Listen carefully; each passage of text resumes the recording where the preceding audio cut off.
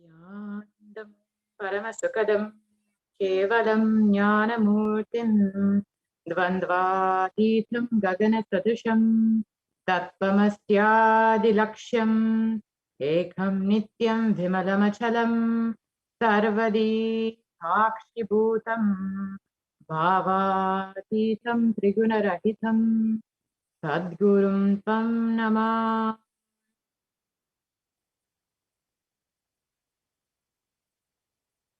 Nithyanandam. I welcome all the viewers from all over the world, all the e-Kailasians, Gurukul students, e-citizens, satsangis, and all of the people, the viewers who are joined with us today to experience the Devi Parashakti Akashic reading. Let us prepare ourselves to receive the blessings and grace of Devi Parashakti and understand who is Devi Parashakti and what is the Bhavasmati Darshan. We can move to the next slide, please.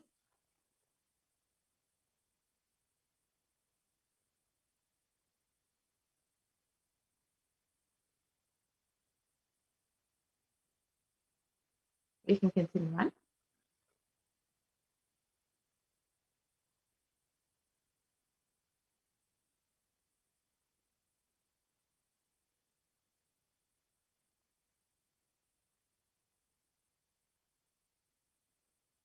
Yes, we can continue to the next slide, please.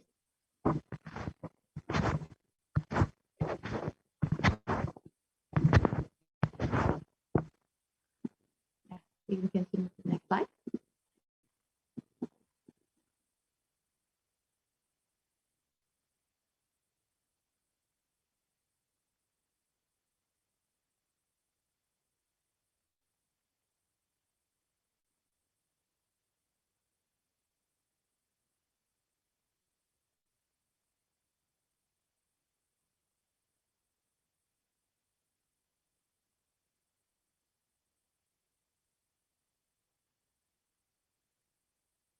Yes, we can continue on.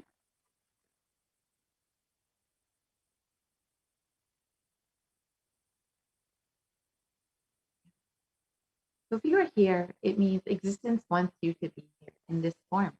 You are not an accident. You are an incident. You are a conscious miracle of existence. Existence is trying to express itself through you. Welcome to the sacred spiritual experience, your digital experience of the divine.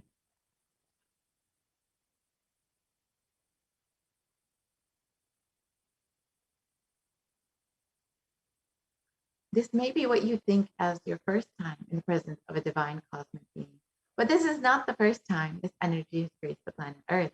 If you are watching this now, it is not a coincidence. This is a cosmic intervention in your life to make you manifest what you want. So how is this possible? How has this worked before? Experience these answers through the powerful cognition as referenced from the ancient texts of Hinduism, revived by the Supreme Concept of Hinduism. So let us understand who is Devi Parashakti, the cosmic mother. Devi is the ultimate pure feminine consciousness, the cosmic mother. She is the source Shakti. It is her cosmic womb, the Brahmanda Yoni, from which billions of universes come out and go in.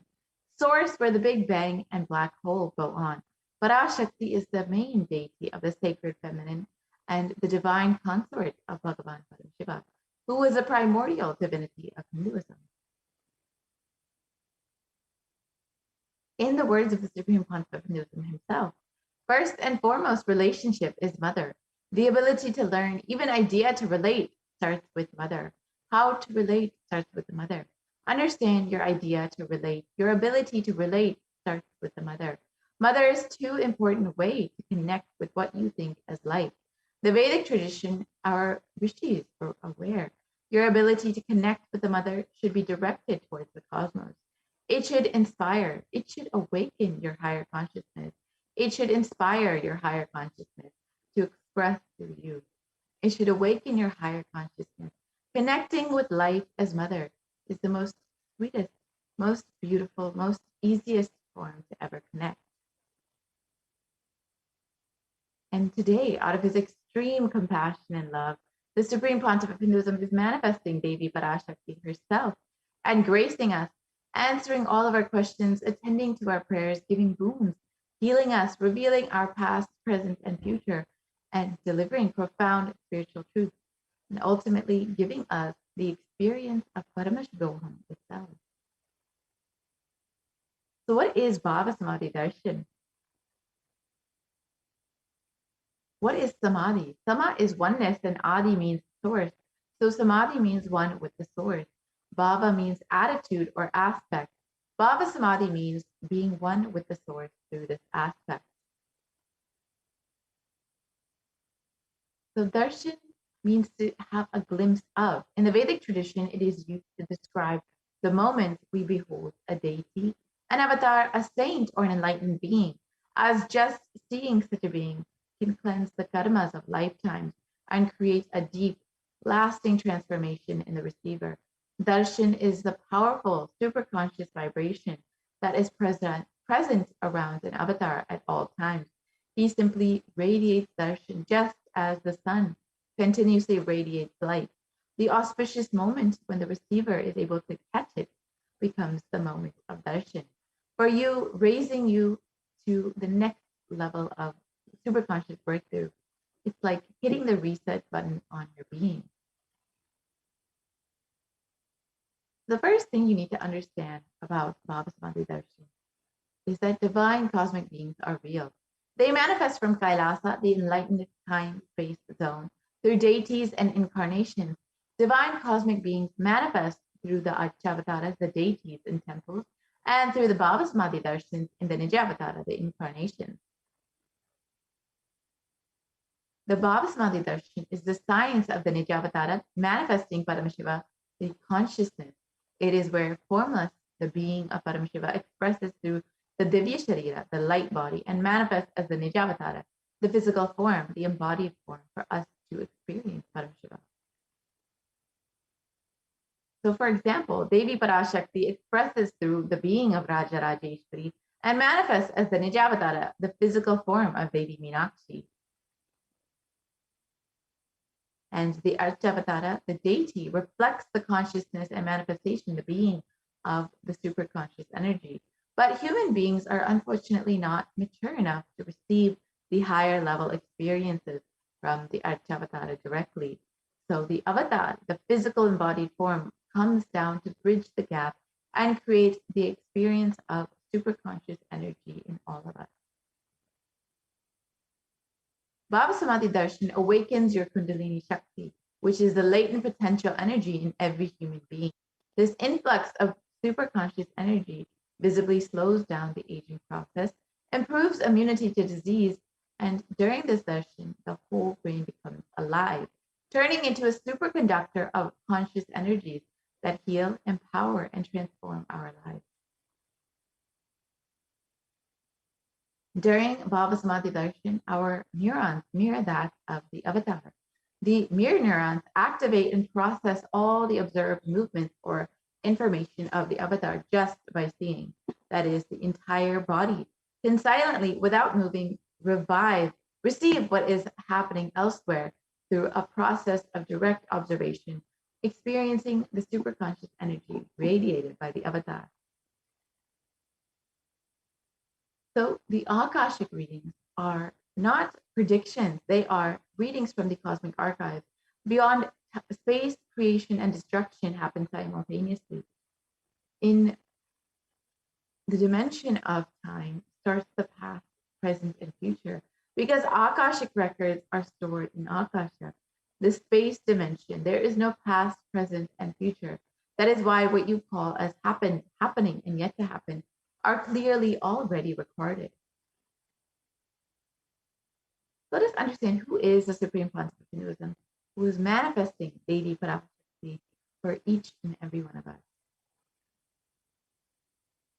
The Supreme Pontiff of Hinduism, Jagat Guru Mahasanitanam, His Divine Holiness Bhagavan Nithyananda Paramashivam, is the reviver of Kailasa, a macrocosmic ancient enlightened Hindu civilizational nation. The Supreme Pontiff of Hinduism is the 1008th incarnation of Paramashiva as per Hinduism and is recognized by his predecessors who are enlightened masters and adepts.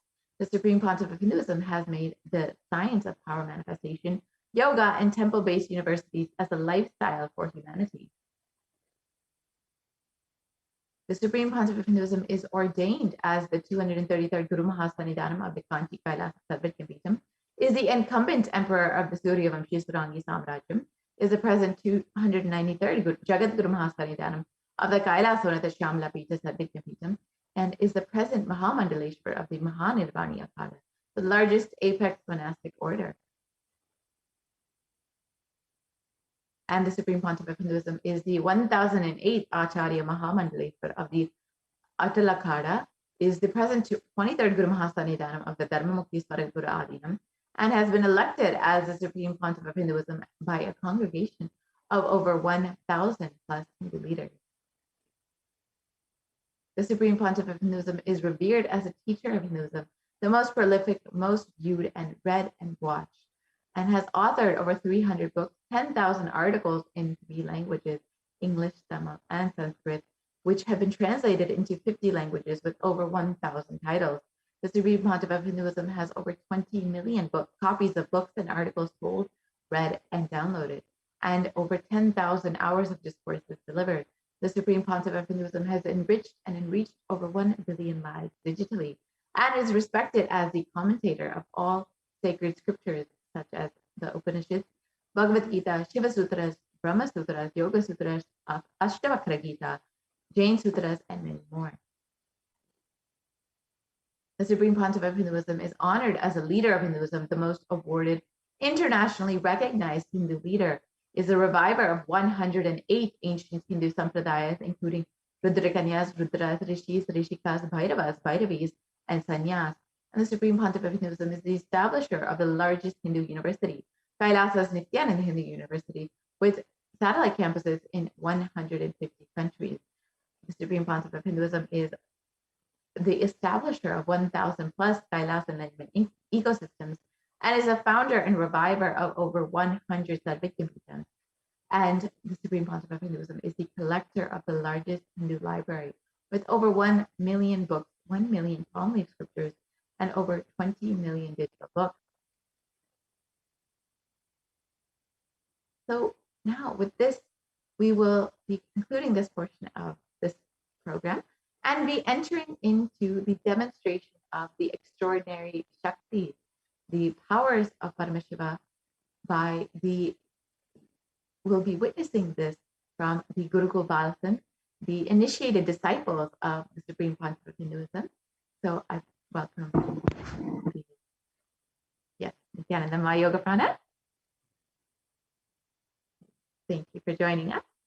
So now we will witness all of the extraordinary powers demonstrated by the Gurukul Balasan after we understand what are Shaktis and how we also will be able to manifest these Shaktis today.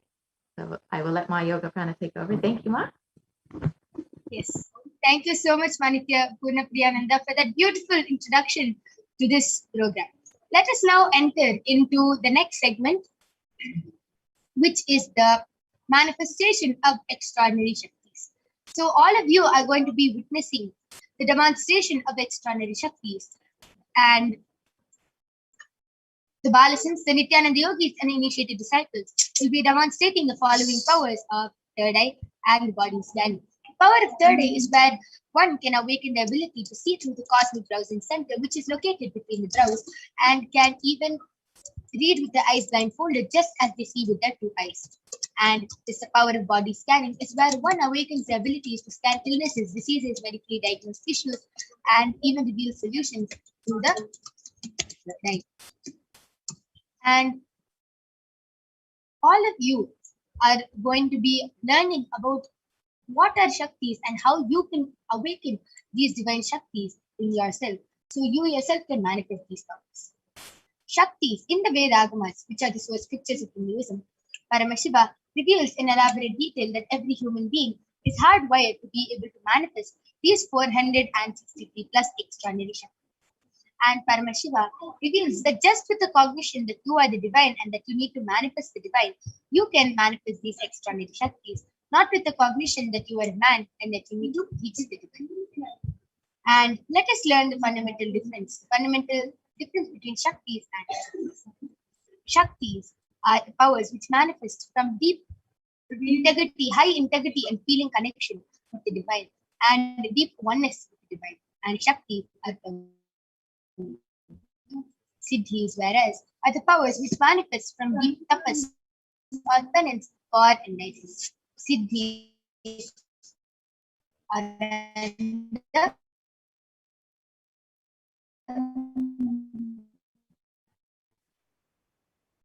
path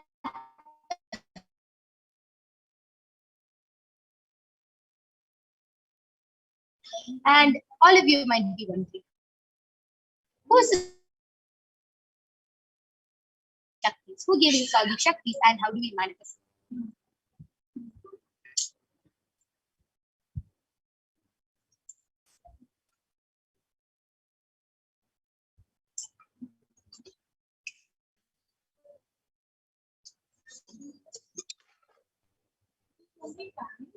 நான் இல்ல வீட்ல. நான் இல்ல. நீ join ஆகு.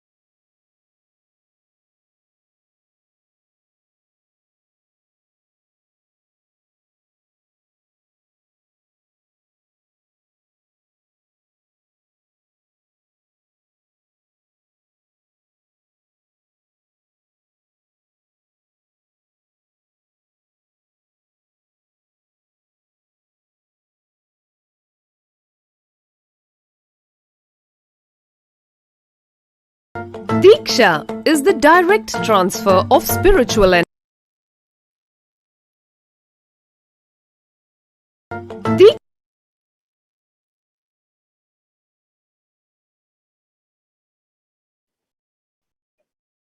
Sorry for the technical glitch. Let's not continue. So, how do we awaken these? Yes, when every ultimate manner is not about consciousness, it becomes a possibility and a power of it.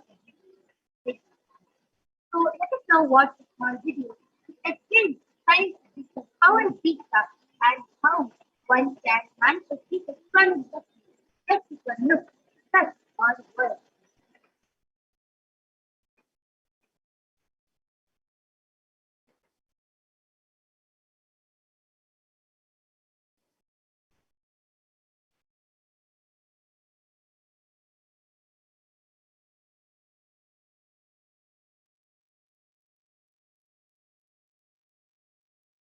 Diksha is the direct transfer of spiritual energy by an enlightened being through look, word, or touch. The traditional Vedic book Navaratneshwara states, Sarvasamapi dikshanam muktihi phalamakhanditam avirodhat bhavantyeva prasangyastu bhuktayah. The main benefit of all initiations is moksha, enlightenment. As a side effect, health, wealth, leadership and well-being happen. And in Rudrayamala Tantra, Shiva says, Devi diksha vihinasya na siddhihi na cha sadgatihi tasmat sarva prayatnena guruna dikshito bhavet. The one who is not initiated does not attain liberation nor a better future. So by all efforts, one should get initiated by Guru. What is the science of initiation? Neuroscience has proved that the process of initiation floods the brain with energy. This is the superconscious energy of Kundalini, our own highest inner potential energy. As the Kundalini flows from the thalamus to the cortex, it sets up a powerful energy loop within the brain, which awakens the latent non-mechanical parts which we have never used before. With increasing levels of coherence, the whole brain comes alive, turning into a superconductor of conscious energies that heal, empower, transform our lives, bliss and fulfillment. Initiation creates high awareness, visualization, creativity. It also slows the aging process and improves the immune system. Kundalini awakening, healing experience, levitation, teleportation, materialization. Experience the power of initiation through a range of exclusive programs conducted at the ashram. Nithyananda Dhyanapitham, Nithyananda Nagar, Birdi, Bengaluru. Contact 97422 03311.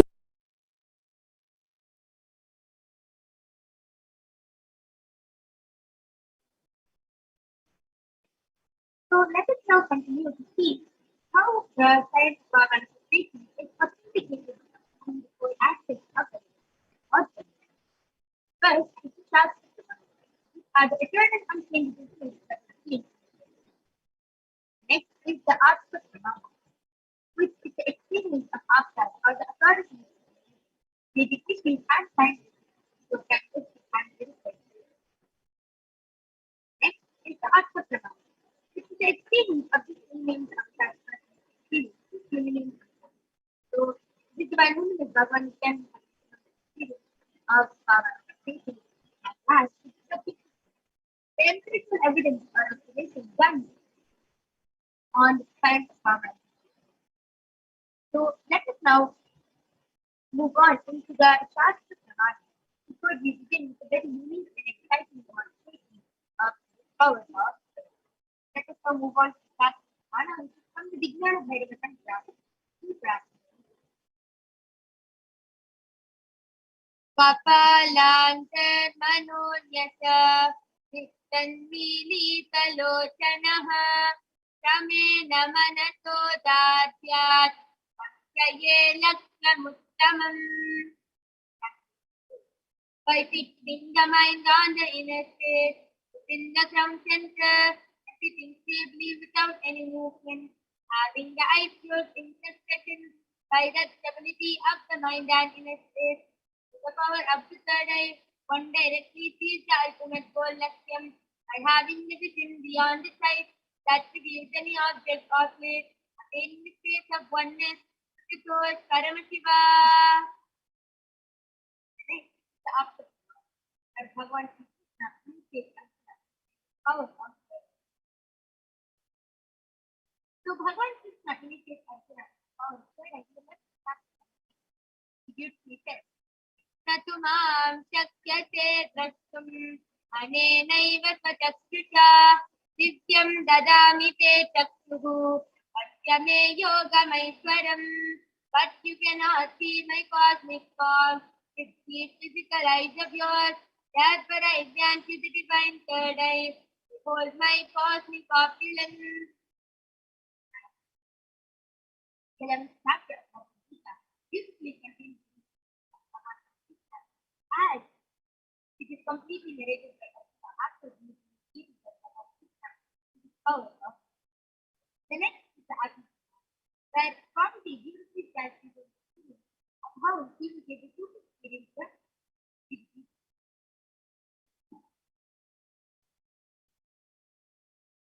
Inside and outside broke. The first experience is that I was able to see everything around me, above me, the whole 360 degree, 10 direction.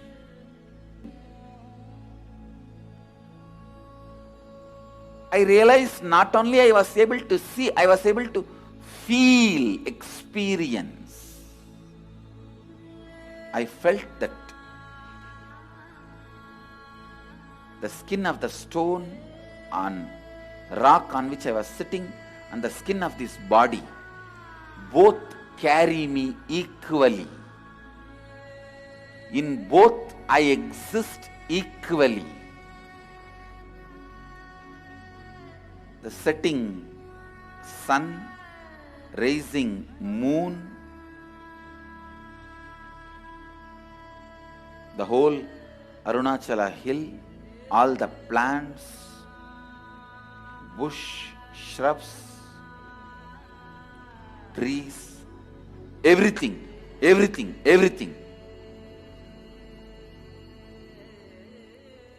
just became so alive. The idea, something is inside,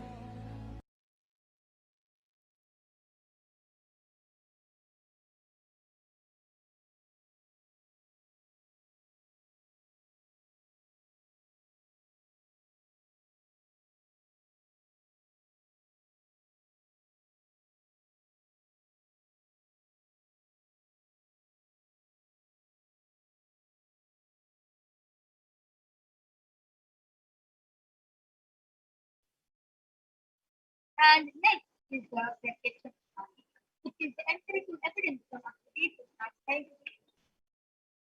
So the study measures compare the metabolic cell activity of the brain inside and in the outside. meditative and conscious state of God. Sitting all the time, doing daily activities, high activities related to the brain of third eye region, and when in the deep state of God, only the third eye region is active and of 90% of the state that. So let us now get ready to witness the Sattvic Samadhi, which is the live demonstration of the experiences and results of our manifestation being manifested by the Bharati happening to the state of. So along with me, I have an extraordinary Bharati and an extraordinary Manasi, who is 16 years old, and she is going to be demonstrating extraordinary powers of it. I just like to talk about that. And today, Ma Virija is going to be demonstrating one of the extraordinary powers of blindfold, where she will be able to see with her eyes closed, just as she sees with her eyes, with her eyes closed. And on the seat, I have obviously in front is a complete seat, and behind is a thick one. There is no gap between the front and the seat, and it is completely closed and covered from all. There is no way of light entering through this. And this is the icon I'm going to be placing on my eyes. And this is completely medically and scientifically certified icon. Even with the eyes open inside, you cannot see through this icon. So now it is just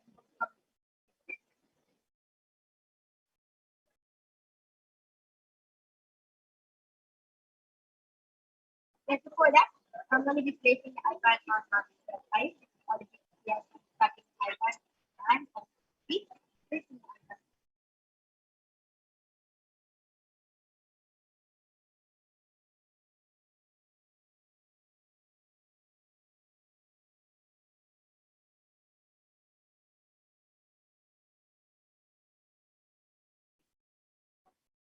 And it is completely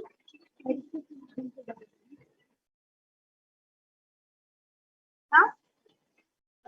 Quality 50 Margarita is completely comfortable, and yes, I request all of you to go ahead, put any comments you want on the Kailasa HDH Nithyananda channel, and Margarita is going to be reading out the comments. Go ahead, post emojis, numbers, shapes, letters, anything you want, and Margarita is going to be reading it.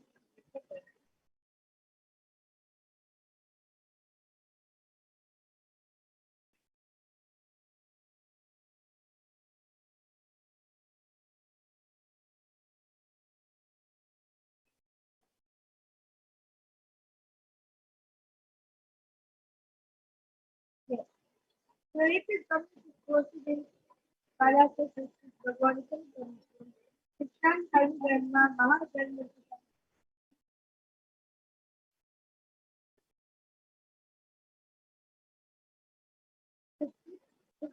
people must acknowledge women.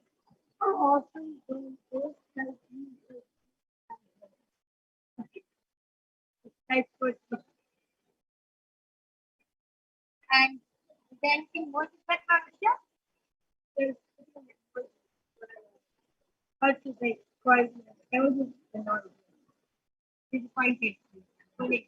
Yeah. That was beautiful. All of you saw how Margarita was so fluently able to read with her eyes blindfolded. She was able to read a whole sentence, which is not often in sentence or anything, or it's not any common use sentence. People make a those things how she face by Jesus, and them. So Margarita was able to read so fluently. Just how I read it with her eyes open, Margarita was able to read it. Okay. Anyone else? Please go ahead, post the comment. Go ahead, put anything, emojis, numbers, shapes, comments, paragraphs, anything you want, science terms, medical terms, anything. And Margarita is going to be reading it out live.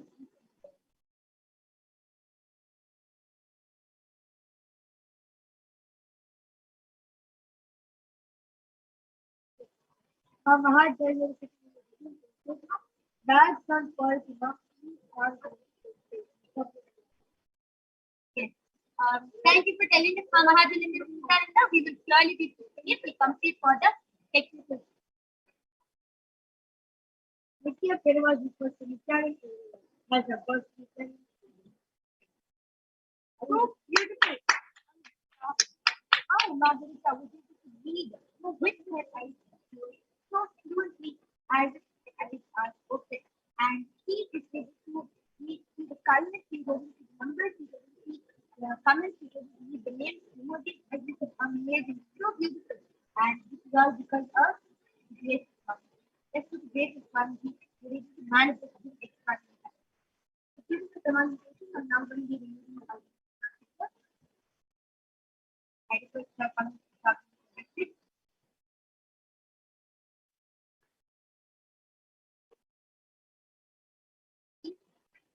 I've done it completely up and I've moved.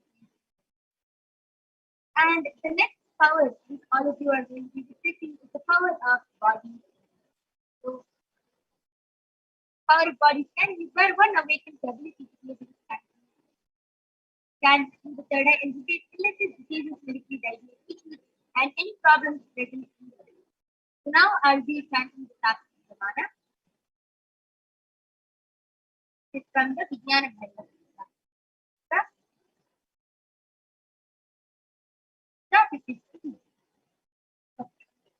Padehe jagato vapi सूक्ष्मतराणि च तत्त्वानि यानि निलयम् यात्वान्ते व्यज्यते परा.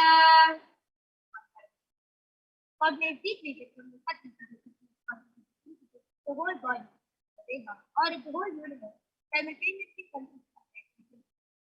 They are being absorbed in the whole process, and by the experience of successful balance, one becomes complete with all the thoughts and ultimately universal by our Parashakti. The ultimate peace is within and the supreme power of nature. And next is the after Pravana, which is the reference of power of body strength from the life of a Siddha. There was Siddha and one of the most prominent disciples of Buddha. One day, a man suddenly continued to become subject to the body. After changing for a body and identified the rest of the body, he revealed that the person that is not a parent or that is not a person. Other people and stuff area and there was a drop after the study the company and thus the second building. Next is the Atma Pramana, which is the account of the Supreme Lord who was also tested and authenticated this time. On the 22nd of December, Swamiji briefly said that he manifested two powers, which is the power of body scanning and Sada, which is going beyond from the calculating from the test. Only when I had a multiple compound practice, I was forced to go for surgery and that was medical practice. At that time, they detected having gone to my different organs and it was revealed to me that I had been poisoned without power.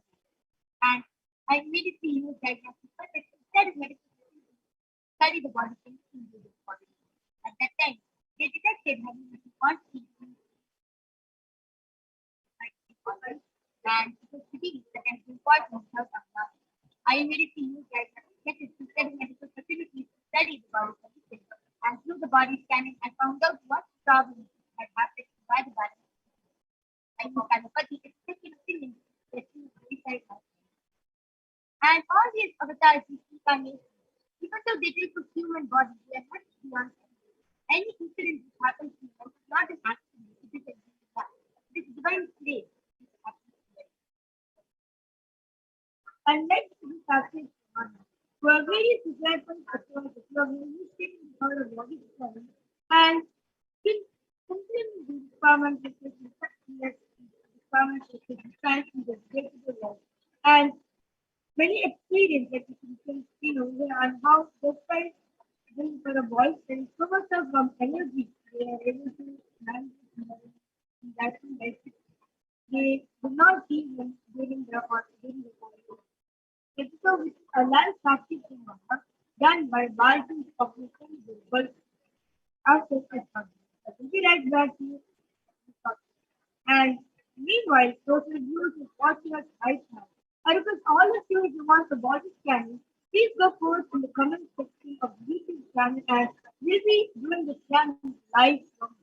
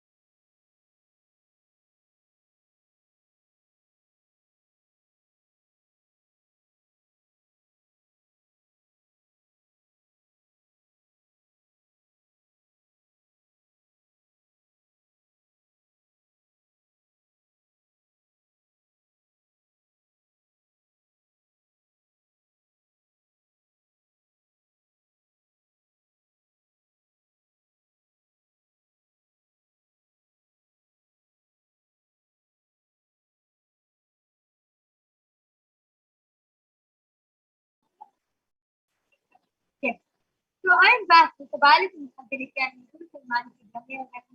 who is 13 years old, and she is going to be demonstrating this extraordinary Shakti to all of you today. And any one of you wants a body scanning, please go ahead, share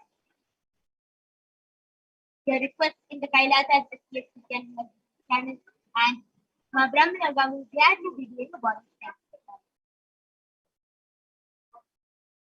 Present, let us all understand the power of body scanning. What is the difference between going to a doctor and getting a body?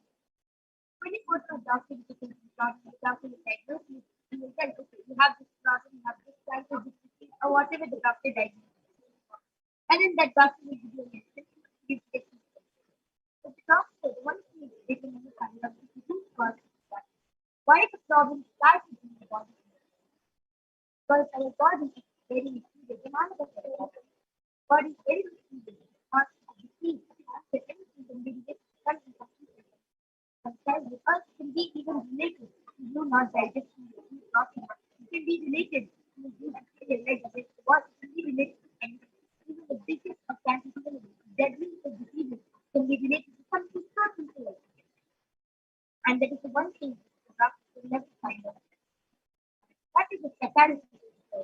When the third eye scans your body, immediately the first thing to do is how the problem started in the body.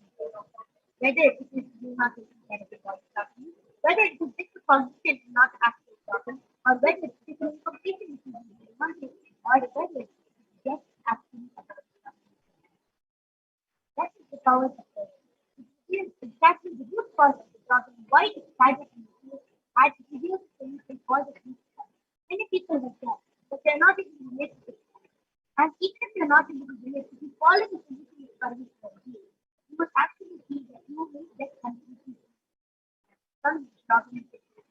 Because Paramashiva gives the third eye for root cause.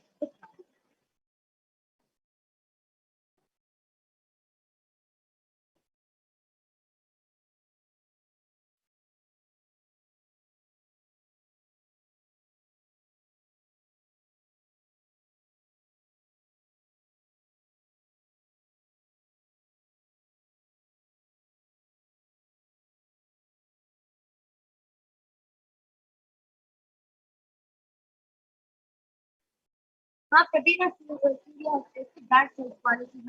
Yeshua will be getting back right after conflict. Right after. So then I request all of you go ahead, put your comments in Kailasa channel and keep getting back.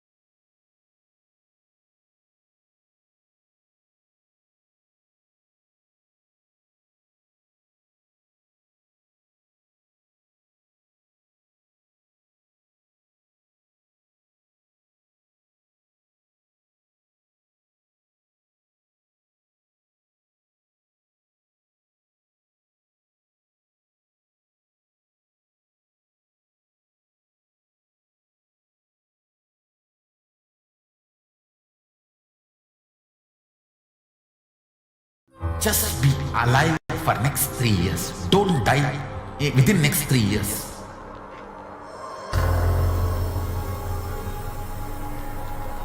Just don't die within next 3 years. Be alive. Somehow be alive. I'm working sincerely. I will reach you somehow. Somehow I will reach you. It's my commitment to humanity.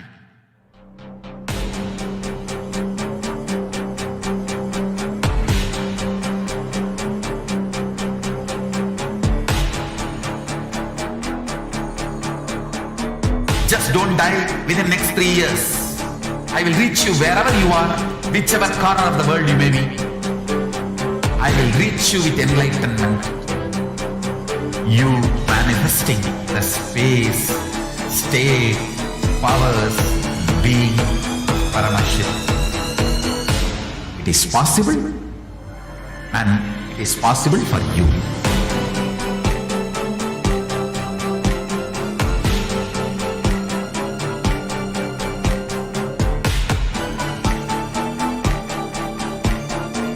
Paramashivoham will reach you with enlightenment science. I know he is going to do the job. Just me.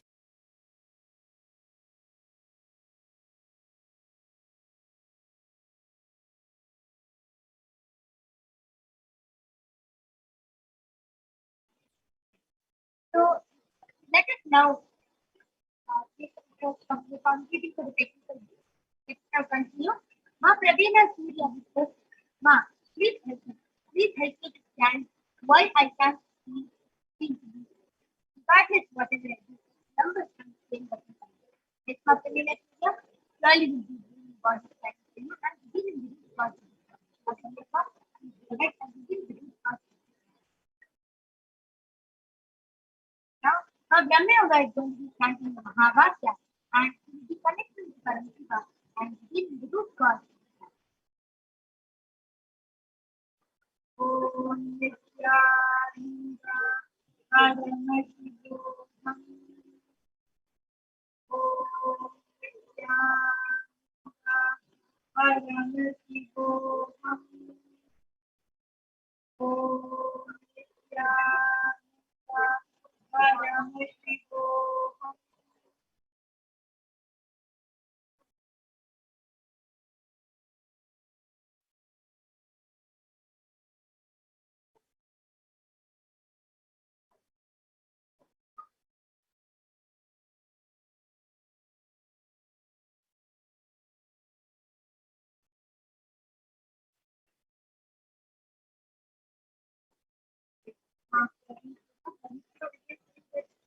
Master raising your body to not to food to eat for the fat in the body, just the fat in the body, causes weight in the body. Every day should breathe like and there are many techniques on breathing. So this is that's one technique, like new techniques in the breathing technique, and also that see the results that coming into you and you actually start using the way. First thing, that you really start and subsequent, see the living mechanism. That's completely all the practice.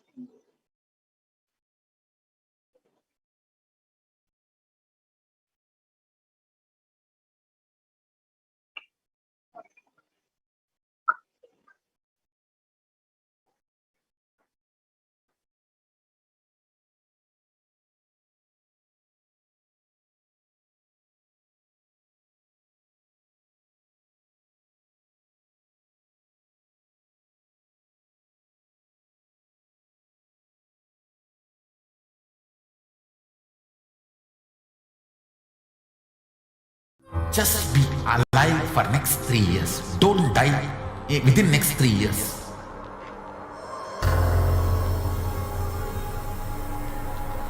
Just don't die within next 3 years. Be alive. Somehow be alive. I'm working sincerely. I will reach you somehow. Somehow I will reach you. It's my commitment to humanity.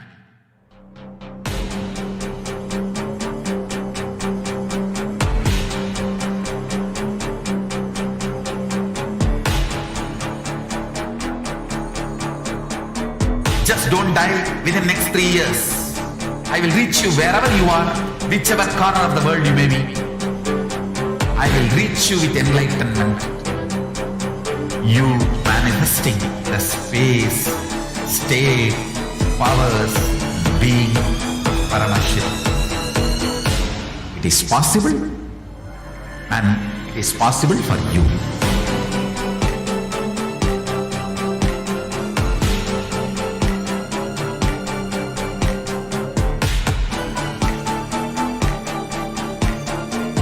Paramashivoham will reach you with enlightenment science.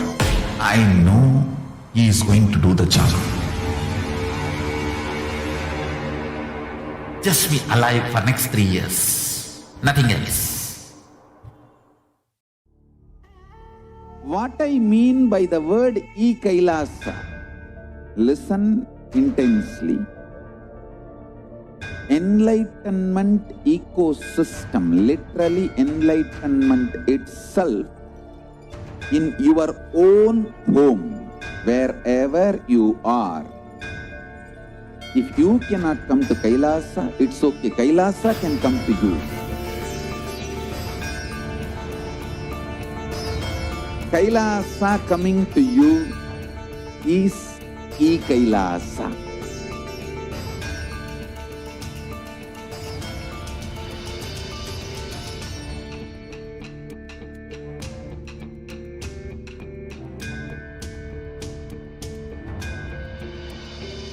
I will revive Hinduism. I am a Hindu revivalist, not by any revolution, but by evolution.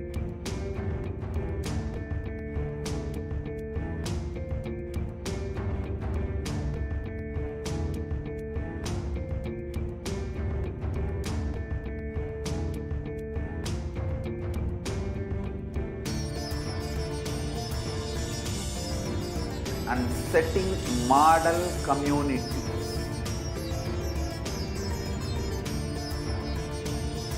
Kailasa, enlightenment ecosystems.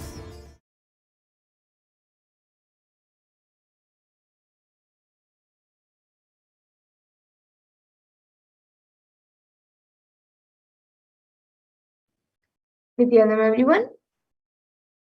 So now all of us just saw a wonderful demonstration of the powers of the awakening. And now we'll be moving to the next segment where all of us will be seeing and learning about the divine feminine consciousness, who is none other than Devi Parashakti herself.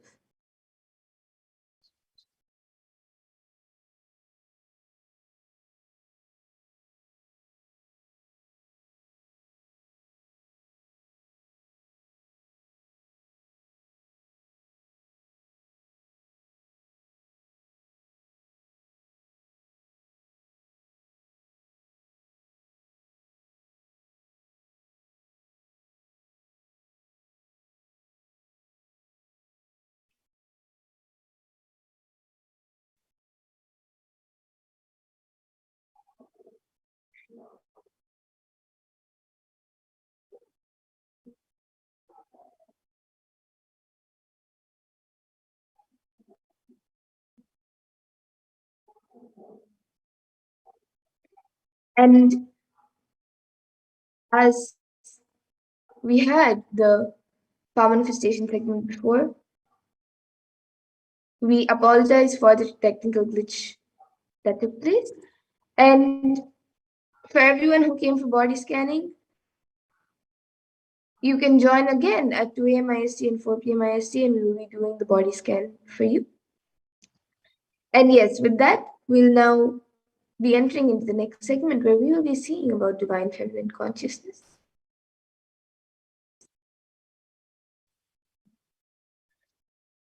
So we'll be first looking at the Dhyana Shloka of Devi Parashakti, which comes from the Lalita Sahasranama Dhyana Shloka. Sindhuraruna vigraham trinayana manikya spurate taranayaka shekharam smitamukhim mapina vakshoruham पानिभ्यामलिपूर्णरत्न चषकं रक्तोत्पलं बिभ्रतीं सौम्यां रत्नघटस्थरक्तचरणां ध्यायेत् परामम्बिकाम्. The translation for this verse is the Divine Mother is to be meditated upon, as shining in a vermilion red body, with triple eyes, sporting a crown of rubies, studded with the crescent moon, a face all smiles, a splendid bust, one hand holding a jewel cup brimming with mead, and the other twirling a red lotus. And another Dhyana Shloka of the Parashakti, which comes from the Lalita Sahasranama Dhyana Shloka. Arunam karunatarangatakshiim dhritapaşankuşapuşpabanachapam animadibhiravritam ayukaihi rahamityeva vibhavaye bhavanim. And the translation for this verse is, I meditate on the great Empress. She is red in color and her eyes are full of compassion. She holds the nose, the gourd, the bow, and the flowery arrow in her hands. She is surrounded on all sides by powers such as anima furays, and she is the self within me. And Devi Parashakti is the ultimate pure feminine consciousness. Parashakti is the cosmic mother. It is her cosmic womb from which billions and billions of universes manifest. And Parashakti is the source Shakti, the source energy, the source power from which all of us came, in which all of us are in even now, and in which all of us are going to merge. And out of extreme love and compassion, Parashakti herself is manifesting through the embodied form as the Nijavatar of the Supreme Point of Hinduism, Jagat Guru Mahasannidhanam, His Divine Holiness Bhagavan Nithyananda Paramashivam, gracing us, answering all of our questions, attending to our prayers, giving boons, healing us, revealing our past, present, and future, delivering profound spiritual truths, and ultimately giving us the experience of Paramashivoham itself. And Devi Parashakti beautifully says how she manifests as the Nijavatar of the Supreme Point of Hinduism. So, in the words of Devi Parashakti herself, she says, raising as Omkara, expressing as Vedas and Agamas, blossomed as Hrimkara, filled as Parashodasi, living in 40 triangles, the Kailasa Swami who is in Kailasa, Sri Purachintamani, Parashodasi, sitting as part of Paramashiva, Parameshwari who rules the world, Paramashakti, Manonmani, Meenakshi, as Nithyananda, I took Nijavatara here to give good boons to everyone, to bestow all goodness. Hiranyagarbha Swarupini, Brahmanda Yoni, Shami, Chandramauli, Rapala, Aparna, Uma, Parvati, Savitri, Navayavana, Samrajya Lakshmi, Parameshwari, Parashodasi, Meenakshi, taking the form of Nithyananda, I came here as Nijavatara. With great compassion and blessing, listen people, to do good to all of you. I took the form of Nithyananda and came down as Nijavatara.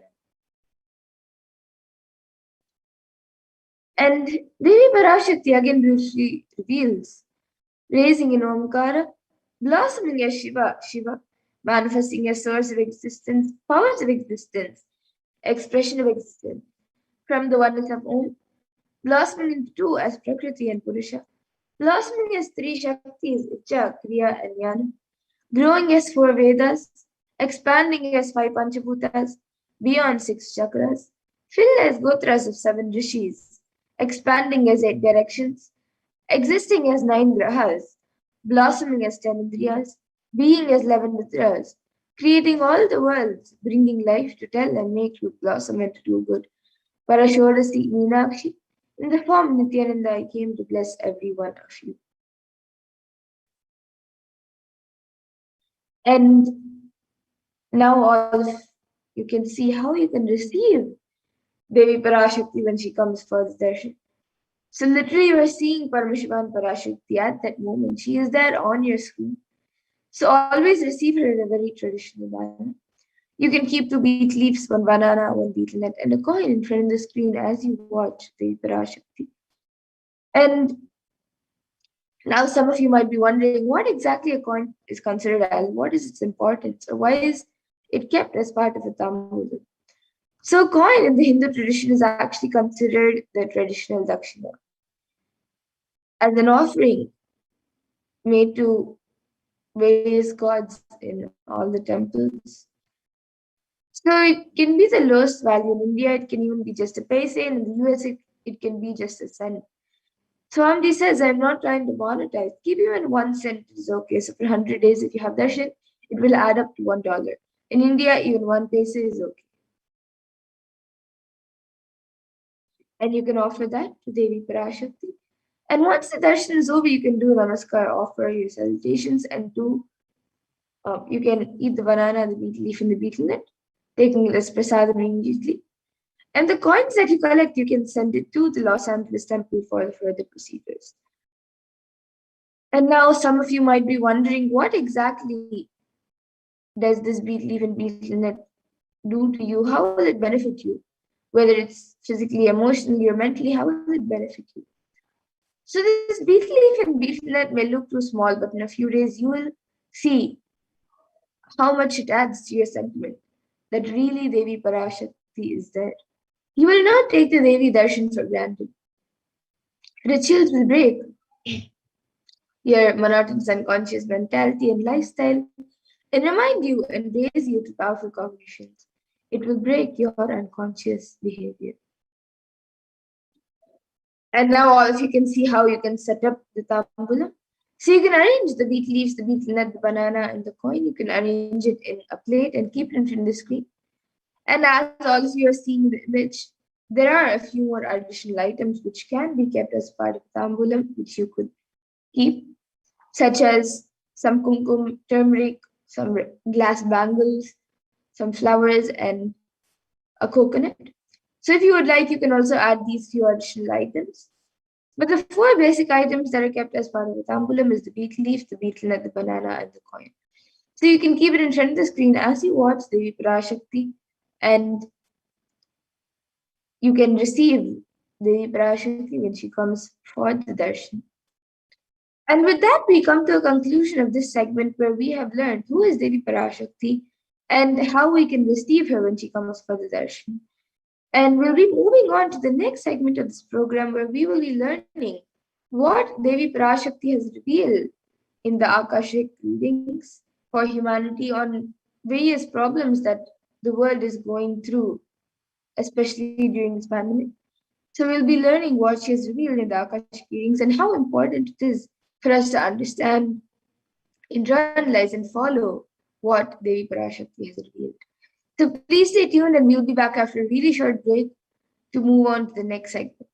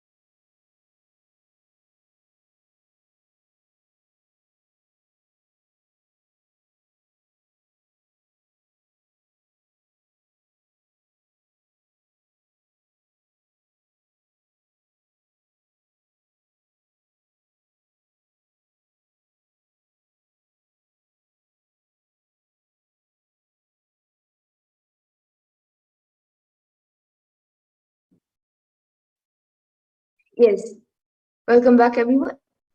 So now we'll be moving to the next segment where we will be learning about what Devi Parashakti has revealed in the Akashic readings.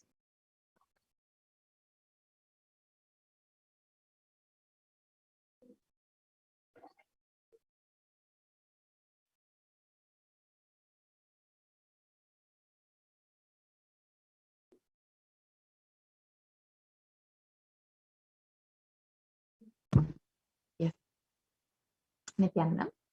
So first, we will be learning about some of the various revelations made by Devi Parashakti. If I could request the volunteer to project the other slide about the earlier slides that were projected. Yes.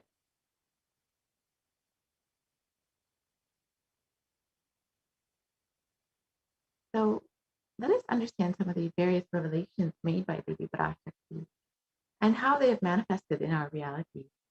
On the 14th of April 2021, Devi revealed Corona is destroyed, but it will take 4 years for the political conspiracy done by humans to end. I will protect my devotees, disciples, and Kailasa. No suffering will come for my devotees, but it will take 4 years for the conspiracy of Corona to end. It will come to an end only in 2025. It is a conspiracy, a human conspiracy. You are asking about the suffering of Corona in India. Listen, people, listen properly what is said. With honesty, I am telling you the real truth. The cosmic pralaya has stopped. The Corona second wave that is happening now is a bioweapon. What is happening now is a bio war. As Nijavatara taking the form of Nithyananda Parashakti, I came in person to save Bharat, to save Sanatana Hindu Dharma in Bharat. Taking the form of Nithyananda, when I came as Nijavatara, the people who don't know how to live with me, live having me with them, what will I do for them? World cannot be sacrificed for the sake of conspiracies done by some ignorant thieves who got stuck in Maya. Srishti should not have loss. Cosmos should not have destruction. To save the cosmos from Pralaya, I made a huge ship. Its name is Adi Kailasa. Adi Kailasa is the ship that will gather all the enlightened powers of this cosmos and save the people from the Pralaya through the tricks of traitors, rule of the enemies, without any other way out. Time came for the sailor itself to leave. That is why the sky is boiling and moving towards huge destruction. People, even if children, do mistakes in ignorance by getting stuck in Maya. As it is Parashakti, Paramashakti, Parashodati, Manonmani. My responsibility to save the cosmos from the destruction. I am telling some of the truth. Listen properly. Within the next few months, not in thousands or lakhs, lives will be lost in crores. Crores of lives will be lost in India. I am telling you the truth. I am telling you the good.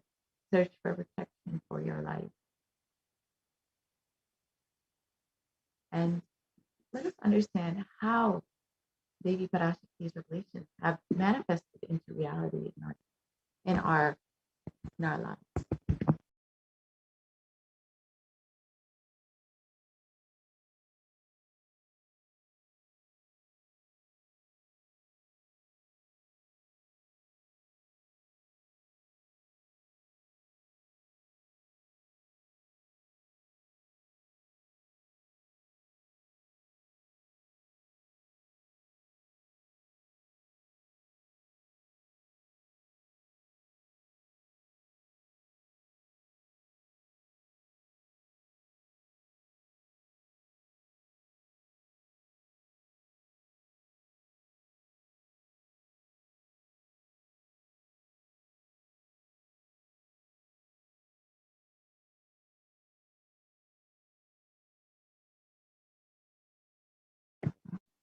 In May, it was reported that nearly 350,000 new infections and deaths were reported. And at one hospital in New Delhi, the capital, doctors said that 20 patients are in a critical care unit had died after the oxygen pressure dropped. The doctors blamed the deaths on the city's acute oxygen shortage. And as we have heard, India posts the highest death toll so far in the pandemic. This was in May itself, and these numbers have unfortunately continued to rise.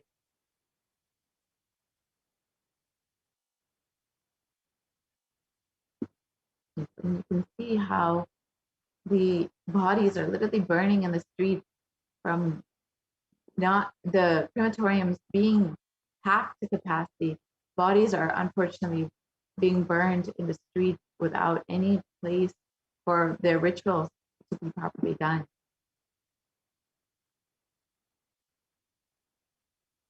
And on the 23rd of May, 2021, the Supreme Pontiff of Hinduism revealed, all devotees and disciples, whoever listen to me, whom I don't need to convince, this is a personal message I am giving to you all clearly. Devi has very clearly revealed to me, Puratasi month, August, September, there is going to be a worse third wave of corona.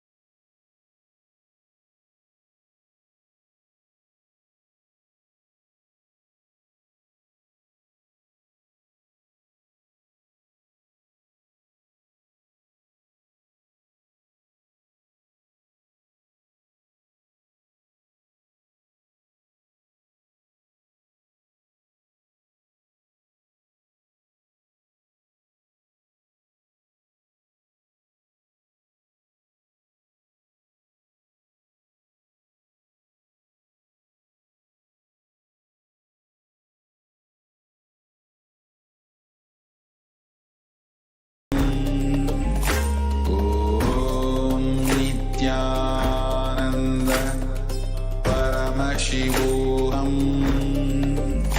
Om Nithyananda Paramashivoham. Om Nithyananda Paramashivoham. Om Nithyananda Paramashivoham. Nithyananda Paramashivoham. Om Nithyananda Paramashivoham. Om Nithyananda Paramashivoham. Om Nithyananda Paramashivoham.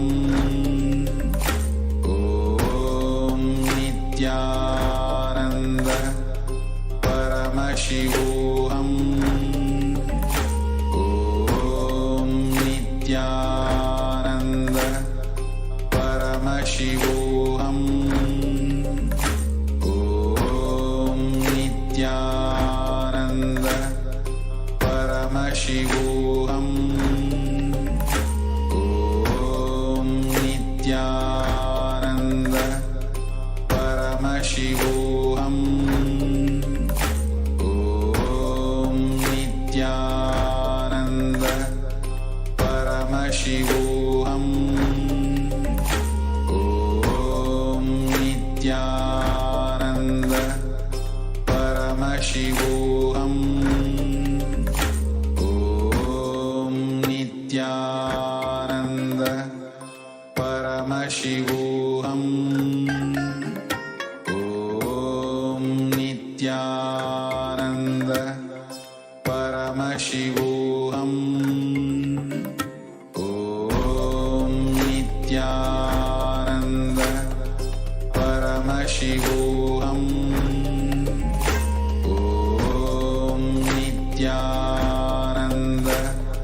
Paramashivoham.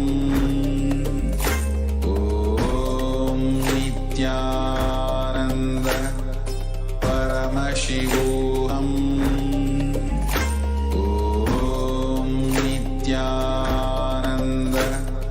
Paramashivoham. Om Nithyananda Paramashivoham.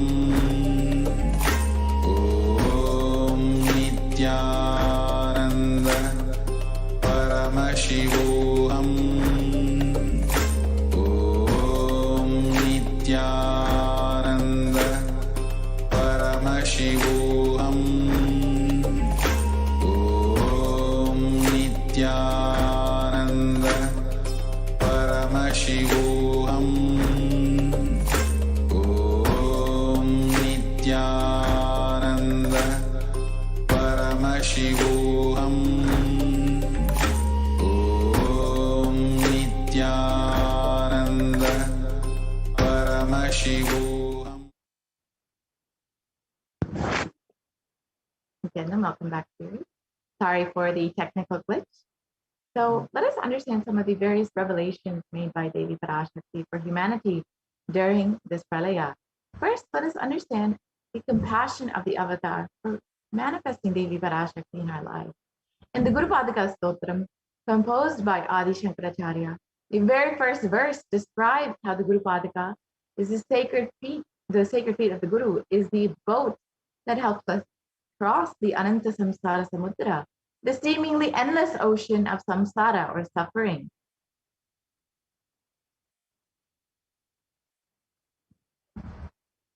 And the verse translates, salutations to the sandals of my Guru, which is a boat which helps me cross the endless ocean of life, which endows me with the sense of devotion to my Guru, and by worship of which I attain the dominion of renunciation. Many of us have been feeling stuck in the same storming and raging ocean, being unable to navigate ourselves and lost in the overwhelming vastness of the suffering that surrounds us during the pralaya, the great deluge. Our loved ones are dying due to the pandemic. Our homes are being destroyed due to the natural disasters. Social institutions are crumbling, and the whole of humanity is in a desperate and dire need of hope. And it's at this time that the Supreme Pontiff of Hinduism, the incarnation of the cosmic superconsciousness, out of his love and compassion, having taken responsibility for the superconscious breakthrough of the whole of humanity, is manifesting Devi Parashakti, the cosmic mother, in guiding and healing the whole world as literally the boat that sails us through the pralaya, the cosmic deluge. Devi Parashakti is herself manifesting through the Nijavatara and answering each of our prayers, granting boons, healing us, manifesting miracles, removing all of our pain and suffering. Devi has not just attended to us individually, but also as a humanity at large. Devi Parashakti has guided the whole of humanity in the form of sacred revelations of profound sacred secrets of Sanatana Hindu Dharma, and by showing us the future regarding global issues like the COVID pandemic, natural disasters such as fires, floods, and more, and even the twisted human conspiracies and underground wars, which have not surfaced to common knowledge as yet. In this segment, we will be elaborating on the statistical, scientific, and scriptural references of each sacred revelation, which has manifested precisely as the same guidance emerged from Devi Parashakti, for us to imbibe deeply and to start following as Devi Parashakti continues to protect us until the storm ends and we are safely harbored at the shores of our consciousness. Let us understand some of these revelations made by Devi Parashakti. So Devi has revealed the 8 methods to protect yourself from corona on the 30th of April 2021. Let us understand what those 8 methods are. First, let us watch the video of the revelations itself.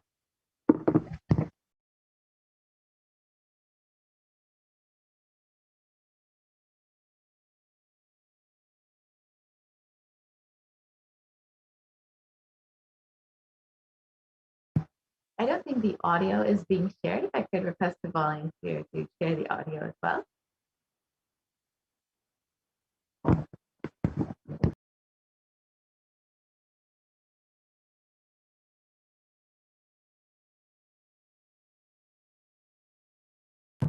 I don't think the audio is being shared. If I could request the volunteer to stop the screen share and share the audio as well.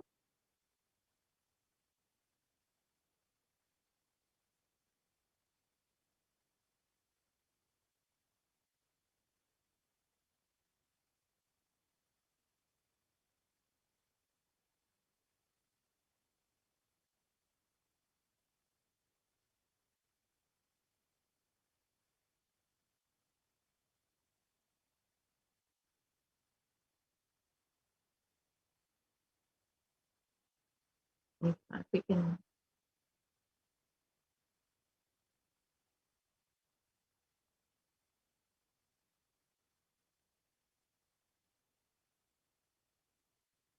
Yes, you can just stop screen share and you can restart it and share the audio. Yes. I don't think the audio is still shared. So if you can just stop the screen share and then you can reshare and share the audio with it.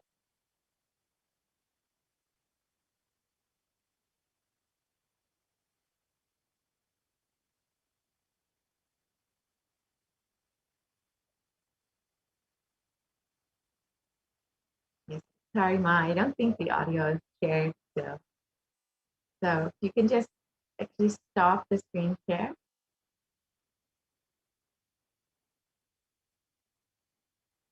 Yes, if you can just stop the screen share and then you can reshare the screen with the audio. Yes. So as we wait for that video to get ready, let us understand how we can ask our questions and have our prayers blessed by Devi Parashakti directly. You can ask any of your questions in the YouTube comments below during the live Devi Parashakti Akashic readings, as well as in Facebook, Instagram, Twitter, and even in WhatsApp. You can ask any of your questions and be blessed by Devi Parashakti directly. So yes, you can play the video now. Parashodasi Meenakshi, Parameshwari Meenakshi, Parashakti Meenakshi, இங்கு எழுந்து அருளினோம் எல்லோர்க்கும் ஞானமும் தன்மையும் தந்திட நன்மையெல்லாம் அளித்திட நாமே வந்தோம் இங்கு கைலாசத்தின் சுவாமினியாய் பரமசிவன் கிரகத்திருந்து நம் அனுக்கிரகத்தினால் நித்யானந்தன் விக்கிரகமாய் மலர்ந்தோம். உங்கள் எல்லோர்க்கும் நல்லதை செய்திட நன்மையை சொல்லிட தர்மார்த்த காம மோக்ஷம் எனும் புருஷார்த்தங்கள் நாளும் பொங்கி மலர்ந்திட வந்தேன் இங்கு. மாந்தர்கள் கொடுந்தொற்று கொரோனா கண்டு அஞ்ச வேண்டாம். 8 வழியின் மூலமாகவும் எண்ணத்தில் தியானித்து என்னை பிரார்த்தித்தல் ஒன்று, சமூக வலைதளங்கள் மூலமாய் என்னை சரணடைதல் 2, எங்கெல்லாம் என் மகமாரி வடிவத்தில் நான் குடிகொண்டிருக்கின்றேனோ அங்கெல்லாம் பூமிதித்து என்னை வழிபடுவது 3, நெஞ்சில் மஞ்சள் தடவி வேப்பம் சாரருந்தி தினந்தோறும் என்னை தியானிப்பது 4 நிர்விகல்ப நிலையிருந்து நித்யானந்தத்தை நிறைத்து உயிர்வது 5 சிவ சிவ சிவ எனும் பிரபஞ்ச பெரும் நாதத்தை அஜபா ஜபமாய் நிகழ்த்தல் 6 நிறைவான பூரண மனத்தோடு வாழைப்பழத்தோலும் வெங்காயமும் குதிகாலில் வைத்து பத்திட்டு நித்திரையில் அடங்குவது 7 பூரணமாய் பரிபூரணமாய் அருணாச்சல ஸ்மரணையில் நினைப்பும் மறப்பும் அருந்த உணர்வு ஸ்மரணையில் அகம் அகம் என ஸ்புரிக்கும் அருணாச்சல ஸ்மரணையில் ஆனந்த ஸ்புரணத்தில் இருப்பது 8 எனும் 8 முறையிலும் என எண்ணியோர் அத்துணை பேருக்கும் இல்லை கொரோனா கொடுந்தொற்றின் தாக்கமும் கொரோனா கொடுந்தொற்றின் பயமும் கொரோனா கொடுந்தொற்றின் மயக்கமும் வாழ்வீர்கள் வளத்தொடு நல் ஞானம் யோகத்தொடு நாமே நிம்மோடு நானே நீயாய் நீயே நானாய் நல்வாழ்வு வாழ்வீர்கள் 8 1 செய்தாலும் கொரோனா உங்களை எட்டவிடாது காப்பு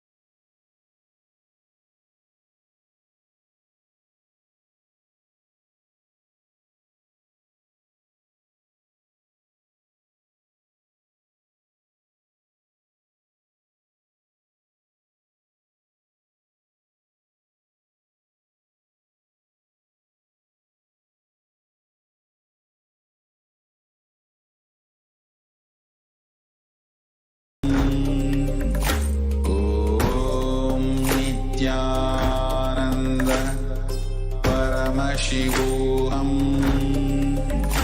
Om Nithyananda Paramashivoham.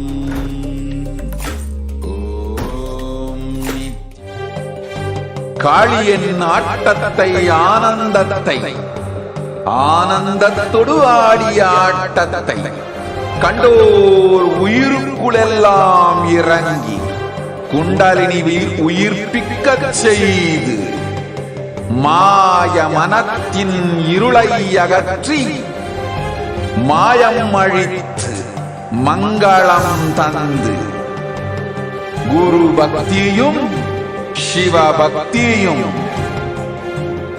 பரமசிவ பக்தியும் பரமசிவ சக்தியும் அளிக்கின்றேன்.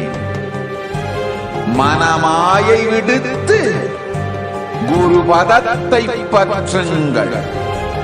நித்யானந்தமாய் நிஜாவதாரமாய் வந்துதித்த என்னை பற்றி வாழ்வில் எல்லா நலமும் பெற்றிடுங்கள்.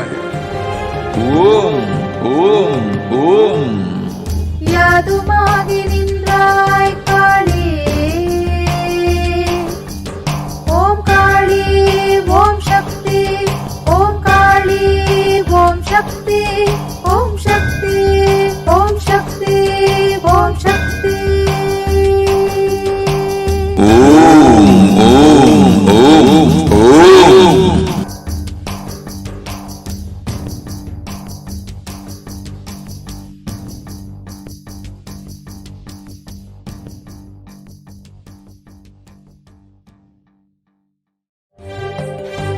காளியின் ஆட்டத்தை ஆனந்தத்தை ஆனந்தத்தொடு ஆடிய ஆட்டத்தை கண்டோர் உயிருக்குளெல்லாம் இறங்கி குண்டலினிவில் உயிர்ப்பிக்கச் செய்து மாய மனத்தின் இருளை அகற்றி மாயம் அழித்து மங்களம் தந்து குரு பக்தியும் சிவ பக்தியும்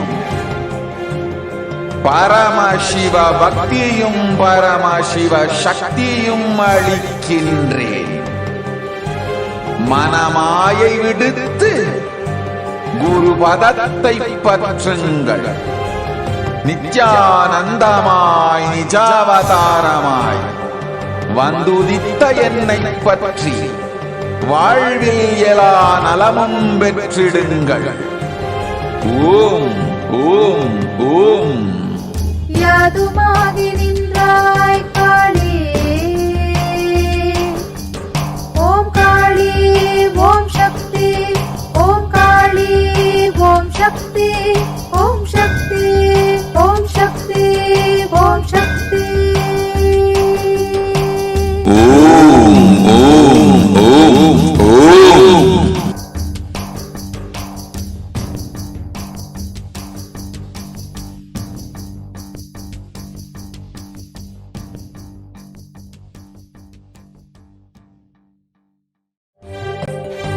காளியின் ஆட்டத்தை ஆனந்தத்தை ஆனந்தத்தொடு ஆடிய ஆட்டத்தை கண்டோர் உயிருக்குளெல்லாம் இறங்கி குண்டலினிவில் உயிர்ப்பிக்கச் செய்து மாய மனத்தின் இருளை அகற்றி மாயம் அழித்து மங்களம் தந்து குரு பக்தியும் சிவ பக்தியும்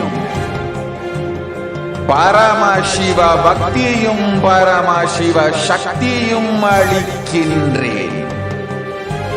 மனமாயை விடுத்து குரு பதத்தை பற்றுங்கள். நித்யானந்தமாய் நிஜாவதாரமாய் வந்துதித்த என்னை பற்றி வாழ்வில் எல்லா நலமும் பெற்றிடுங்கள். ஓம் ஓம் ஓம். யாதுமாகி நின்றாய் காளி,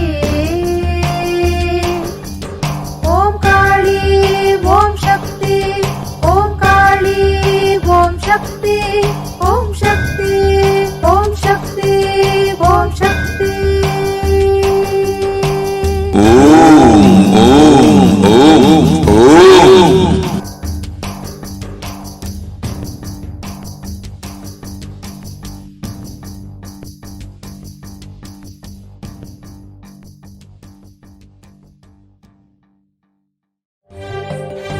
காளியின் ஆட்டத்தை ஆனந்தத்தை ஆனந்தத்தொடு ஆடிய ஆட்டத்தை கண்டோர் உயிருக்குளெல்லாம் இறங்கி குண்டலினிவில் உயிர்ப்பிக்கச் செய்து மாய மனத்தின் இருளை அகற்றி மாயம் அழித்து மங்களம் தந்து குரு பக்தியும் சிவ பக்தியும் பரமசிவ பக்தியும் பரமசிவ சக்தியும் அளிக்கின்றேன். மனமாயை விடுத்து குரு பதத்தை பற்றுங்கள். நித்யானந்தமாய் நிஜாவதாரமாய் வந்துதித்த என்னை பற்றி வாழ்வில் எல்லா நலமும் பெற்றிடுங்கள். ஓம் ஓம் ஓம். யாதுமாகி நின்றாய் காளி, ஓம் காளி ஓம் சக்தி, ஓம் காளி ஓம் சக்தி, ஓம் சக்தி ஓம் சக்தி ஓம் சக்தி. ஓம் ஓம் ஓம் ஓம்.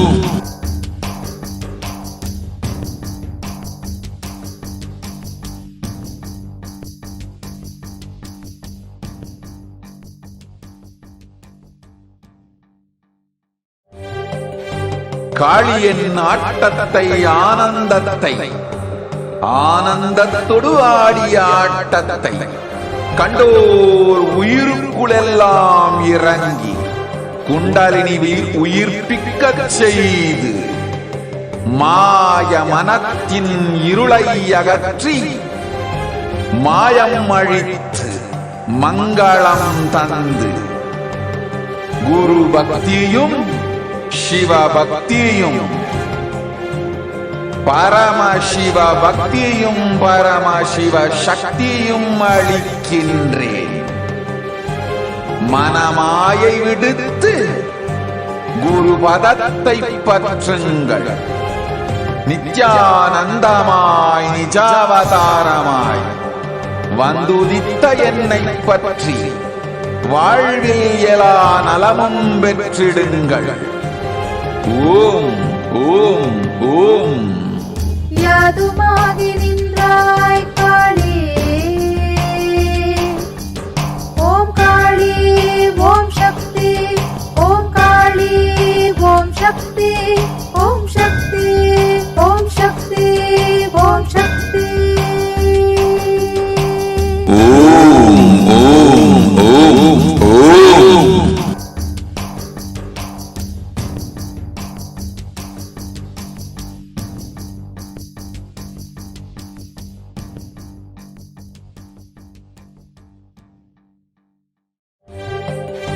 காளியின் ஆட்டத்தை ஆனந்தத்தை ஆனந்தத்தொடு ஆடிய ஆட்டத்தை கண்டோர் உயிருக்குளெல்லாம் இறங்கி குண்டலினிவில் உயிர்ப்பிக்கச் செய்து மாய மனத்தின் இருளை அகற்றி மாயம் அழித்து மங்களம் தந்து குரு பக்தியும் சிவ பக்தியும் பரமசிவ பக்தியும் பரமசிவ சக்தியும் அளிக்கின்றேன். மனமாயை விடுத்து குரு பதத்தை பற்றுங்கள். நித்யானந்தமாய் நிஜாவதாரமாய் வந்துதித்த என்னை பற்றி வாழ்வில் எல்லா நலமும் பெற்றிடுங்கள். ஓம் ஓம் ஓம். யாதுமாகி நின்றாய் காளி,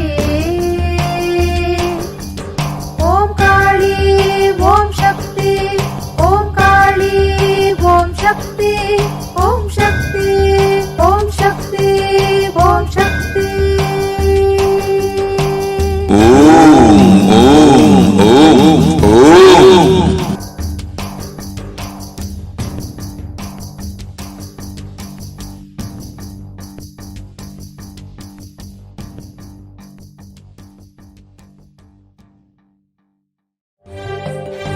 காளியின் ஆட்டத்தை ஆனந்தத்தை ஆனந்தத்தொடு ஆடிய ஆட்டத்தை கண்டோர் உயிருக்குளெல்லாம் இறங்கி குண்டலினிவில் உயிர்ப்பிக்கச் செய்து மாய மனத்தின் இருளை அகற்றி மாயம் அழித்து மங்களம் தந்து குரு பக்தியும் சிவ பக்தியும்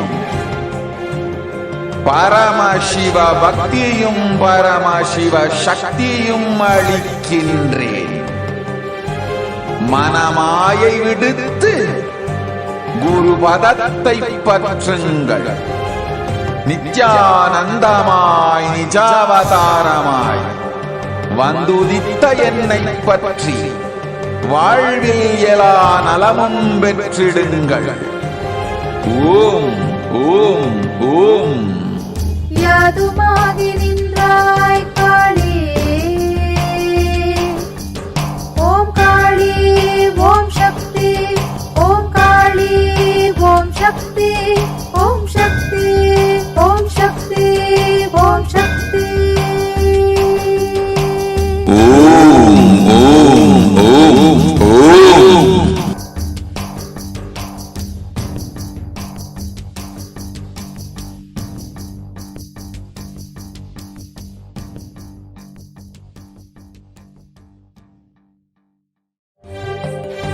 காளியின் ஆட்டத்தை ஆனந்தத்தை ஆனந்தத்தொடு ஆடிய ஆட்டத்தை கண்டோர் உயிருக்குளெல்லாம் இறங்கி குண்டலினிவில் உயிர்ப்பிக்கச் செய்து மாய மனத்தின் இருளை அகற்றி மாயம் அழித்து மங்களம் தந்து குரு பக்தியும் சிவ பக்தியும் பரமசிவ பக்தியும் பரமசிவ சக்தியும் அளிக்கின்றேன். மனமாயை விடுத்து குரு பதத்தை பற்றுங்கள். நித்யானந்தமாய் நிஜாவதாரமாய் வந்துதித்த என்னை பற்றி வாழ்வில் எல்லா நலமும் பெற்றிடுங்கள். ஓம் ஓம் ஓம். யாதுமாகி நின்றாய் காளி, ஓம் காளி ஓம் சக்தி, ஓம் காளி ஓம் சக்தி, ஓம் சக்தி ஓம் சக்தி ஓம் சக்தி. ஓம் ஓம் ஓம் ஓம்.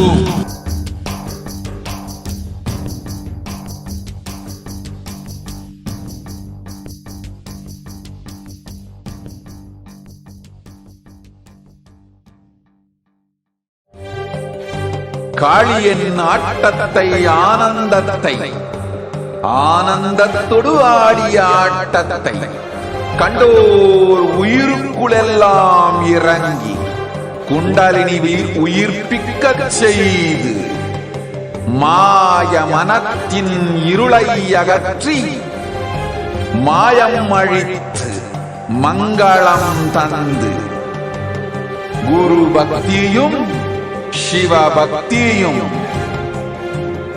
பரமசிவ பக்தியும் பரமசிவ சக்தியும் அளிக்கின்றேன். மனமாயை விடுத்து குரு பதத்தை பற்றுங்கள். நித்யானந்தமாய் நிஜாவதாரமாய் வந்துதித்த என்னை பற்றி வாழ்வில் எல்லா நலமும் பெற்றிடுங்கள். ஓம் ஓம் ஓம். யாதுமாகி நின்றாய் காளி,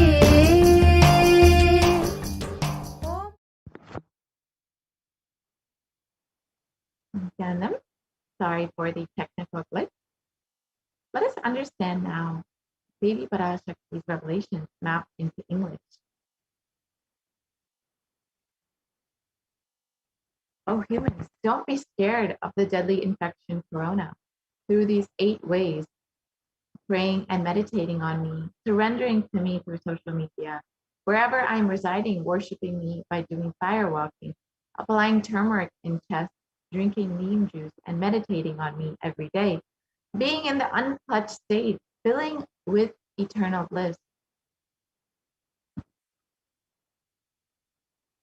doing the ajapa ajapa of the cosmic sound Shiva, Shiva, Shiva, with complete mind, applying banana peel and onion in the field and going to sleep, being in the state beyond any remembrance or forgetting, in the Arunachala Swarana that blossoms as aham, aham, in the state of Ananda Swarana. Everyone who thinks on me through these 8 ways, they will not have effects of Corona. They don't have fear and delusions of Corona. You will live with prosperity, with wisdom and fortune. Me with you, you as me as you. You will have good life.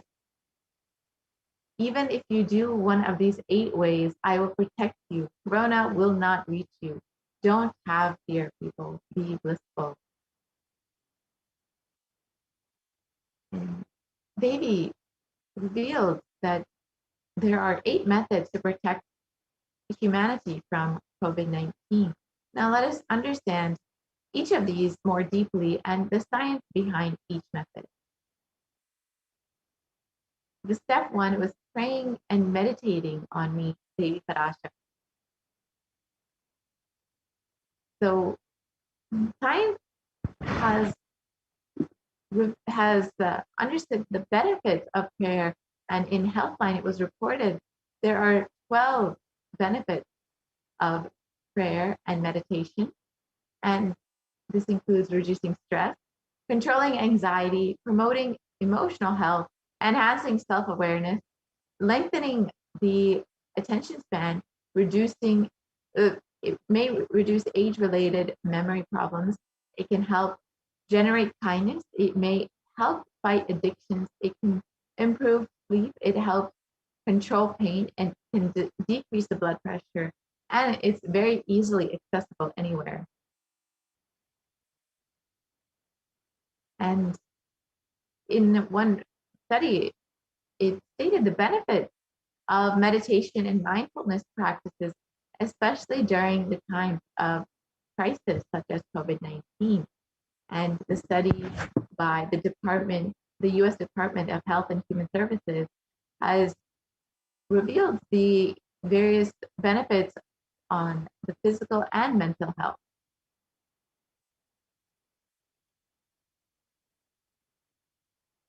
And another study by the Cambridge University Press reiterates the necessity of meditation during times of crisis such as COVID-19.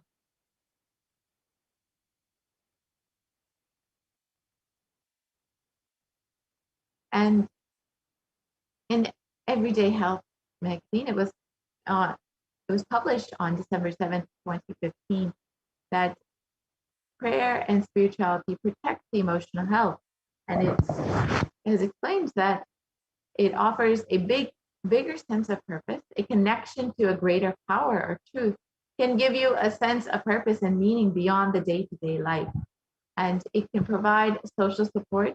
Through practicing your spirituality, you may become involved with a community of like-minded people, and it can lift the spirit. Activities related to your spiritual practice of community involvement, such as singing and music, may also have positive effects on emotional health. And it can also help you cope with difficulties. Spirituality or even religion can provide a framework for dealing with unexpected or negative events. And on September 2015, the report published in Health Psychology found that when researchers followed 191 people with congestive heart failure for 5 years, they found that those who reported feeling spiritual peace and who also make some healthy lifestyle changes were significantly more likely to live longer than their peers. And people with major depressive disorders or chronic medical illnesses who report high levels of religiosity, which includes daily religious experiences, generally become more optimistic than their peers. This was found in a study published in Depression and Anxiety on July 2015. So the avatar himself has directly demonstrated the benefits of meditation and has shown the direct impacts on the mind. And researchers have studied Supreme Concept of Hinduism's brain directly and seen how it has a physical effect on the brain. So let us watch the video and understand more about it.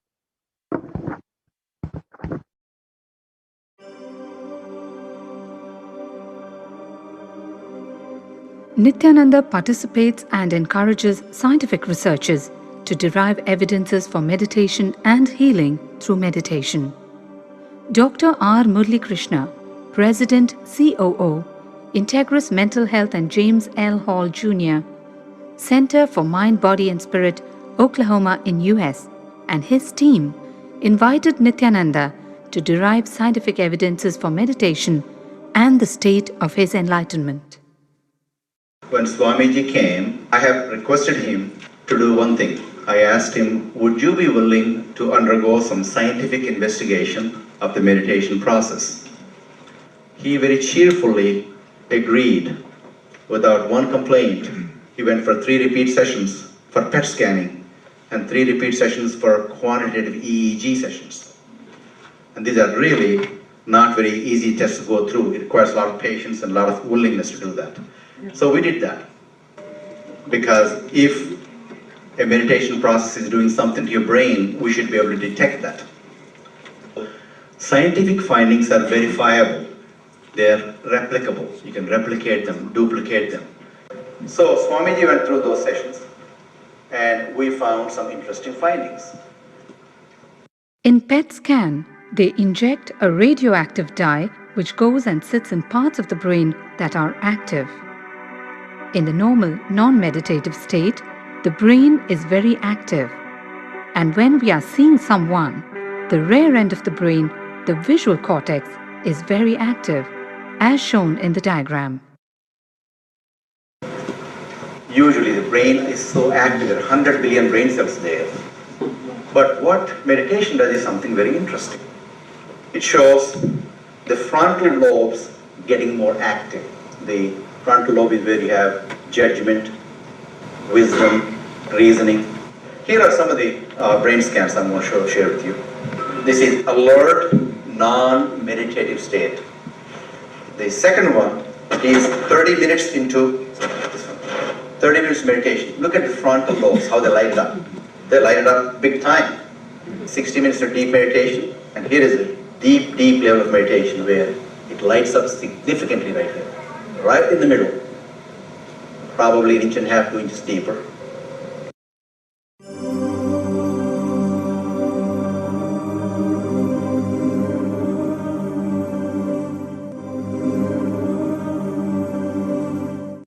What's interesting was, Swami was inside, and that's the last part of that one. See that light right here? So what's interesting was, I've never seen that before in my life, so the other parts I've seen. May not be to the extent that Swamiji showed, but this is something interesting. There is something called dopamine, which is a chemical our brain is involved in. Dopamine is produced mostly in this area. And when you have any pleasurable feeling in your body, it is mediated through dopamine. It's a neuroreceptor. It's a chemical that transmits messages of pleasure. It basically evokes pleasure. If you eat, the same thing is with visual pleasures you have. Beautiful people, beautiful sceneries, nature, whatever gives you pleasure. It's mediated through dopamine. Everything that human beings experience involves dopamine. But what's interesting is that you and I have the potential to create our own dopamine in a big way. So I named it, for lack of a word in the past, the D spot, which is the dopamine spot. If you can discover your D spot, you got it made in life. The D really stands for divine spot. The D also stands for delight, and the dopamine as well. What's also interesting is that he could, at will, go in and out of the states. Those are some of the findings I want to share with you. There's so much more talk about physiology of mind and brain and the body. It's a fascinating field.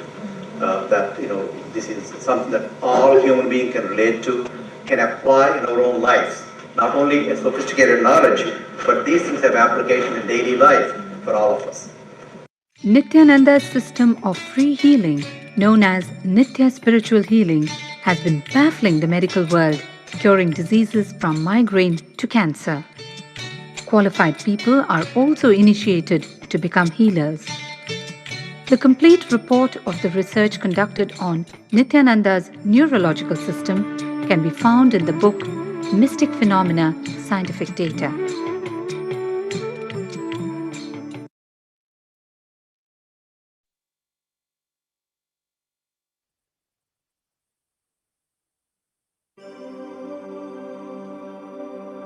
We've seen how Nithyananda participates and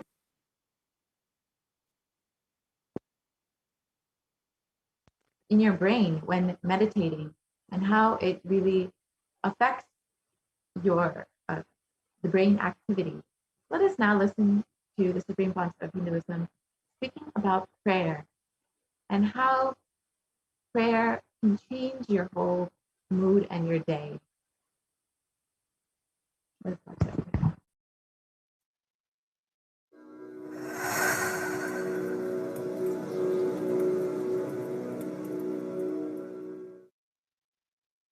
If you are not allowed to do yoga, made to believe early morning sleep is the best thing in your life, you are tortured, you are abused, your divine rights are violated. If you are constantly inspired to do yoga early morning, Brahma Muhurta time, and everyday puja, sit that 30-40 minutes and melt down by feeling connection. Understand? Nothing can be compared to prayer to bust your stress. I tell you, prayer is the best stress buster. Deep feeling connection and tears rolling in your eyes and melting down. Prayer to Paramashiva. Intense yearning, Vyakulata, talking to Paramashiva, relating to Paramashiva. Nothing can be compared to that to bust your stress. I tell you, everyday puja is an ultimate recharging experience. If you do everyday puja,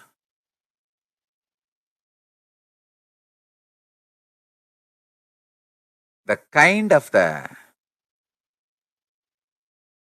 stress-free life you will live, your whole biological clock will be aligned to Kailasa. I tell you, I have seen the people who have the habit of Nitya Puja live long. Not just long, happy. In my whole life, it is Nitya Puja, Puja, that gave me all the best things of life. Everyday puja, relating with the deities is the best stress buster. Touch the deities, do decoration, dress up. Even now, my best time of the day is when I sit with my deities. When I sit with my deities, dress up the deities, jewel them, spend time with them, talk to them, intensely pray, deeply connect and pray. Understand? You do not know the power of Archavatara. God landing in physical deity form. Never underestimate the power of Archavatara. The Archavatara is equivalent to living avatara. What living avatar can do to you, an Archavatara can do. Atma Linga I am giving to all of you is literally living Archavatara. Is a piece of God. Literally.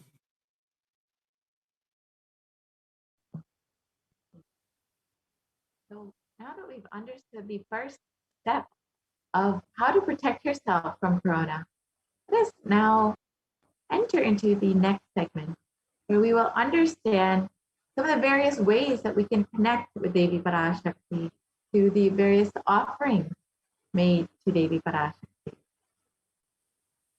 So we'll enter into this next segment after a very short break.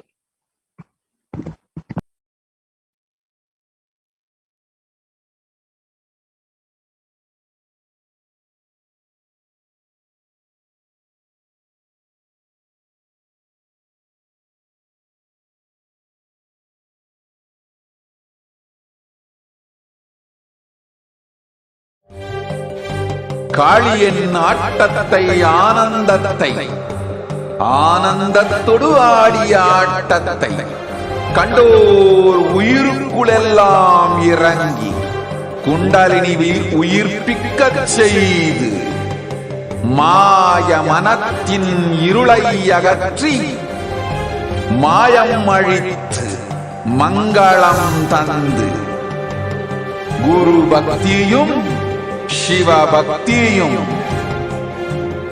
Paramasiva பக்தியும் பரமசிவ சக்தியும் அளிக்கின்றேன். மனமாயை விடுத்து குரு பதத்தை பற்றுங்கள்.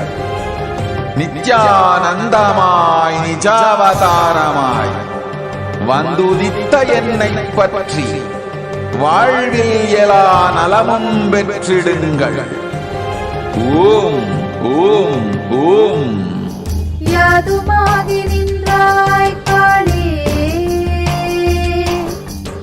ஓம் காளி ஓம் சக்தி, ஓம் காளி ஓம் சக்தி, ஓம் சக்தி ஓம் சக்தி ஓம் சக்தி. ஓம் ஓம் ஓம் ஓம்.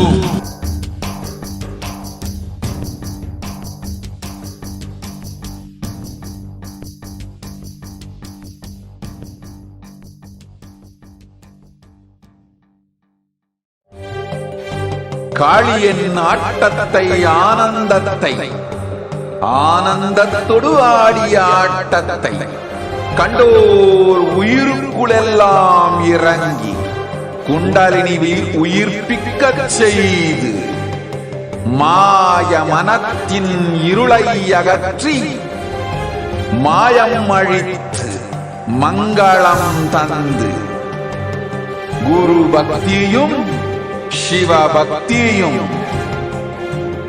பரமசிவ பக்தியும் பரமசிவ சக்தியும் அளிக்கின்றேன்.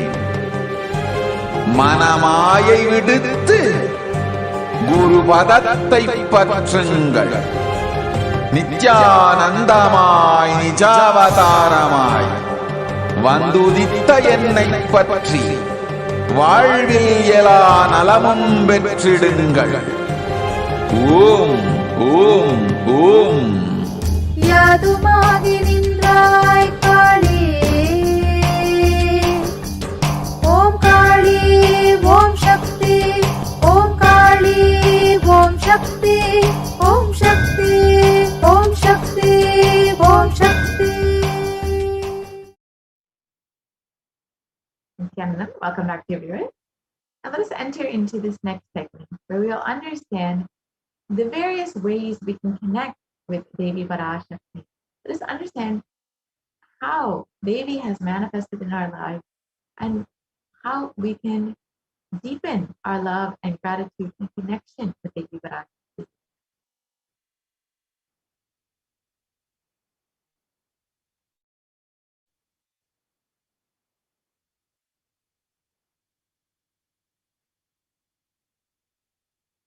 So Devi Parashakti is the completion of both masculine and feminine, and both consciousnesses have to be expressed equally by every human being to be enlightened. Until enlightenment, only the masculine dimension expresses more than the feminine dimension, irrespective of the male or female physical bodies.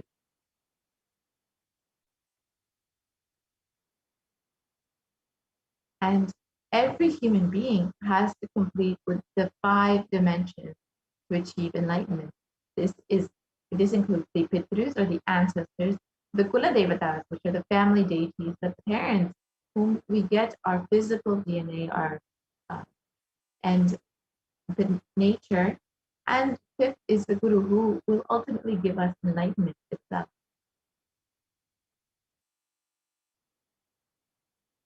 In completion, our life, negative, and adharmic cognition in these 5 dimensions, and they lead to misconstrued karana and karya, the cause and effect, and further lead to suffering and pain and calamities in individual, personal, and collective and global levels. Being sensitive to life is being aware and in gratitude to life for everything, from the air that we breathe, to the place that we sit, to the energy that we feel that we exist, and the energy to celebrate your existence. And these 43 energies constitutes our human body. When all 43 are integrated to Dharma, one becomes enlightened. Dharma is the cosmic motherly completion and sensitivity from the level of the Panchabhutas, and is the core principle of the cosmos.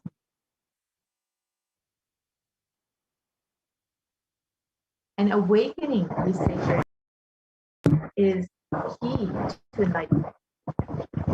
When awakened, man expresses the sacred feminine consciousness. He becomes a great revered leader. When awakened, woman expresses the sacred feminine consciousness. She becomes Devi, cosmic mother, expressing power. And the key to awaken the sacred feminine consciousness is through conscious sovereignty.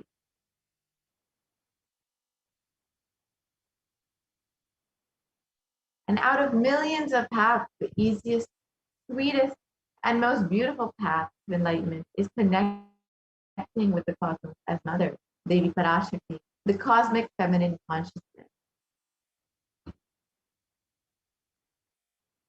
She is the one who expresses as Guru all the gods, all the manifestations in the universe. She can straight away deliver enlightenment by connecting through the cosmic umbilical cord. Offerings are not to benefit the divine, but to close our gap with the divine consciousness. When we achieve completion with the divine cosmic mother, her infinite powers with her sweet grace starts nourishing all our dimensions through the cosmic umbilical cord.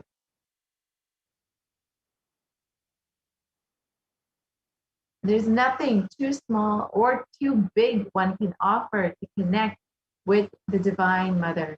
It has to be from a space of love, of a child looking at a mother and handing her what it has to share with her out of her deep love and gratitude. It can be a cup of milk or a flower, or it can be a precious jewel to adorn her smiling face or her beautiful hair. And the Vedic rishis have clearly stated the techniques to connect with the sacred feminine consciousness to awaken the same qualities in us. One can connect with Paramashiva through oneness, but with the divine cosmic mother, it can only be by worshiping her sacred feet with devotion.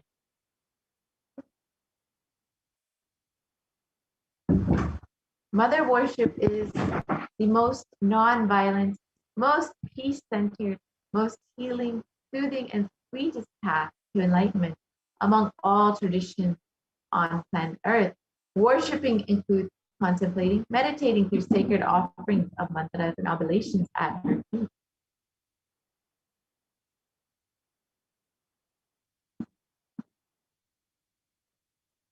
And as we stated, mother worship is the most non-violent and most peace-centered path to enlightenment.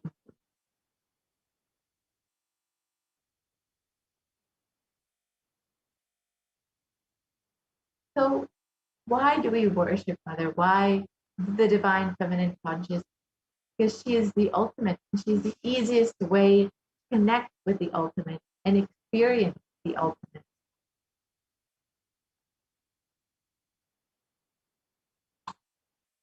And here is the pramana for Devi Parashakti. We can see the translation. We can see the translation, which states, I walk as the 11 Rudras, I walk as the Vasus, I walk as Vishnu and other Adityas and all the divine forms, the Vishvadeva, assuming the form of the inner self of all the gods, holds aloft Mitra and Varuna, even as Indra and Agni I do, and the Ashwini twins too. This is from the Rig Veda. And it continues on. The Ekadasha Rudras, the Maharudra, Ashtar Vasus, the Dvadasha Adityas, Vishvadeva, Devata, all of them are my retinue. I move around in my various forms with them as my retinue. I protect all of them, including Mitra, Varuna, Indra, Agni, and the Ashwini Devatas. And Devi declares herself as the inner self of all the gods, the divine energies, and she is all pervading and all permeating. And when we offer our love, our gratitude to Devi Parashakti, we can experience the ultimate. We can experience all of the energy of Devi Parashakti and the fulfillment of our feminine consciousness. Let us look at the various offerings that we can make to Devi Parashakti. The first offering is the E-Hundi offering, which is a general donation, and this can be in any amount. And it is stated that Devi is fond of true devotion and is realized through true devotion. She can be won over through true devotion, and she removes all fears.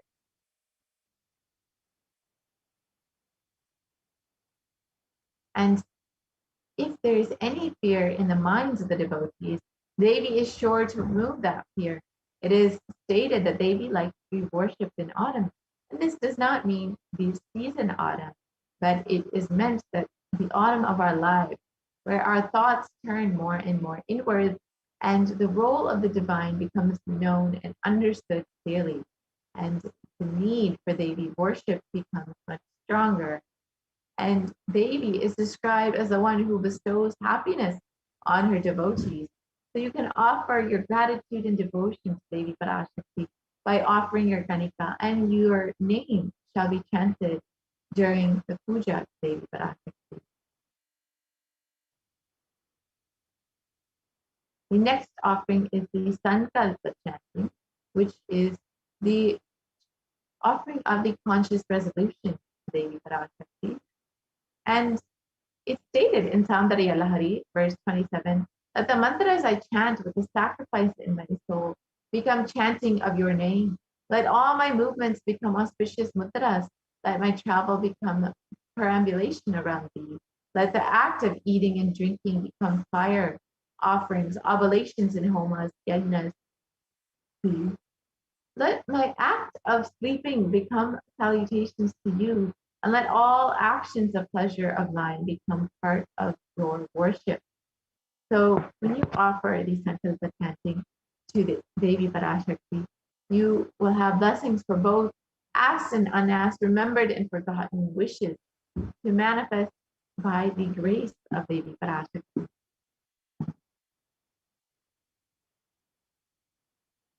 Next offering is the Devi Sahasranama Swarnakasu, which are the gold coins inscribed with the various names of Devi Parashakti. And these various names represent the various qualities of Devi Parashakti, whether it's her overflowing compassion, her grace, or her knowledge. Whichever aspect you relate, you can offer a coin with the various names of Devi Parashakti and be blessed with all the Ananta Kalyana Gunas, the blessings to manifest and awaken the multiple dimensions of the divine feminine consciousness and attributes and powers. The next offering is the Mukta Anguti, the nose ring, and it's stated that Devi, let the goddess who brings good fortune, who is praised by the gods, who is served by Devendra, who is praised by the Devas, troubled by the Asuras, who is praised and remembered as devotion to herself, all who is the source of all good in the world. Let that goddess destroy all obstacles. And when we offer this Mukta Anguti, we will be blessed with protection from all dangers and fears.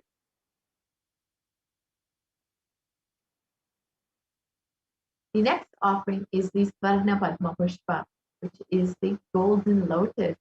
And as we all know, the lotus is a very divine flower and it's seen in various aspects of Buddhism.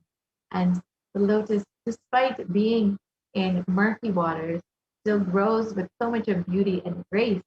And it's stated that Devi, who bestows accomplishments and intellect, who showers worldly prosperity, Devi who powers the subtle mantra of the cosmos, I bow to you, O Devi Mahalakshmi. So when you offer this golden lotus, you will be receiving the blessings for attracting positive relationships in personal and business dimensions.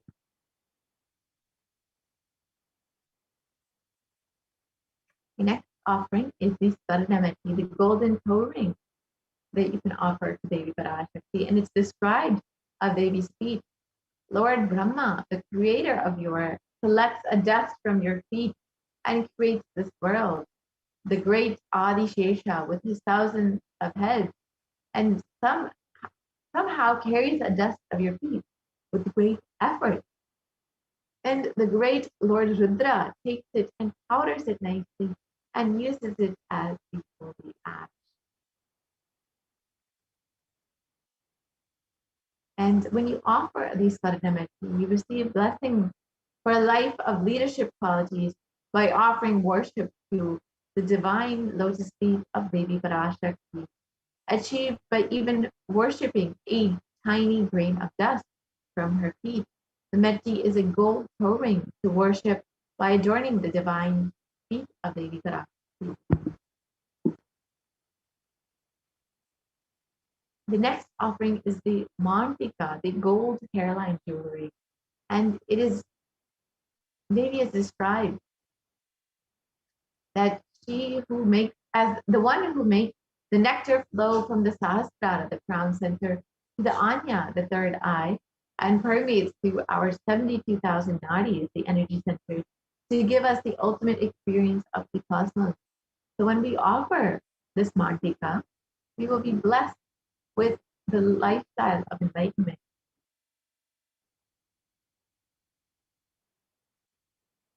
The next offering is the Pratikshyapada Puja, which is the most favorite offering of all the devotees.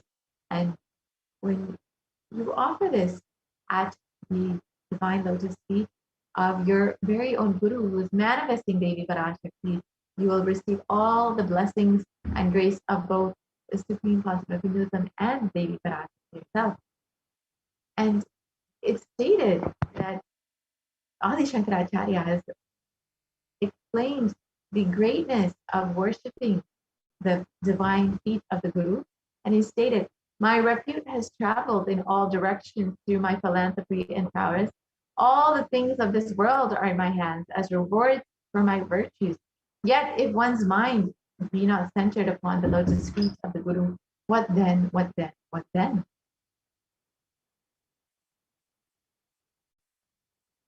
And the Pratiksha Pada Puja is, when you offer the Pratiksha Pada Puja, you will be blessed with the most auspicious and sweetest path to enlightenment.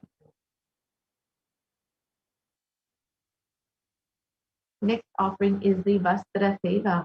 And Devi is Guru, the feminine consciousness, and the one beyond the idea of male and female. So when you offer the Vastram, the cloth, to the Guru, the dimension of the cosmic mother, you, during the Pratiksha Pada Puja, you will be bestowed with the sweetest path to enlightenment and with complete protection.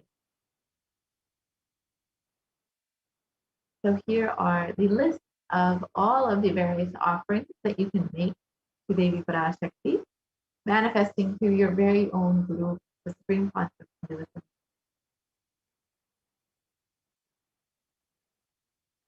And you can visit gateway.nithyanandeshwarahindutemple.org/NHTLA, and you can go to direct yourself towards the Parashakti Bhava Samadhi Darshan donation page. And once you reach that page, you can go ahead and select whichever offering you would like to do.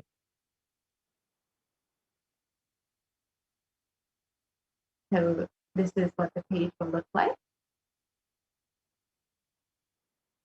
And you can choose in the drop-down menu the various offerings that you would like to make, whichever offering you would like to make, whether it's the Svarnavadma Pushpa or the Pratiksha Pada Puja. You can choose whichever one you would like and select that. And you can choose how many ever you would like. If you would like to offer for multiple people in your family, you can choose as many as you would like. And once you have chosen that, you can add that to your cart and proceed to the checkout. And once that is done, you can fill out all of your billing details just as you would for any other online payment. And it's a very simple process.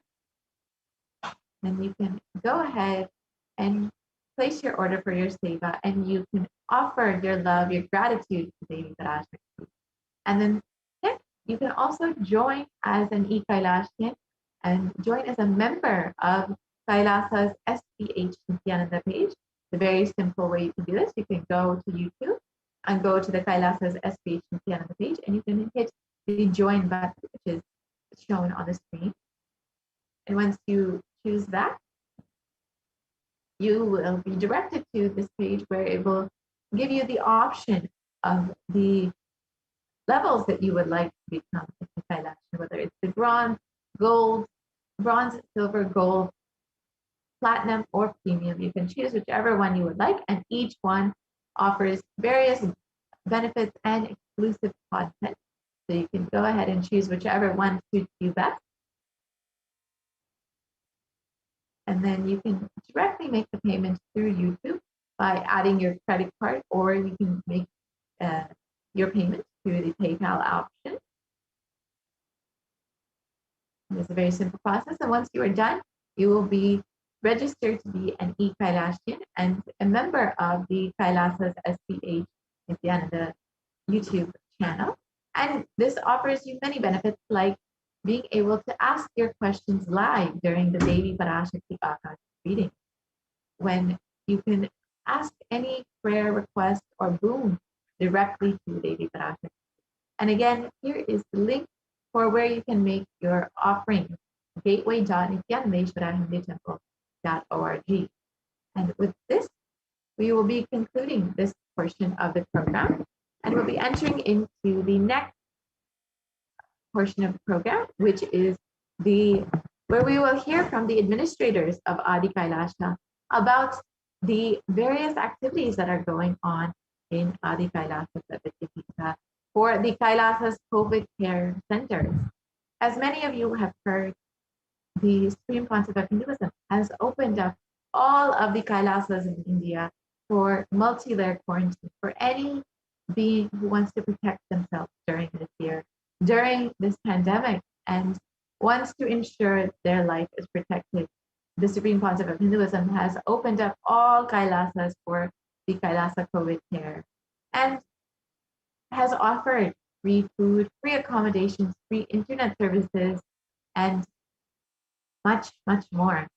And today we will be hearing from the administrators of Adi Kailasa Satyajita about the various activities that the Supreme Council of Hinduism has made available at the Kailasas of India, and hear about the beautiful ecosystem that the Supreme Council of Hinduism has opened up to all residents of India to be able to protect their lives.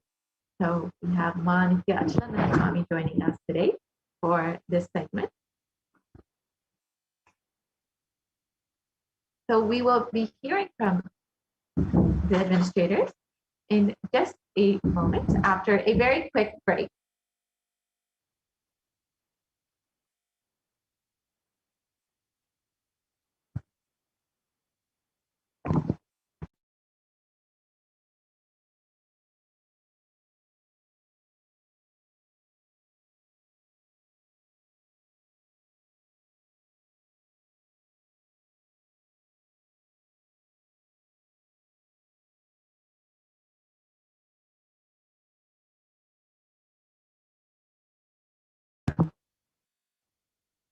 So, the Supreme காளியின் ஆட்டத்தை ஆனந்தத்தை ஆனந்தத்தொடு ஆடிய ஆட்டத்தை கண்டோர் உயிருக்குளெல்லாம் இறங்கி குண்டலினி உயிர்ப்பிக்கச் செய்து மாய மனத்தின் இருளை அகற்றி மாயம் அழித்து மங்களம் தந்து குரு பக்தியும் சிவ பக்தியும் பரமசிவ பக்தியும் பரமசிவ சக்தியும் அளிக்கின்றேன். மனமாயை விடுத்து குரு பதத்தை பற்றுங்கள். நித்யானந்தமாய் நிஜாவதாரமாய் வந்துதித்த என்னை பற்றி வாழ்வில் எல்லா நலமும் பெற்றிடுங்கள். ஓம் ஓம் ஓம். யாதுமாகி நின்றாய் காளி, ஓம் காளி ஓம் சக்தி, ஓம் காளி ஓம் சக்தி, ஓம் சக்தி ஓம் சக்தி ஓம் சக்தி. ஓம் ஓம் ஓம் ஓம்.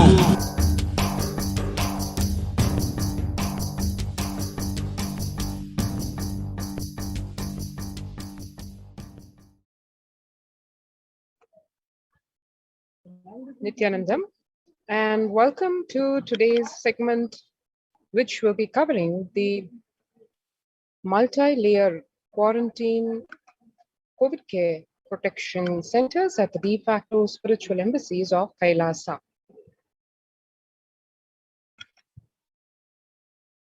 Let's take a quick look at what the world is facing today for us to understand what the COVID care protection centers are really offering to humanity. About 4 in 10 parents say their child fell behind academically due to the pandemic. About 3 in 10 say their child experienced mental health or behavioral problems. To see specifically, percentage of the parents who say that as a result of the pandemic, at least one of their children fell behind academically. 39% of parents feel so. 36% of parents feel at least one of their children fell behind in their social and emotional development. 29% of parents say at least one of their children experienced mental health or behavioral problems. The prevalence of depression and anxiety remains high among younger adults across various geographies. Specifically, in this case, we can see in France, 18 to 24-year-olds at over 25% and over 30%, over 25% feeling depressed and over 30% feeling anxious. Younger adults are more likely to report symptoms of anxiety and or depressive disorder during the COVID-19 pandemic. This is substantiated by various studies which indicate that in the age group 18 to 24, the youth age group, 56% of youth feel that they are facing anxiety or depression because of the pandemic. 25 to 49, the working age group at about 50%, and 50 to 64, the elderly age group, 39% feeling anxious and or depressed, and the retired age group at 65 plus, almost 30% feel that they are facing medical symptoms of anxiety and or depressive disorder. So one can say across all the age groups, without leaving anybody, right from the youth to the working to the elderly age group, 30 to 60% feeling that they are suffering from symptoms of anxiety and or depressive disorder, specifically triggered by this COVID-19 pandemic. Further, the Household Pulse Survey and the US Census Bureau surveys indicate that between 2019, which is the pre-COVID-19 period, to today, in the 2021 year frame, the average share of adults reporting symptoms of anxiety disorder and or depressive disorder has jumped from 11% in 2019 to a whopping 41%, more than, it's almost close to 4 times the number of adults who are experiencing medical symptoms of anxiety and or depressive disorder.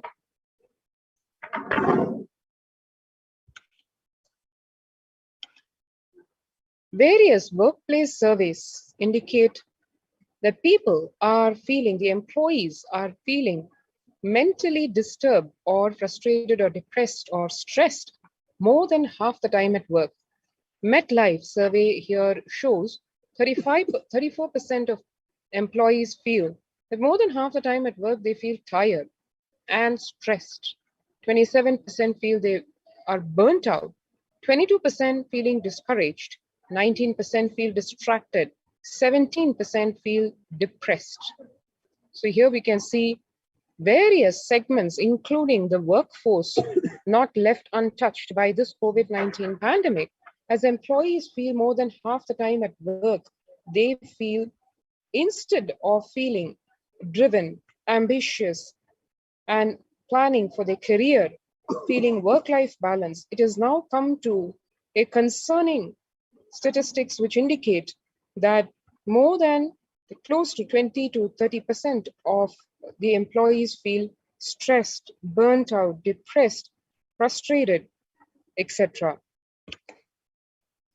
Now here we see that it is taken on grave proportions, the COVID-19 pandemic and its resulting implications, as we see the American Psychological Association has declared stress in America as a national mental health crisis. COVID-19 being a significant stressor for most Americans. Nearly 8 in 10, 78% say the coronavirus pandemic is a significant source of stress in their life. And nearly 7 in 10, 67% say they have experienced increased stress over the course of the pandemic.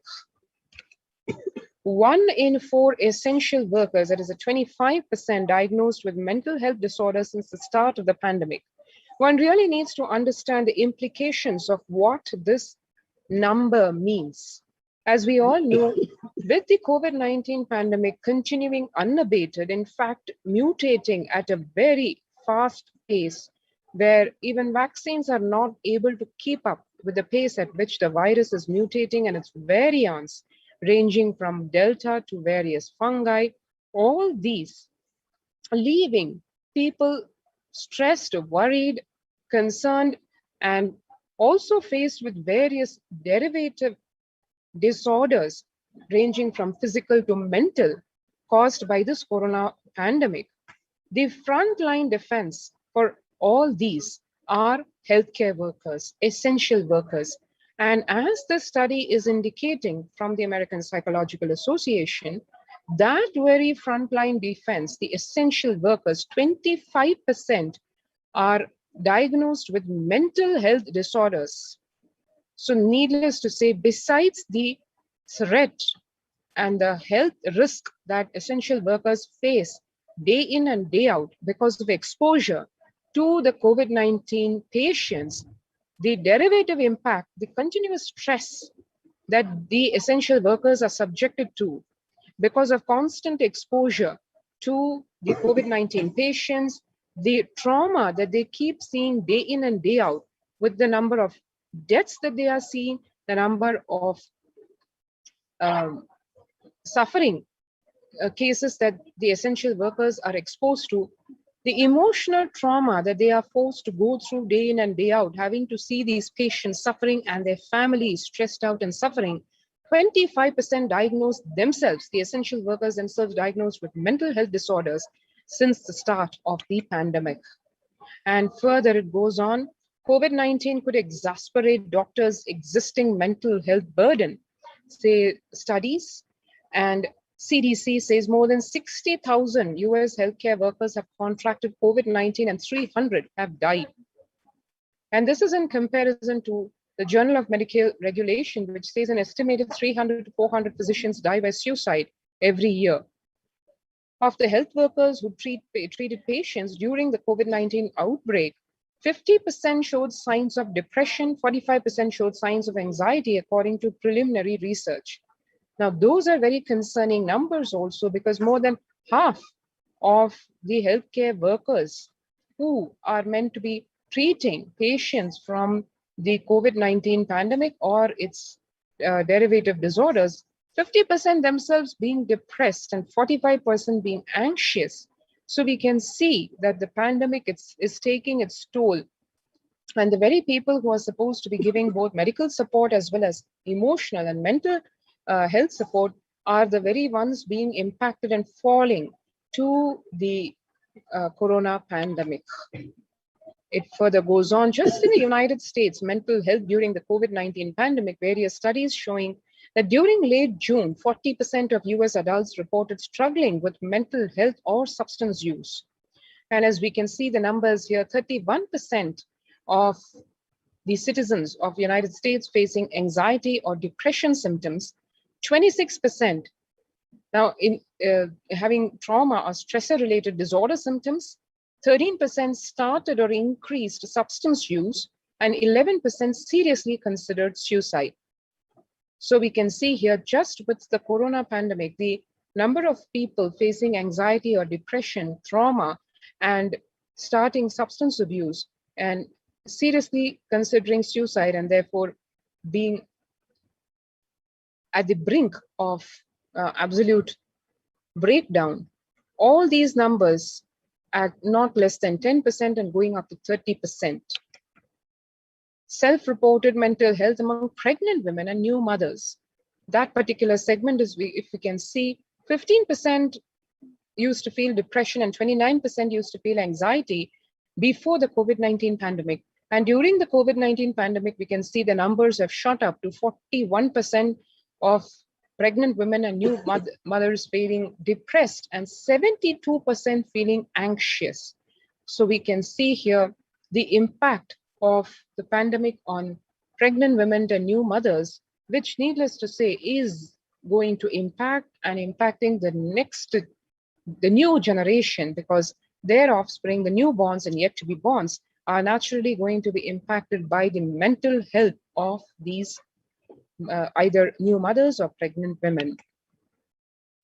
Coming to students, about the students, demographics by degree sought indicate that 20% of college students say their mental health is significantly worsened under COVID-19. And the impact of COVID-19, 48% of college students have experienced financial setback due to COVID-19. Among all students, 38% said having trouble focusing on studies and or work was most stressful. 74% of students are challenged in maintaining a routine due to COVID-19.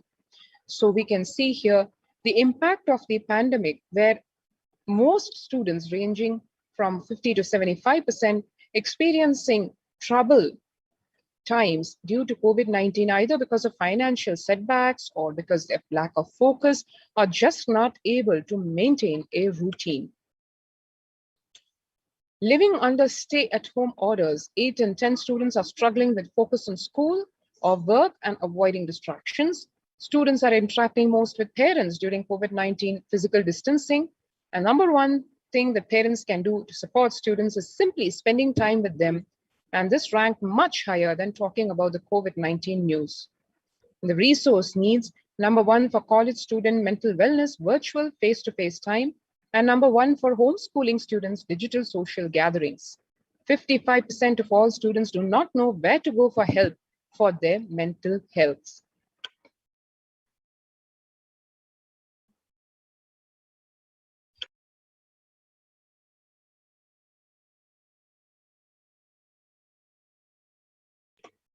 The increasing levels of mental health issues in women due to COVID-19, one can see here.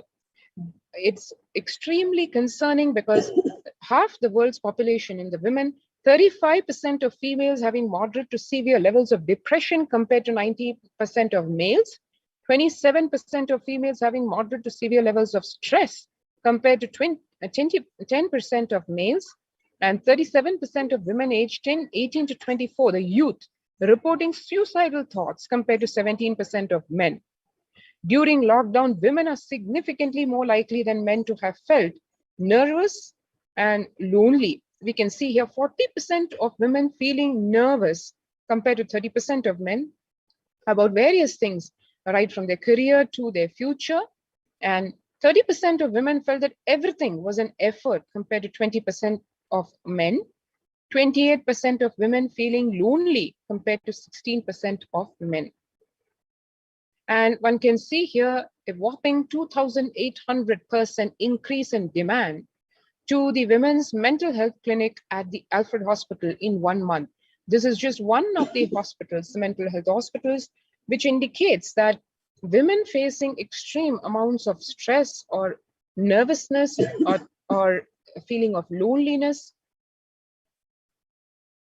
everything in the wake of this pandemic, and therefore seeking in various forums, various ways, mental health support. And as we can see here, just one of the hospitals, Alfred Hospital, in just a span of 1 month saw a 2,800% increase in demand. The impact on mental health, specifically of Indian women during the coronavirus by age group, if we can see here, just 8%, almost a minuscule, almost non-existent number feeling not impacted at all. 50% feel somewhat impacted, and 42% feeling strongly impacted.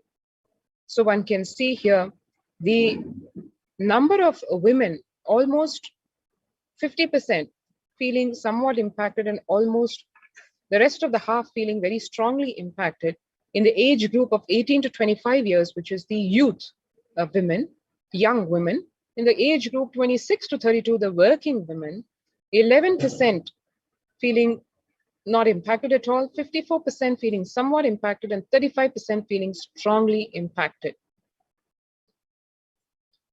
And understanding the pandemic's impact on working women, nearly 82% of women surveyed said their lives have been negatively disrupted by the pandemic. That's almost practically every woman feeling that their lives have been negatively impacted. Nearly 70% of women who have experienced these disruptions are concerned their career growth may be limited as a result. Nearly 70% of women who said they have experienced adverse changes to their daily routines during the pandemic believe these shifts have prevented or will prevent them from progressing. And as it relates to the on-demand work environment, which has now become the way of working because of the pandemic, people having to work from home, and therefore the demands on them practically being 24/7.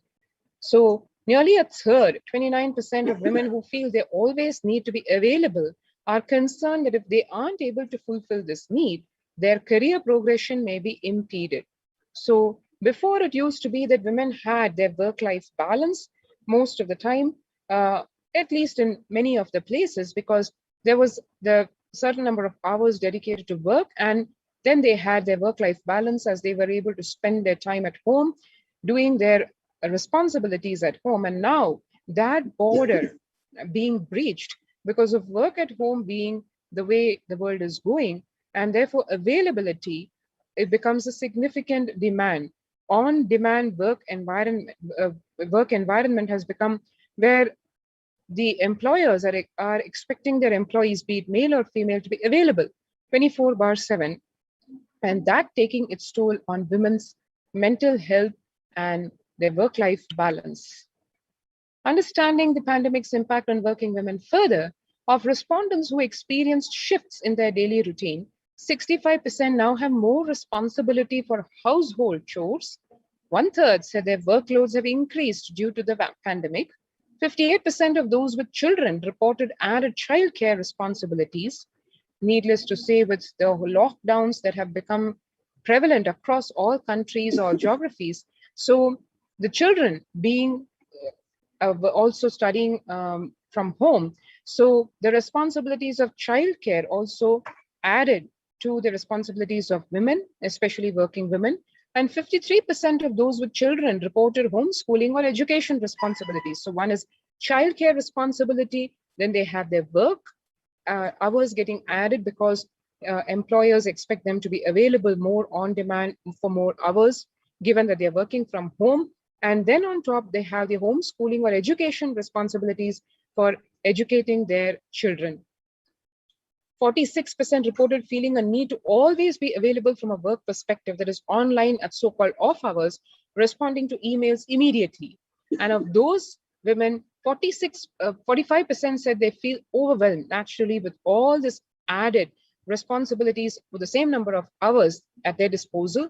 48% said their physical well-being has suffered as an impact of feeling that they always need to be available, both at the work front and of course at the home front. And if you can see the COVID-19 impact on older persons, economic and all the various dimensions that affect their lives, in terms of economic well-being, the pandemic may significantly lower older persons' incomes and living standards. Already less than 20% of older persons of retirement age are receiving a pension. In terms of life and death, fatality rates are 5 times higher than the global average today. An estimated 66% of people aged 70 and over have at least one underlying health condition. Mental health, physical distancing can take a heavy toll on our mental health. Living alone and being more digitally included than others, the risks are higher for older persons. Vulnerability-wise, essential care that older persons often rely on is under pressure. Almost half of COVID-19 deaths in Europe occurred in long-term care settings. Older women often provide care for older relatives, increasing their risk to infection. In responders, older persons are not just victims, they are also responding. They are health workers, carers, and among many essential service providers. And in terms of abuse and neglect, in 2017, 1 in 6 older persons were subjected to abuse. With lockdowns and reduced care, violence against older persons is on the rise. And if you can see here the distribution by age and sex of confirmed COVID-19 cases, we can see here that the age group, right from the 20 to 29 age group all the way up to the elderly touching 80, every single age group impacted between whether it is male or females.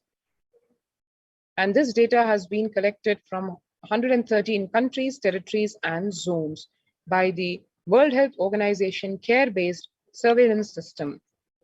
So this is where we are in terms of where COVID-19 has taken the world to, how every country, irrespective of their economic status, social status, culture, etc., every single country impacted, and how to combat this is still being worked out, literally struggled by every country is struggling with this.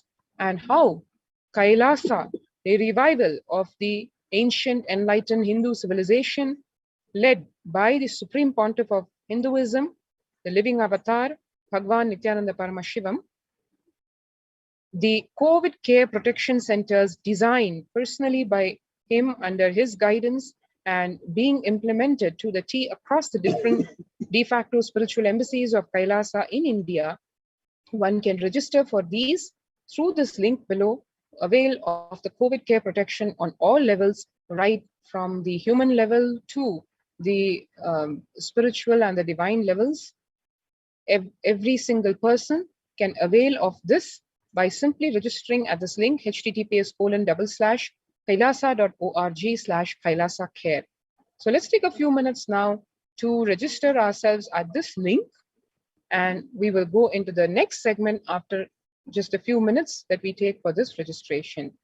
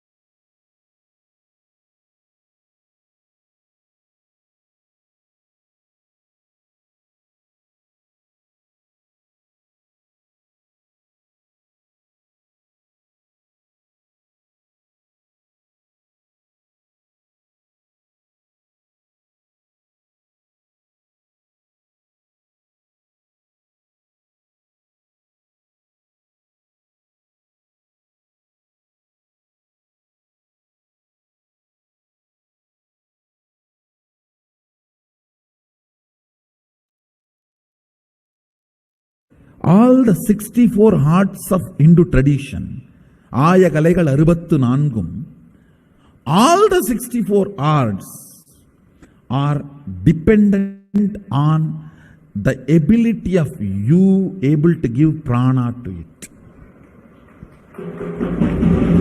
Nowhere it can be given by relative reality, but in Kala it is not.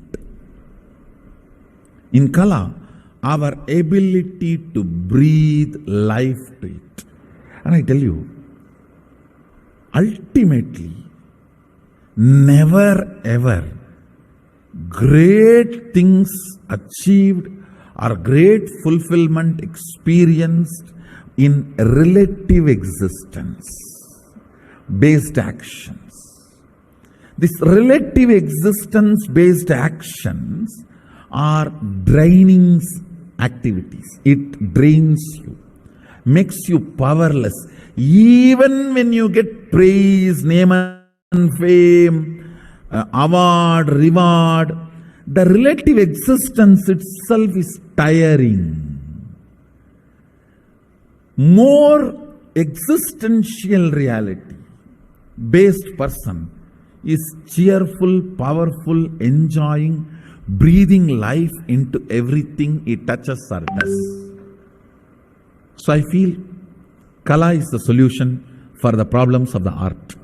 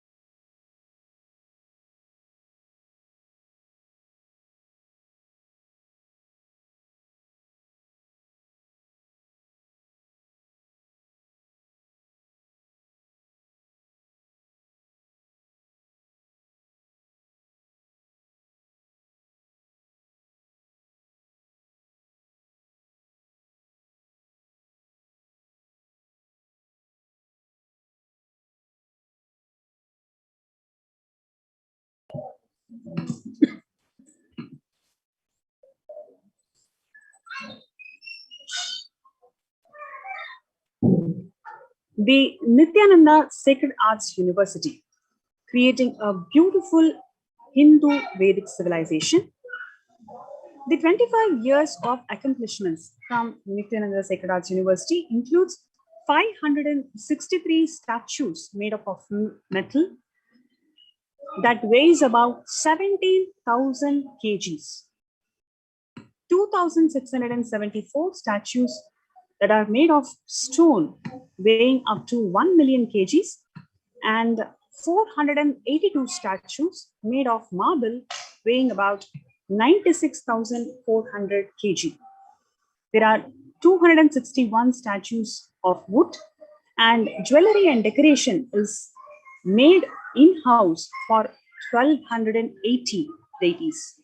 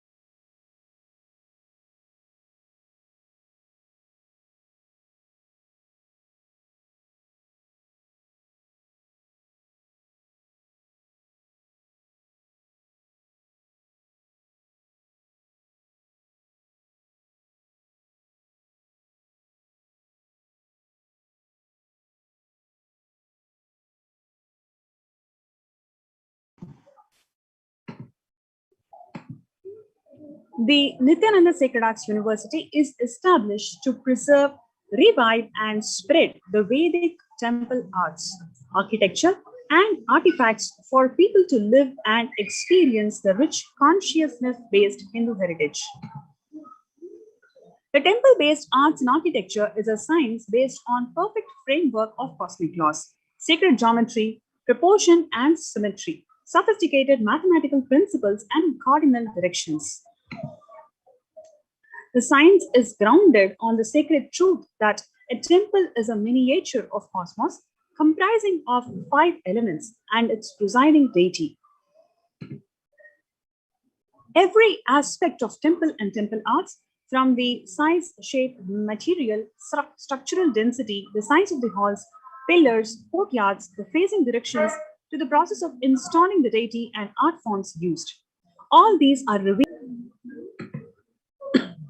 The modern architecture has so much to learn from the ancient Vedic temple sciences. Several researchers and studies have proven the indigenous perfection of Vedic architecture. It has been scientifically proven that the characteristic configuration, geometric configuration of Hindu temples built with extraordinary perfection has significantly increased the strengths against the earthquake movements, resulting in creation of everlasting structurally sound structures which are proven earthquake resistant. The temples are living spaces where pure superconscious energy resides in infinite continuum, having its own independent intelligence going beyond time and space. Nithyananda Sacred Arts University, founded by the Supreme Pontiff of Hinduism, Jagadguru Mahasannidhanam, His Divine Holiness Swamiji, is founded in the year 2003, is the world's largest producer of temple arts and deities, with a mission to procure collect, traditionally make, preserve the temple arts and temple traditions and the cultural heritage. Spread the temple arts and architecture in its highest form as a celebrative lifestyle of peace and bliss as per the authentic scriptures. Operate as a university of learning the science and applied technology of sacred arts and temple architecture. Provide training, livelihood to the Sapatis, the generation of temple architects who preserve the rare temple sciences. Creating a beautiful, highly evolved humanity, a civilization of new species following the rich Vedic Hindu life. The Vedic Hindu civilization, both in its lifestyle, tradition, art, and its architecture. Swamiji has envisioned the Pandyan Chettinad architecture for the construction of all the buildings and Madurai architecture for the construction of all the temples, for all the Hindu gods and deities and their vahanas, and just about everything that brings out the grandeur and galore one can imagine, which is truly inherent to the fascinating Hindu tradition. Building a temple-based civilization, nothing less compared to the best civilizations that ever existed.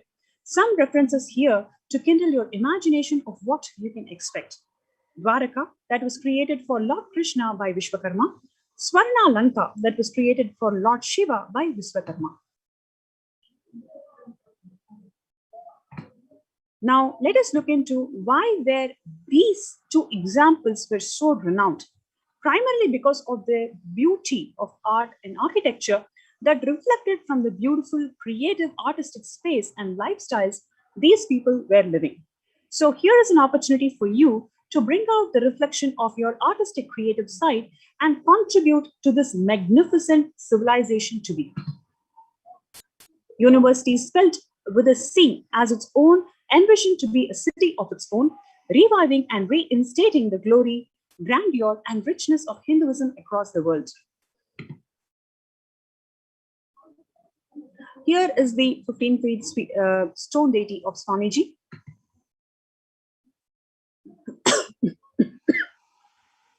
It is the tallest ever deity made by the Nithyananda Sacred Arts University.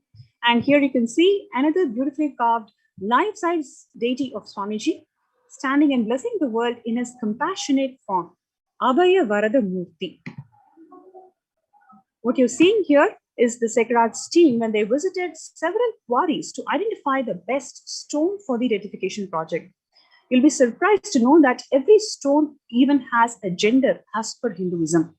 So just by hitting the stone, a particular typical sound comes, and based on the sound, the gender is identified, and each gender has its specific project, specific purpose to which it is going to be carved. You can see here how the quality of stone proposed to be procured is being tested by the Stapatis. Now, after you select the stone, start the deification process. You can see here how the stone looks after the initial stages of the deification process.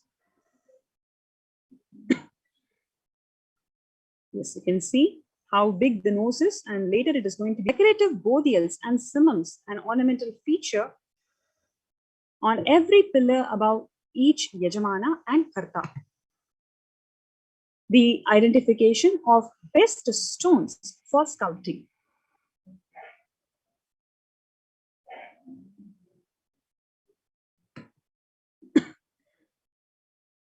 And what you are seeing here is how these stones are sculpted.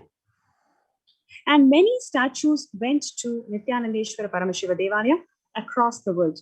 Like this, after carving each of these stone deities, everything was sent to Nithyanandeshwara Paramashiva Devalayas across the world, where these deities are energized, and Prana Pratishta was done for these deities by the Supreme Pontiff of Hinduism himself.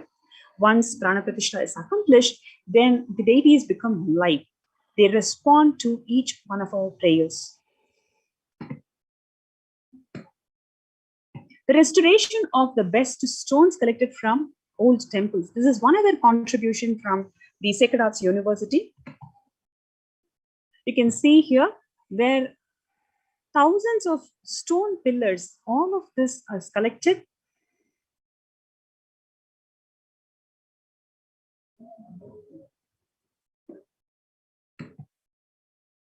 Yes, you can see here how thousands of stone pillars, all of this is being collected from various buildings of Hindu temples and old Chettinad houses. So all of this beautiful art forms, the COVID Care Protection Center participants, they have access to learn, understand, and get enriched by these beautiful Hindu art forms. So you can join our COVID Care Protection Centers and be part of this beautiful renaissance of learning Hindu arts. You can register yourself from the link below, kailasa.org/Kailasa Care, KAILASA.org/KAILASACARE. Let's take a few minutes for us to register ourselves in kailasa.org/Kailasa Care.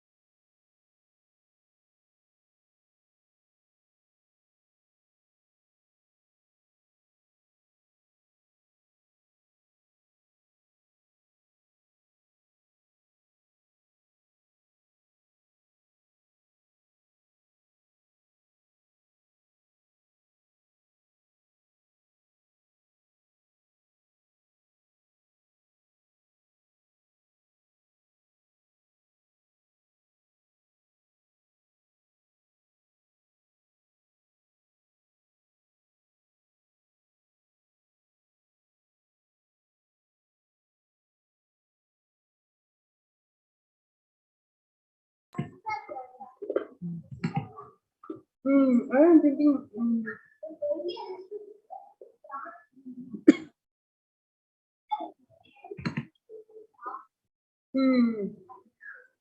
Kailash Union submitted a report on persecution done to the Supreme Pontiff of Hinduism and Kailasa through the weaponization of misinformation and disinformation by a section of Indian media. This is the fourth report this year being accepted by the UN body and published publicly. You can see here clearly where the United Nations accepts the Kailasa's report on media disinformation in India.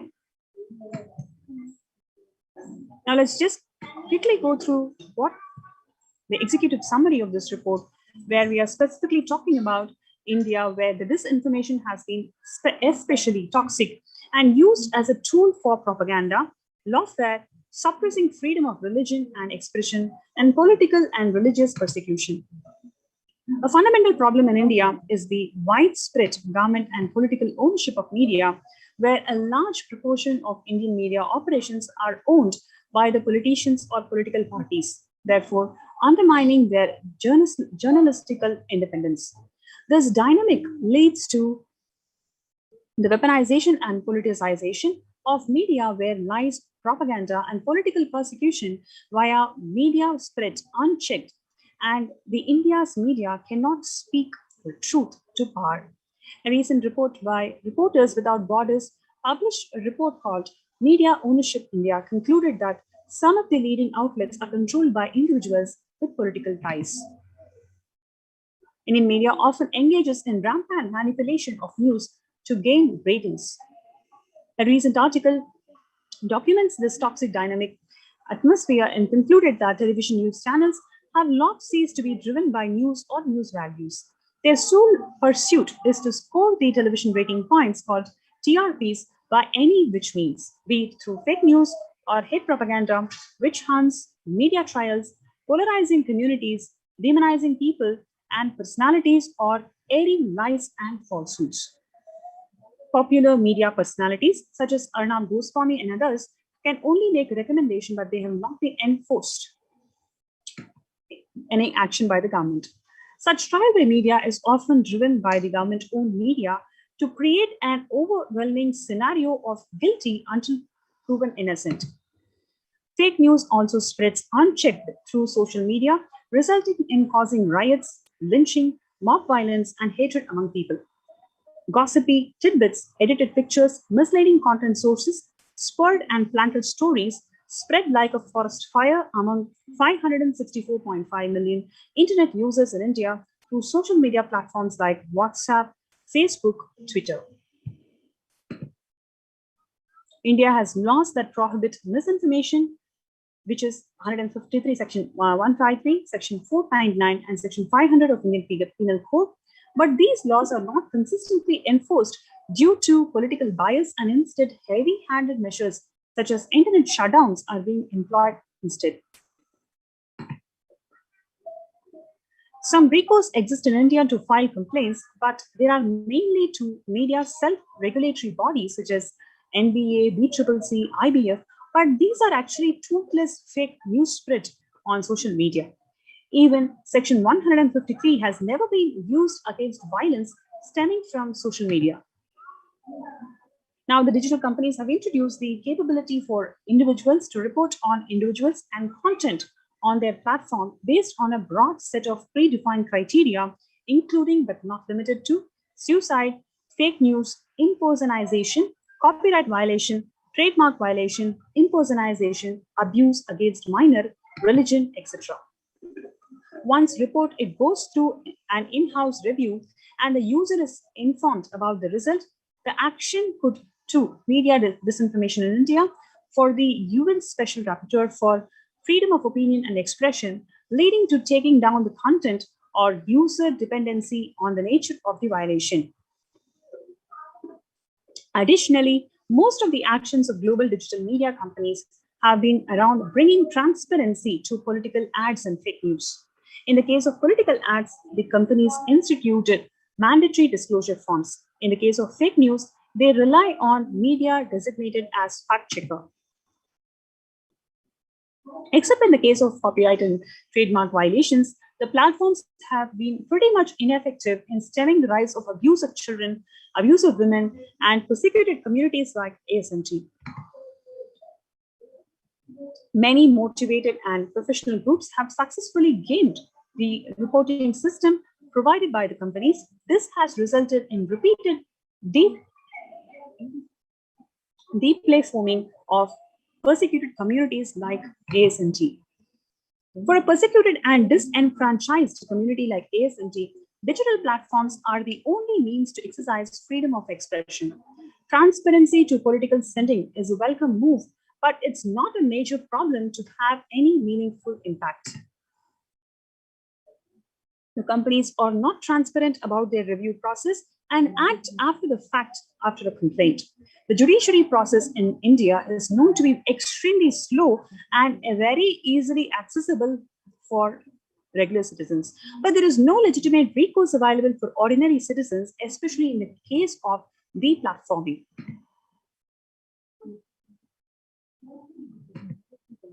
The problem with the fake news is so severe and politically motivated for any fact checks to make any impact. As demonstrated in the case study, the Indian media is severely compromised to effectively deal with the disinformation in India.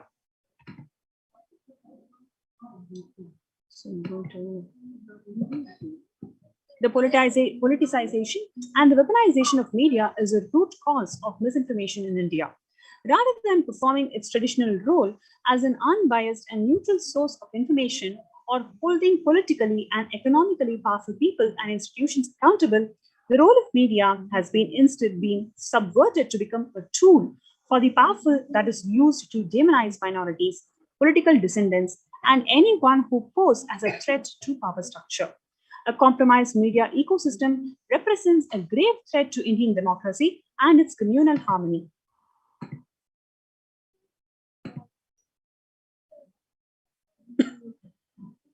The politicians, political parties, and major political donors should be prohibited from having any ownership interest in media operations to ensure their journalistic integrity. Existing media operations should be required to divest themselves from any such politically aligned individuals and institutions.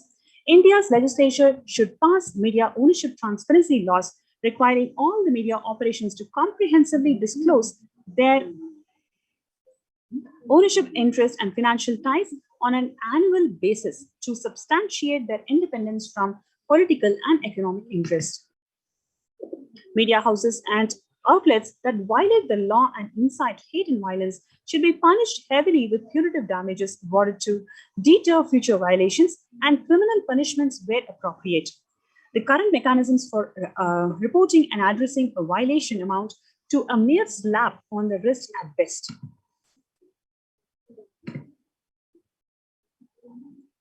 The Hindu Adi Shaivite minority tradition in South India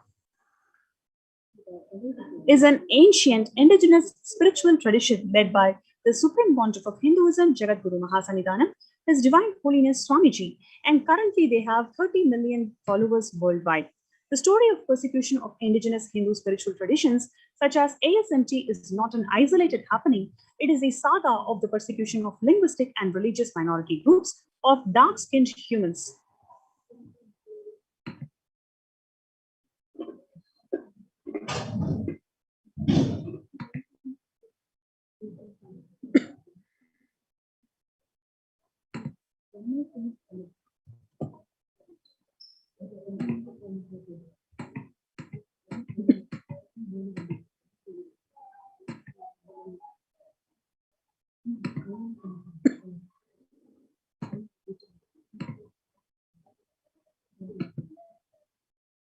The conclusion that we have here is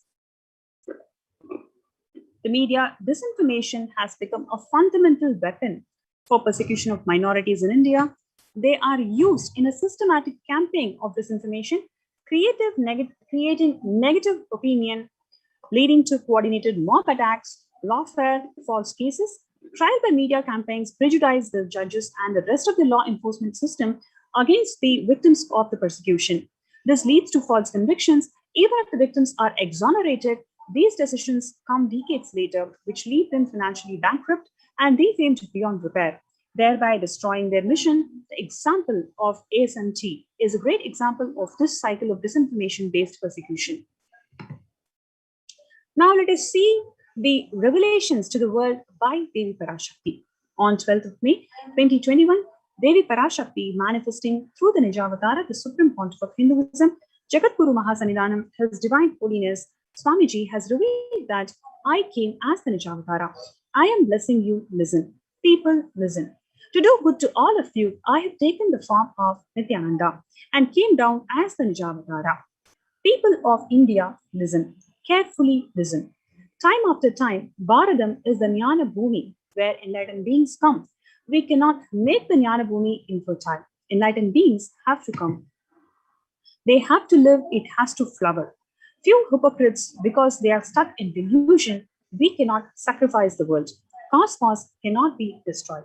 The ship I did to save the cosmos from being destroyed, that is called Adi Kailasa.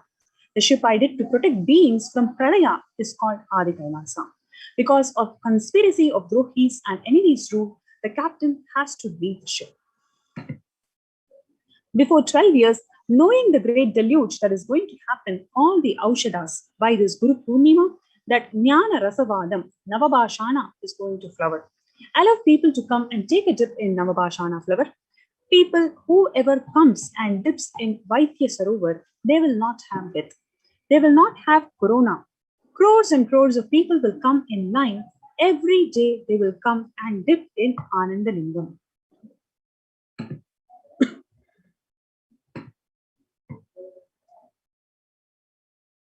On 13th of May 2021, she revealed that, listen well to my words. For India, I made the ship as protection. The Nithyananda Navabhashana Lingam in Vaidya Sarovar. Go to Adi Kailasa. O Indians, listen. All those who are regretting losing the Nithyananda Nijavatara without confusion and without talking just as a lip service, go to Adi Kailasa. Crores of people will come there looking for health, Navabhashana water feast and medicine to get health and protection and enlightenment to protect India from the great delusion. I, Parashakti, made this huge ship. Even if the captain is not there, ship is there. On 14th of May 2021, she revealed that whoever comes to Adi Kailasa and does good work of saving people from deadly corona, I myself will do all their work. This is a commitment. Parashakti is giving you all. Parameshwari, I will do what I say. On 19th of May 2021, Devi Parashakti revealed that to save people from corona, I have set up a huge ship called Ananda Sarovar, Vaidya Sarovar and Anandalingam. I have made it in Adi Kailasa. Go there, take water every day, worship Anandalingam, water, turmeric, milk and neem rasam showered on Navabhashanam are the medicines for this. The doors of Adi Kailasa will be open for all those who come with trust. It will protect. It will protect the body and will give conscious health. It will also give highest powers, dharma, artha, moksha, jnana, powers, kama, and God beyond kama. Adi Kailasa, life will give all the goodness to you. The hell of Kirimi Bhojana, mentioned by Vyasa in Garuda Purana, has opened and is directly falling on India as thunder. Run to Adi Kailasa and preventing it is the only way. I have opened the Adi Kailasa for those who want to save their lives. All of you run to Adi Kailasa. On 11th of June 2021, Devi Parashakti revealed that drop the foolish mind with the business motive of bargaining and attaining surrender and go to Adi Kailasa, be in Adi Kailasa. I will do only good to you. For saving your life, go to Adi Kailasa. Best life is there. Before Corona takes your life away, go to Adi Kailasa and save your life. The soil of Adi Kailasa is the Sarva Roga Nivarani for all the diseases in the world. Paramashakti, myself, taking the form of Nithyananda as Nijavatara, walking there barefoot for many years, manifesting all the powers, the very soil was converted into great medicine that solves all karmas. Taking the soil of Adi Kailash and mixing it with the water of Navapashana Linga of Vaidya Sarovar, and by applying it, all the pains will vanish. Breaking the attachment to body, it will make you enlightened. Goodness is there. I told the truth. Go to Adi Kailasa. When the first world countries closed the borders during this massive global emergency, it is the Supreme Pontiff of Hinduism, Jagadguru Mahasanidanam, His Divine Holiness Swamiji, who has opened his home, his own de facto spiritual embassies of Kailasa to one and all unconditionally. Anyone who wants to protect your life during this pralaya, who wants to save yourself and reclaim your conscious sovereignty, all of you are welcome to be part of this greatest opportunity that the humanity can have, which is being in Adi Kailasa.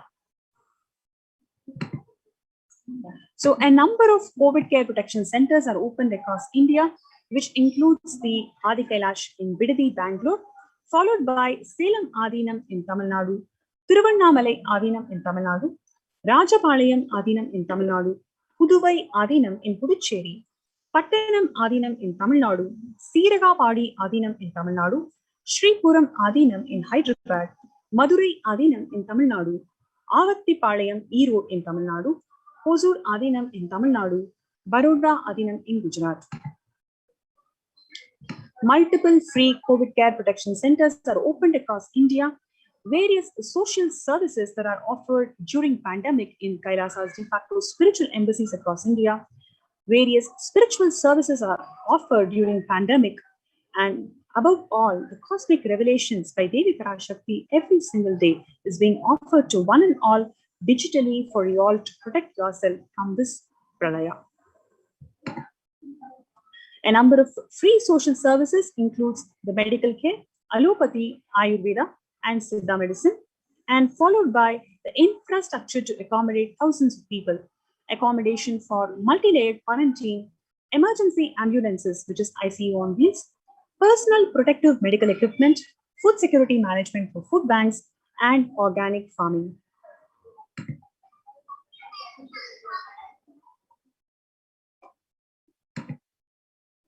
So you have this wonderful opportunity to be part of this COVID Care Protection Center. And in today's segment, we're going to especially look into how the COVID Care Protection participants, the people who have joined our centers, are learning this art of making deities in Adi Kailasa. So typically, we have 5 steps in making of these deities, which is wax modeling of the deity, covering the wax model with the mud, and then melting the wax through extremely high temperatures, pouring the molten metal into the mud, extracting the metal deity from the mold, and finishing it through skilled sculpting. So today we're going to see how the COVID Care Protection Center participants are making the hyper detailed deities, copper deities. So the first step being the wax modeling. You can see here, this is actually Madesh Ayya, who is one of the COVID Care Protection Center participants. After a month, he is so inspired with his lifestyle, and he has sent his kit to Nithyananda Gurukul. Now, the kid is actually studying Nithyananda Gurukul while he is learning the art of making metal deities, small extension, hyper detailed metal deities in Sikh Raj University. After wax modeling, the next step is the mud mold.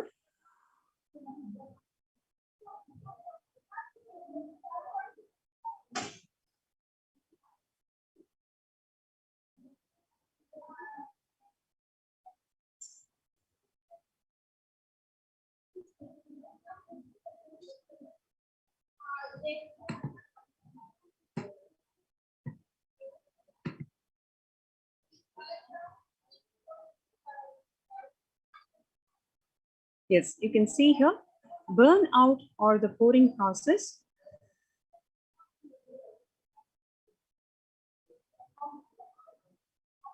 Mold is now kept in the melting machine and is left for a few hours till the copper melts at 1200 degrees C.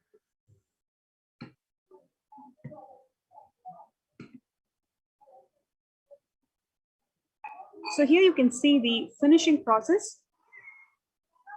So that is Prabhananda Maharaj, who is also a COVID Care Protection Center participant. He joined us in June, and later for Guru Purnima, he had taken the Krama Brahmacharya, and now he is part of the Nithyananda Sacred Arts University.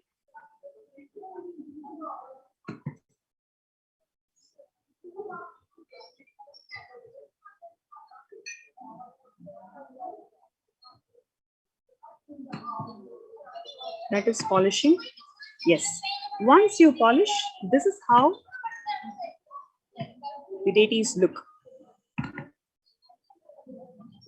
You can see a center stalk around which all the different molds, copper molds, and the finished product is there. So what we typically do is we cut the mold, so we cut the exact deity from the stalk, and we can reuse the stalk by melting the copper once again in the process.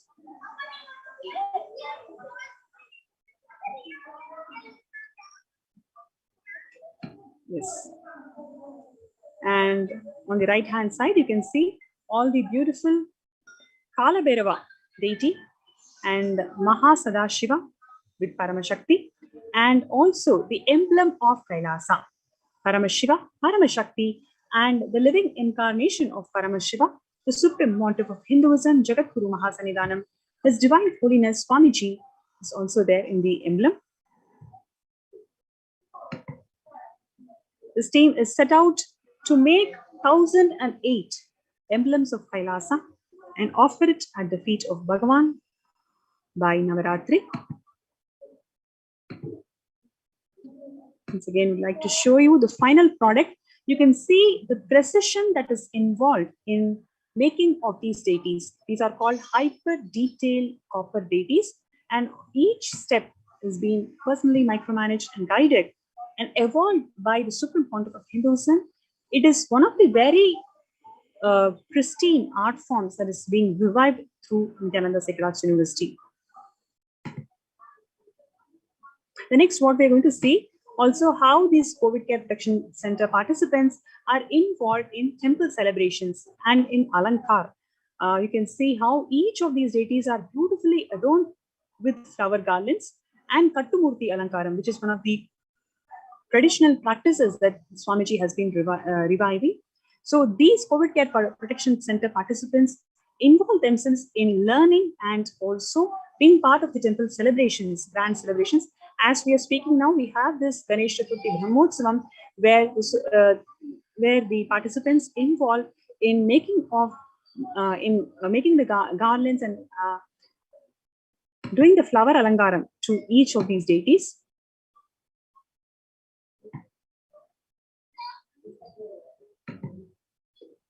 Yes, more pictures, more.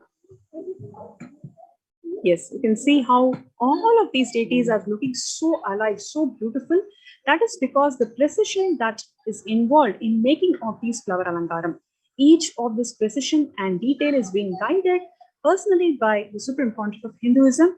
So, and you can see how each deity connects to us in a very special way. We can literally feel they are connecting, they're talking, they are blessing our prayers.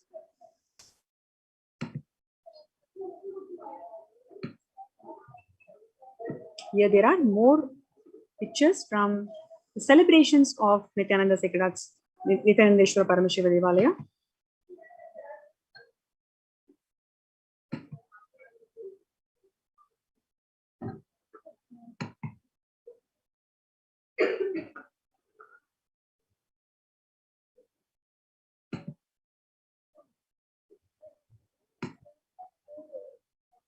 Okay, so we're showing the Kattumurti Alankaram is what was shown in the video briefly. to all the viewers today. So I hope all the viewers enjoyed today's segment. Hope it was very insightful for you all to know what goes behind these COVID Care Protection Center, especially when world is suffering more than the actual medical problem. It is the mental health and well-being that everybody is suffering from. And being part of this beautiful enlightenment ecosystem where you can learn the Hindu arts, where you can be part of this beautiful revival of Hindu arts, just by connecting with each of these temple art forms, so much of clarity, so much of mental wellness and well-being can be experienced by each one of you. So with this, we'd like to conclude the session, but before we conclude this segment, would like to invite each and every viewer to our COVID Care Protection Center. Join us in kailasa.org/Kailasa Care and register yourself. Do not miss this opportunity, because everything that you need during this Pralaya, whether it is food, accommodation, medical care, mental well-being, and spiritual sovereignty, sir, conscious sovereignty, every single thing that you want in your life, Swamiji has provided to each one of you unconditionally. So if you have this intention to be part of this COVID Care Protection Center, register now and through this link below, kailasa.org/Kailasa Care. Let's take a few minutes for you to register. With this, we would like to conclude today's segment of this decade of Adi Kailasa Nithyananda Paramashivam. Stay tuned. We'll have more participants joining us from different parts of the world, sharing their experiences of receiving the blessings directly from Devi Parashakti, manifesting through the Nijavatara, the Supreme Pontiff of Hinduism, Jagadguru Mahasanidanam, His Divine Holiness Swamiji.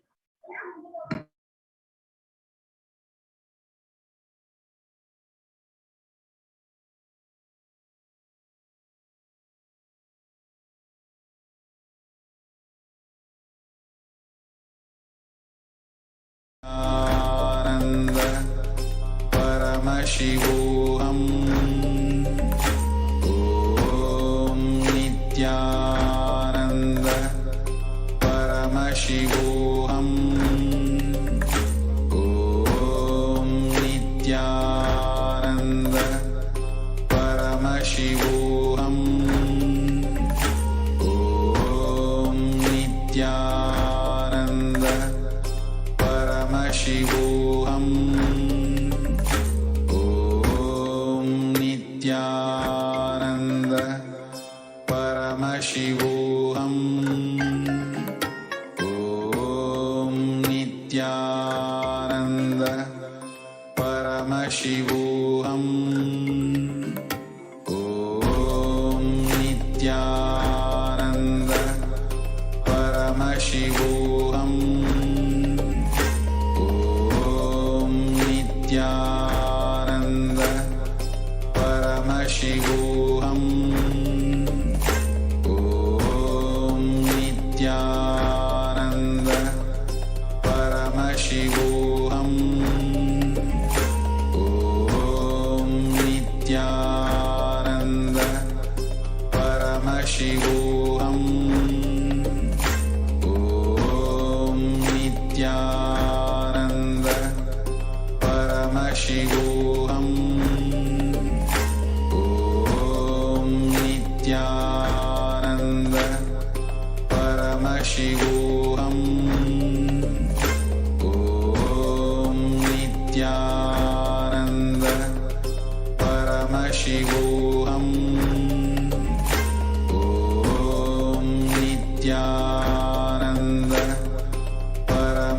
Paramashivoham.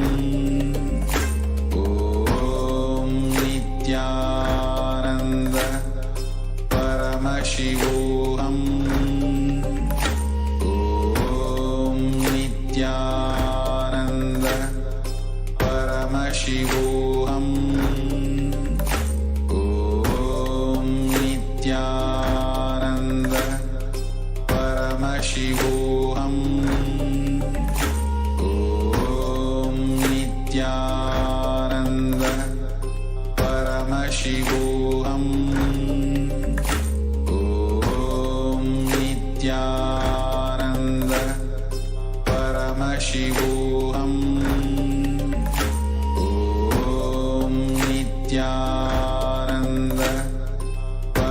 Paramashivoham. Om Nithyananda Paramashivoham. Om Nithyananda Paramashivoham.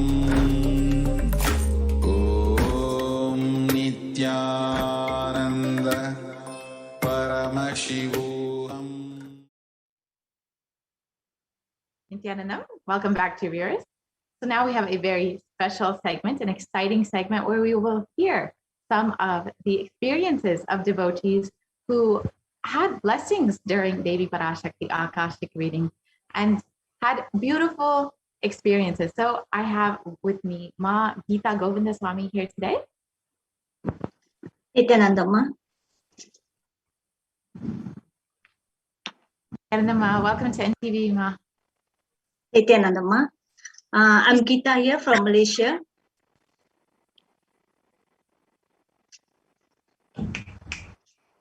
I would like to share my experience. Start Yes, off ma. with yourself, and then you can share about your background and how long you've known Swamiji. Okay, Nithyanandamma. I'm from Malaysia, from a town called Seremban. Actually, I know Swamiji for almost 4 months now. Ever since I start my pranayama class, this is what I told the other live which I had I think last week. Just for 4 months, I experienced so many things, a lot of changes in my life. Not only me, my whole family. Because lately we got involved with Swamiji, and then I was listening to all his satsang. His satsang is my life anyway. Every day I make sure I listen to what satsang. And for almost till I go to sleep or I take my nap, only his songs and his Mahavakya will be running in my house, like, from the YouTube, keep on going, and I feel a lot of vibration in my house. And within these 4 months, I think I got around 4 Harul work from him and also my husband, because both of us joined the Paramashivoham program together. We did Nirahara together. And then, the 4 Arul work, lately I was asking for my son. He's almost 27 years old. Because, in Malaysia, we have this COVID problem and all that. So once you're working, they ask you to work at home, and then your salary was reduced to 50%. And he was staying in another state in KL. He's renting a room there. He's staying there. And then what happened is that he was looking for a better job. Then that day I was asking Arul work from Amma. I said, please give my son a permanent job. He's very lost and confused and all that. Then Amma just said, Geeta Govindaswamy, tatatsu. And then within not even 1 week, my son had a call from his friend and asking him to, just change his resume. And within few days, he got job offer, but 2 job offer actually. Wow. And now he's choosing which one to take, because both also is a very good offer. And then I told him, you see, Arulok from Amma is very good. Then, he's last time he don't believe in Swamiji and all that. And then he made up his mind after seeing me. I have my back ache and I couldn't sit down and all that. When Amma gave me a Arulok saying that you'll be healed completely. And then he was really taken aback, because now I can do mostly everything. And then, so he joined the Paramashivoham class, and now he's going through completion also. And a lot of changes in him. When I'm interacting to him, I know the way he talk and the way he think and all that, I can see a lot of changes in him. And then another one thing which I got Arul work from Amma is when I'm asking Amma, when can I come to Kailasa and when can I take up sannyasam? Because I always love to be, I don't know why, I always picture myself like that. I was so taken aback when Amma said, go to Adi Kailasa and take up sannyasam with a proper training. I was really taken aback. Wow, so fast Amma is calling me. And then after a few days, I was just sitting and looking through the YouTube to see one of the satsang which I want to just watch. And then I got inspired to look at what satsang which is called Wake Up as Shiva. I was telling, okay, let me watch this, because maybe I want to know how to wake up in the morning as Paramashiva. And then suddenly in the middle of the satsang, he said, if you want to take up sannyasam, you have to do yoga at 4:30 in the morning. You know, exactly like telling me, you know, you have to do yoga at 4:30 in the morning and you have to do daily night completion. I told, wow, that is a very direct advice to me. So what I told is that I told, you know, because we have this pranayama class that Shaktima is conducting in Malaysia. So I was talking to this about her. She was so shocked. She said, okay, you do it from first of this September. So what I did, you know, I was just recovering from my leg and I can see the Sugashana and all that. But I did it. 4:30 I got up and I was doing it for the past, today is on the 5th day. I can see a lot of changes in me. I woke up at 4:30 and start doing it. And I said, even though I can't bend much, but Shaktima said, just imagine that you're doing it that way. So certain things, even though I sit and watch, but I always ask Swamiji's blessing. And I feel my body is so active. So baby active. not just blessed you with exactly what you want, but it's also preparing you. You're preparing your body to actually receive that blessing of taking up sannyas and living in Kailasa with Swamiji. Yeah. And then this is one of it. He's training me up actually. So the yoga I'm starting, and then I can see like the first time I'm doing it like 20%. Now I can see a lot of movement. I can do better. And after that, suddenly I have all this. Shaktima was asking me to do this belt completion. Are you going to join in and Acharya completion? I know there is something going on inside me, preparing me towards sannyasa. So I'm attending the classes and I see a lot of breakthrough in me. So many I'm completing now. All this, you know, the problems we are facing and all that. Because in fact, my husband also, he got 4 Arulok from Swamiji, and today also he got from Ayana Sudaresa for his health, because he's having this diabetic and all that, and every day his leg was swell. Today, after he got the Arulok that he's going to be healed, and I'm giving you a life and all that. Today he don't have the leg swell at all. Wow! Just immediately after getting the immediately. That's what. Wow. That's what I experienced my back pain also. When he said you are healed now, within hours. Within hours. I was having it ever since 2011 till now. My back pain. It's just gone like that. Till now, I can bend. I can do so many things. I can do. I'm so happy. That's why 100% I'm putting my life to Swamiji now, and my husband is so happy. Because his leg swells every day. It swells. And today, no swelling since no swelling at all. No swelling at all. So we are amazed. And then I know Swamiji is preparing me actually towards this is sannyasam. Wow. And then I can feel like Swamiji's movement in the house. That day when I came to do my prayer, Swamiji is at the Murti is at the back. I just felt like he's looking at me. You know, you can feel he's looking at you. Then my body started trembling already, because I know there's a kind of vibration. So I called Shaktima also. I told her, she said, yeah, there's something there, because she also can feel it.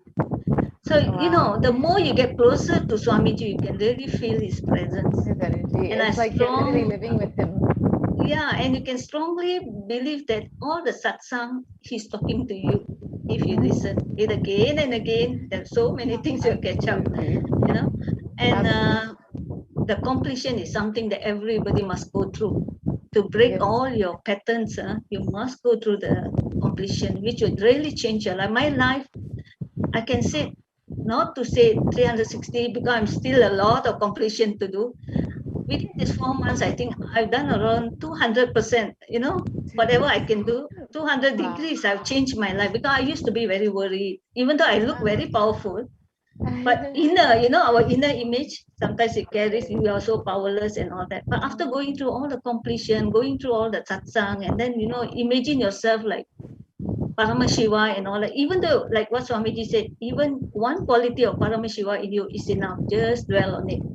That's what I'm trying to do. And then my children, I think they see my difference in me. My son start doing completion, and my daughter, she said she's going to start doing completion. I said, okay, fine. Because only 4 of us. So your entire family has become connected to Swamiji. You guys have all Yeah. experienced healing miracles through Devi Parashakti, Swamiji, Sundareshwara.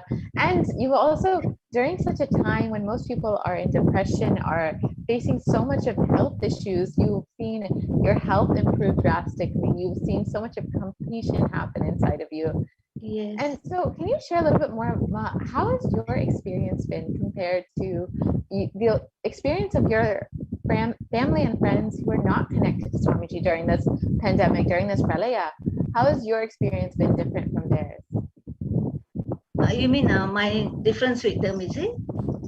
Yes, living with Swamiji and having him in your life compared to those who don't have Swamiji in their life yet. I can even compare it with my life.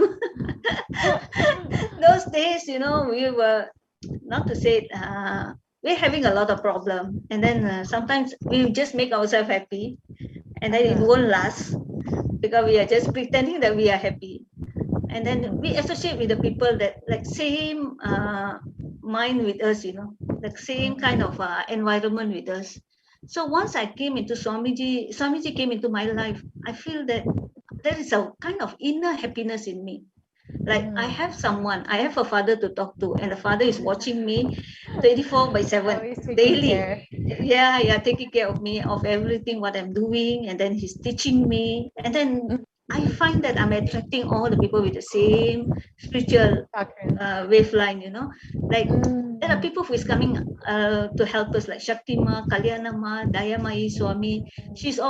They are always creating in contact with me. around you. Yeah, so one way or other, I always have somebody to guide me and then to teach me to the right thing, and I'm very grateful to all of them. I can feel the inner happiness, spiritually, physically healthy, and I can see a lot of changes in the house compared to last time. Like me and my husband, because we are together, I'm very blessed because my husband took the Paramashivoham together, and we did the Nirahara together, and then we are doing all the completion together. Because if one person, then the other person, I think I will have problem. So actually, Swamiji knows the children are no more here. Both of you do this to come to him. That's the greatest blessing. So be connected to Swamiji as a family. Yeah. And then you can see the changes in your house itself, the way the vibration in the house, the happiness, and it's not a pretend kind of happiness. You are really happy and you don't bother about anything. I am Paramashiva. I am Nithyananda. I don't care about anything. This is my life.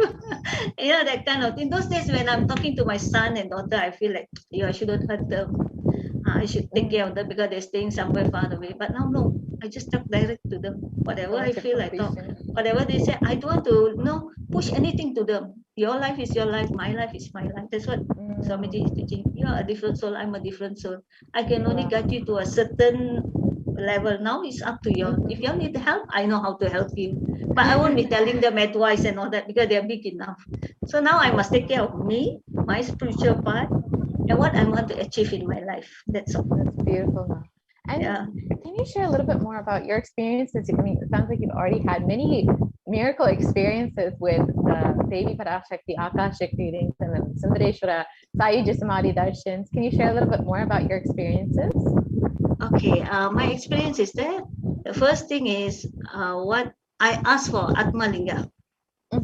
I asked Swamiji for Atmalinga, and because every time Devi said, put it on your Sahasrara and all that, I only put my empty hand. And then he said, okay, Gita Govinda-sami, I will make sure that you get your Atmalinga, but till you get your Atmalinga, I'll be in your palm. Wow. That's a very, very powerful blessing.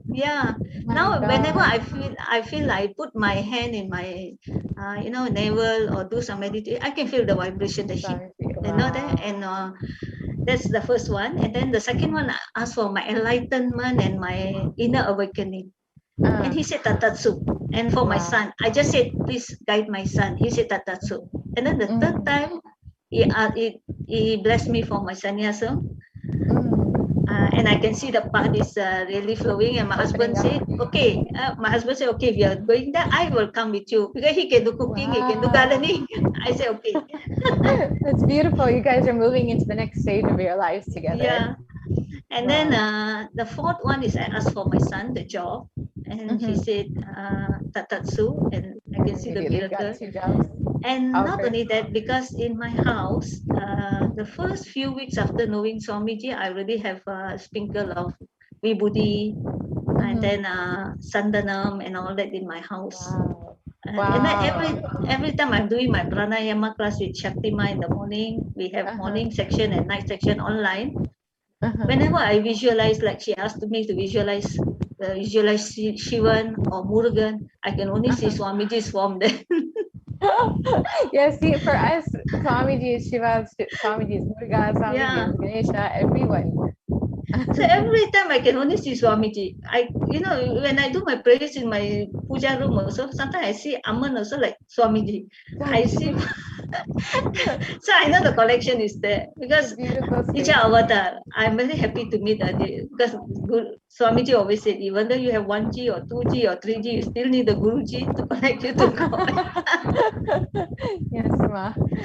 And I can see the connection is, for us, we are praying to God. Like I'm 56 years old now.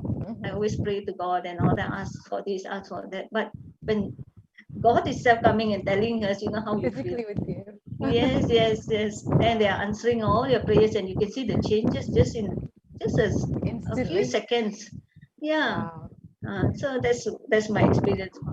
I'm very happy. So many beautiful experiences, Ma. You're whether it's in the dimension of career with your son, whether it's your healing or your husband's healing, the completion that you guys are having together as a family. Swamiji is taking care of every aspect of your life, it sounds like. Yeah. So beautiful. Thank you so much, Ma, for coming and sharing your experiences. Thank you so much, Ma. Nithyananda Ma. Nithyananda Ma. Yes, thank you so much. So now that we've heard this beautiful experience from Ma Geeta Govindaswami about how Swamiji is taking care of every aspect of her life, bringing her so much completion in all of her relationships, instant healing for her back pain and her husband's diabetes, as well as jobs for her son. She's experienced in every dimension how Swamiji, Devi Parashakti, Sundareshwara are always there with her, and you can also have the same experience by staying tuned today for the live Devi Parashakti Akashic readings, which will be happening in just a few hours. So stay tuned for the most auspicious blessing of our lives, to have the live Devi Parashakti Akashic reading through the Supreme Concept of Hinduism. And now we have Ma Katyayani joining us today. Thank you so much, Ma. Nithyanandam. Nithyanandam, are you able to hear me?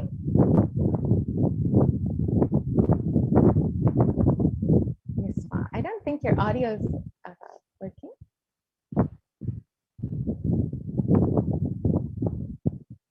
Sorry, Ma.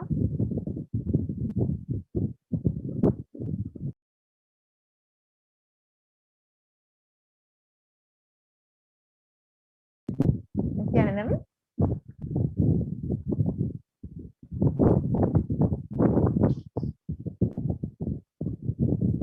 Sorry for the technical glitch. We'll be right back and just fix the technical issues, and we'll be right back after a very quick break.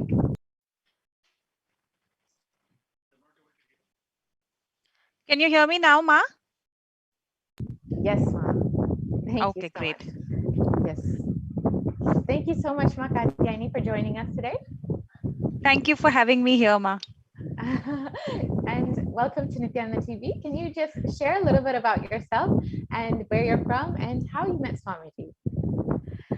Yeah, Ma, sure. So I'm from Mumbai. I'm Katyayani, and I am an HR professional. So I'm in the corporate world. I met Swamiji about 3 years back, but I've been associated with him since 2015. Wow. And how it started was I was going through a lot of health issues, and I had 2 miscarriages as well, and I was trying to have my second baby. And someone, one of my friends, who's now a sannyasi in the ashram, she introduced me to Swamiji, and I attended a program.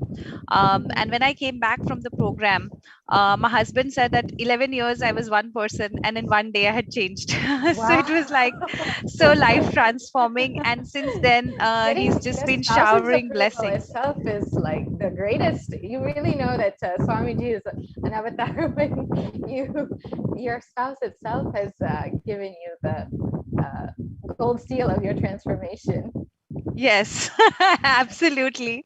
And then I was also blessed with my daughter, who's now 5 years old. So her age and my connection to Swamiji is directly proportional. And, and since then, my family, of course, got inspired to, be associated as well. So my husband got associated, and my elder daughter, she's 13 years, and she is a part of the e-Gurukul, and she's been associated. And I attended Mahasadashivoham. That's when I met him in person, and I was quite fortunate to meet him in person. And then my husband and my daughter also did Paramashivoham last year in the lockdown. And since then their powers have been, enhancing, and they have been, also been showered with a lot of blessings and, overall. Nithyananda Paramashivoham. Om Nithyananda Paramashivoham. Om Nithyananda Paramashivoham. Om Nithyananda Paramashivoham. Om Nithyananda Paramashivoham. Om Nithyananda Paramashivoham. Om Nithyananda Paramashivoham. Om Nithyananda Paramashivoham. Om Nithyananda Paramashivoham. Om Nithyananda Paramashivoham. Om Nithyananda Paramashivoham. Om Nithyananda Paramashivoham. Om Nithyananda Paramashivoham. Om Nithyananda Paramashivoham. Om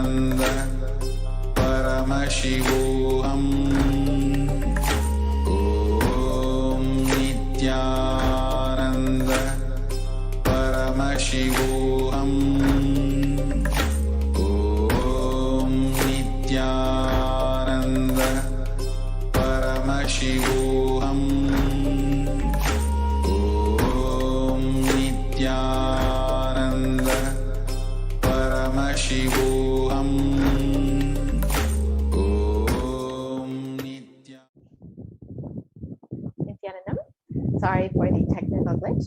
So we have Ma Katyayani here with us today, and she will be sharing her experiences with Devi Parashakti Akashic reading and her experiences with being with Swamiji over the last few years.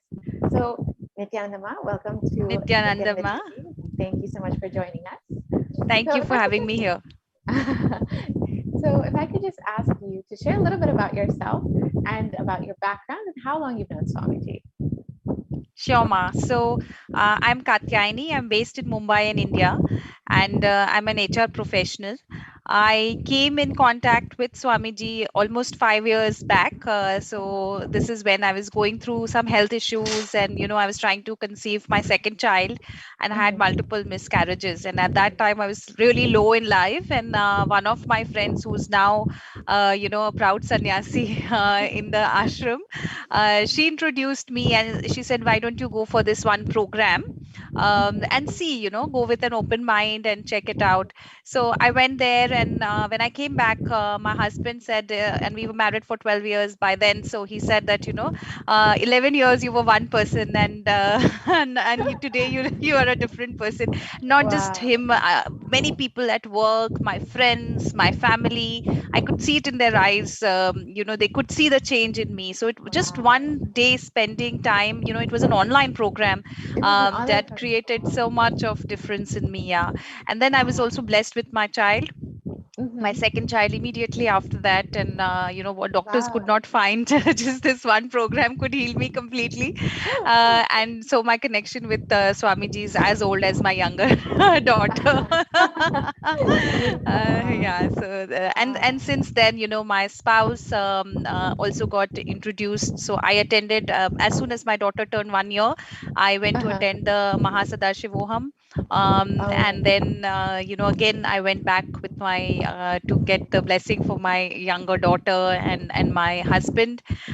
So they've all seen him in person. So But you guys and then all had the blessing of actually seeing Swamiji in person yes, before. so the actual Wow. darshan. The So greatest uh, blessing of lifetime. yes, and my elder daughter could not meet him in person, but she's been very blessed. She's ahead of all of us in terms of her connection. She's a participant of the e-Gurukul program, and last year both my husband and she also attended the Paramashivoham, and actually me as well. So they were in one batch, and I did it in another batch, and so the three of us also did the Paramashivoham. Yeah, so that was a wonderful experience as well. So beautiful, Ma. So it's so beautiful to see how your connection has inspired your entire family's connection, and you guys are growing together with Swamiji as your anchor and going on this beautiful journey together as a family. Absolutely, Ma. And very recently, I asked Amma to bless my younger daughter. She was having some health issues, and she blessed her. And I said, can you also activate her third eye and make sure that she also gets into your wing? And of course, now she's also inspired with us. She sits with us in satsang sometimes. She dances a lot when the music is being played when Amma comes on the screen. So the day she got blessed, she said, "See, I dance so much for her, and that's why she's blessed me." So she has a different connection with her as well. Wow, so beautiful. So can you share a little bit more about your experiences with Devi Parashakti Akashic reading and with the Sundareshwara Bhava Samadhi darshan that we've been having recently? Sure. So, a few months, actually weeks back, my mother-in-law fell very, very sick, and she was in the ICU, and we didn't know. It took us a few, days to figure out exactly what was wrong.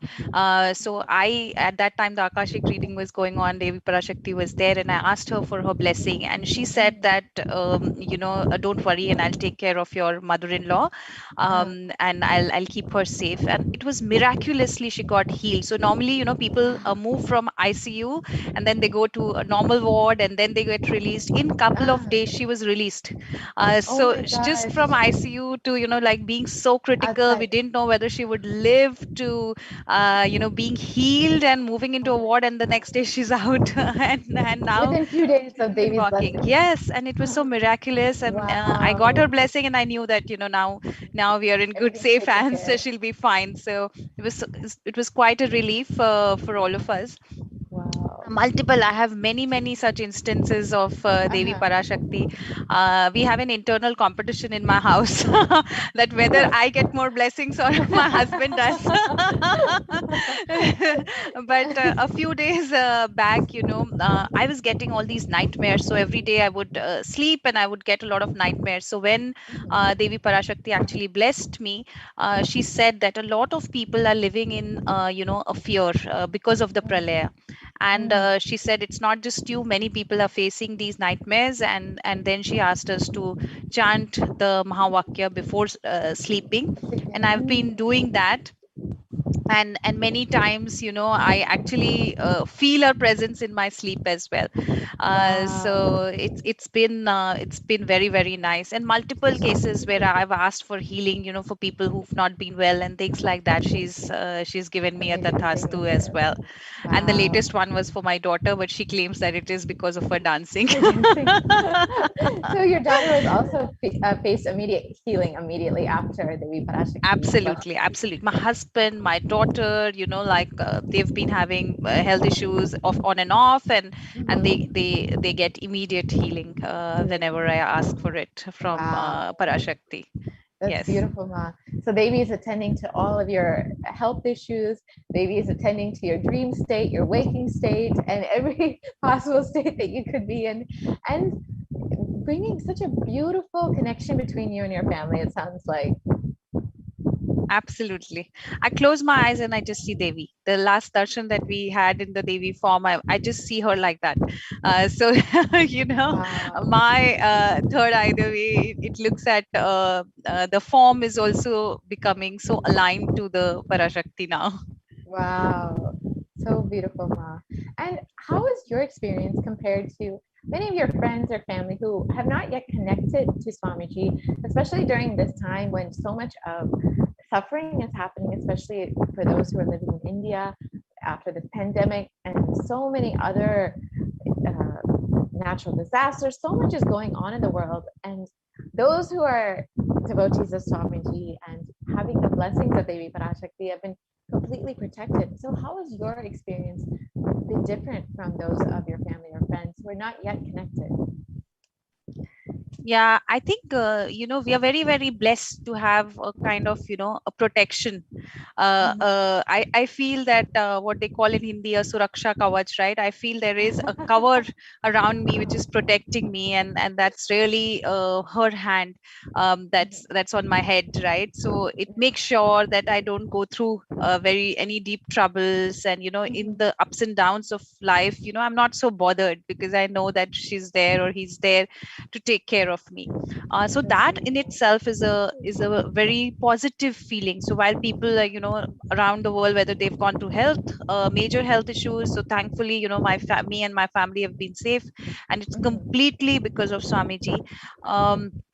And then people are going through depression, frustration, all those thoughts, right? And somehow I feel our job is to help others and bring them to a more positive mindset, Bring them to where Swamiji. yes, in that space of Param Shiva. So I think that way we've been extremely blessed. And I was talking to one of the sannyasis before, and I was talking of some of the incompletions that I was working on with my mother, and because I've not been able to pull her into this yet. So she was saying that you should understand that you're much more blessed than the rest. So you have to act accordingly, right? So you keep trying, and yeah, and that's where I saw the difference, that we take it for granted, but it is a huge privilege that we have, and a huge blessing that we have. Sometimes we forget that how much more blessed we are than some of the others who are still not there. Even our feeling connection is just by his divine grace that we are able to have that experience and enjoy that space with Swamiji. Absolutely. And today I only want myself and my family to be in the constant space of oneness. Beautiful. That is all you need in this life, that having that oneness and that feeling connection with Guru, and especially when Guru is Swamiji, Paramashiva himself. You have the most auspicious blessing in your life. Absolutely, Ma. And is there anything else you would like to share with the viewers that you want the viewers to know about your experiences, about how Devi Parashakti and Swamiji have changed your life?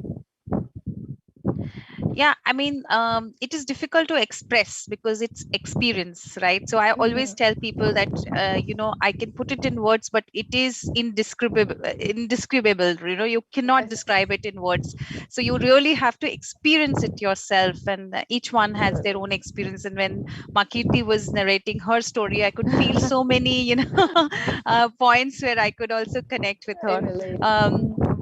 Yeah, so if you want your life to be Nityananda, if you want your life to be blissful, then you have to experience it, right? That oneness, that feeling that we can only talk about, is a feeling that is inside.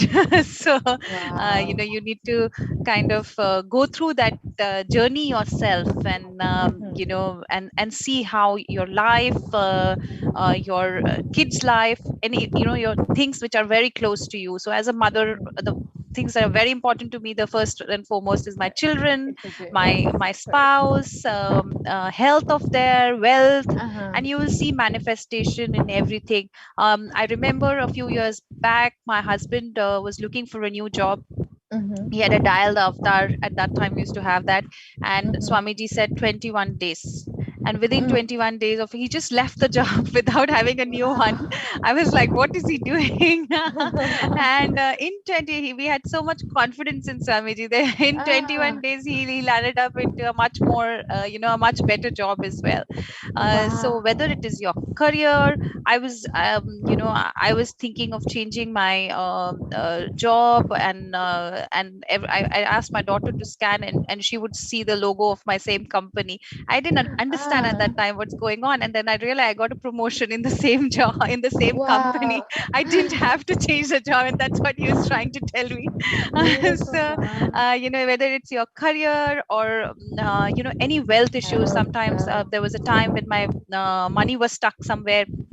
We'd given an advance and the person was not returning, and I prayed to him, and immediately I got the money back, and it was several 100,000 rupees. So that happened. I've spoken about how I got my daughter, how in terms of there are sometimes there are minor issues. You have work issues, or it's not doesn't have to be always a major thing. But even there, you can feel the divine intervention, that you really want something badly. You've not even spoken about it, right? We were just doing some work on the social media, and in my mind I thought, oh my god, can I get some nice pictures of Swamiji, which are and somebody just sent me a few pictures. I can't tell you, I've not opened my mouth, I've not asked anyone, it was in my mind. But you'll just see miracles happening all around you, and you living in that space. The more you live in that space, the more miracles happen. So the only prayer and blessing I need is to be in that space all the time, and then everything else just happens. Beautiful, Ma. So literally all of your prayers, asked, unasked, all your dreams, wishes, everything Swamiji has taken care of over the last 6 years that you've been with Swamiji. Absolutely. Wow, that's such a beautiful space, Ma. Thank you, Ma. Thank you so much, Ma, for coming and sharing. Thank you. And thank you, Ma, for having me here. Thank you. And now we've heard from Ma Katyayani, who has experienced so many beautiful blessings from the time that she's been connected to Swamiji, whether it's through healing or manifestation of wealth, her career, whatever it may be. Swamiji has taken care of every aspect of her life. And with the Devi Parashakti Akashic readings, she has experienced tremendous healing in every aspect of her life as well. You too can have that same experience by staying tuned today and connecting to Devi Parashakti Akashic readings. Now we have Ma Nithyananda Prajna. Nithyananda Ma, I think you're muted, Ma. Sorry. Nithyananda Ma. Thank you so much for joining us, Ma. Nice to see you as well. Thank you. Very happy to be with you and to share with others the experience of the blessings of Devi, which we are all overflowing with. Yes, Ma. So can you first introduce yourself a little bit, Ma, and how long you've known Swamiji and what your background is? Sure, Ma, thank you. So I was really blessed to be introduced to Swamiji in 2005. And by his grace, have been involved since that time. And it's just overwhelming to have a life with Swamiji for all of these years. I live in the United States, and my background is in healthcare. So I work in a major healthcare organization. Yeah. Wow, beautiful, Ma. And you've been with Swamiji for so many years, so I can only imagine how many blessings and miracles you've experienced throughout so many years. Yes, it's actually indescribable how that is, to tell you the truth. And I will say it literally in every single area of my life. As somebody else has shared, I have experienced those blessings. It's been major health blessings, which I've shared previously, where a congenital heart situation has reversed. It's been with a leukemia diagnosis, which is how I first met Swamiji. For the entire time that I have been with Swamiji, I was on a medication at the lowest possible dose with actually no side effects and in great situation. And he's blessed me now. I'm completely off of all medications and in deepest molecular remission. So, Wow, congratulations, Ma. That's so beautiful. well, it's utterly amazing, and it's all to his grace. And I will also say with that, it's his patience, because he blessed me originally in 2015, and it took my own inner space time to mature to actually really receive that blessing, because I had the cognition that if doctors said I'd be on medication for life, that was the truth. I had to mature to know, no, he is the source of me, and he's manifesting as his body. He could do whatever he wants with it. Let me let that happen. Yeah. That's So actually a beautiful point you make, Ma. Swamiji is always showering energy and blessings on all of us. It is just up to us to open our beings up to receive that energy, those blessings. yes, Ma, and it's exactly true. And I'll say to that point is, it's not a situation from my level of experience where Swami gives the blessing and then we're on our own. You know, okay, now go deal with it. It's not like that. He's blessing us, but he knows where we are in our ability to receive and imbibe it and live it and radiate it, right? He stays with us moment by moment, breath by breath, inserting the cognitions, giving us the experiences, surrounding us with the Sangha, so that we flower and mature, can actually manifest that blessing. So he doesn't just give it and walk, give it and stay. Absolutely. That's actually the perfect, I couldn't have said it better myself, Ma. He continuously guides, continuously holds our hand, and ensures whatever energy and blessings he's given us, that we are able to receive it. Yes, Ma. Very much so. Very much so. Yes, and I will say in other areas as well, in terms of money and wealth. You know, I was many years ago, I hadn't been working for a number of years, and I wanted to manifest a six-figure salary, which I hadn't at that time.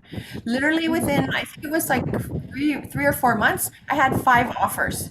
And there's been times where somebody just very casually, I was talking to somebody about how to manifest, and I just said something, and somebody walked in my office and gave me an unexpected bonus. I mean, that's just it's a few examples, but it's continuous like that. Yes, I mean, recently I said, Swamiji, I want to offer Pratyakshapara Puja for you and Guru Purnima. Please find a way. Literally, I got somebody was paying back to me a debt that they owed me that I didn't anticipate. And they paid me back $1,008. Exactly. Literally exactly that amount. Literally Swamiji himself coming in and giving you. Yeah, and so I really feel that he has graced me and so many millions of us with what divine Leela means. Yeah. Yes. It's just incredible. With jobs, with everything, and I will say with my health, and recently with my brother, Steve, who some people in the Sangha know, because I was blessed to have him join me for Nithyananda in Phuket in 2015. And I will say, there's no greater blessing than introducing your loved ones to Swamiji. Yes. And I think that happens by us continuously being engaged and immersed with everything that Swamiji offers, and then that fragrance reaches out to someone else. We can bash people over the head, but that fragrance reaches out, and your transformation is much louder than your words. Well, I'm glad. I always feel a little nervous to come on and speak, because he's given me so much that I want everything that comes from my mouth or what radiates to be my gratitude to him and to be enriching for others. That's the best that I could offer. You can clearly, you're very much radiating that. And, you know, I've heard Swamiji bless your brother Steve many times, and baby Parashakti literally calls him her son. So beautiful, Ma. Can you share a little bit about that? Yes, Ma, thank you. So I will say, with my brother being in the program with Swamiji, literally it awakened that direct relationship.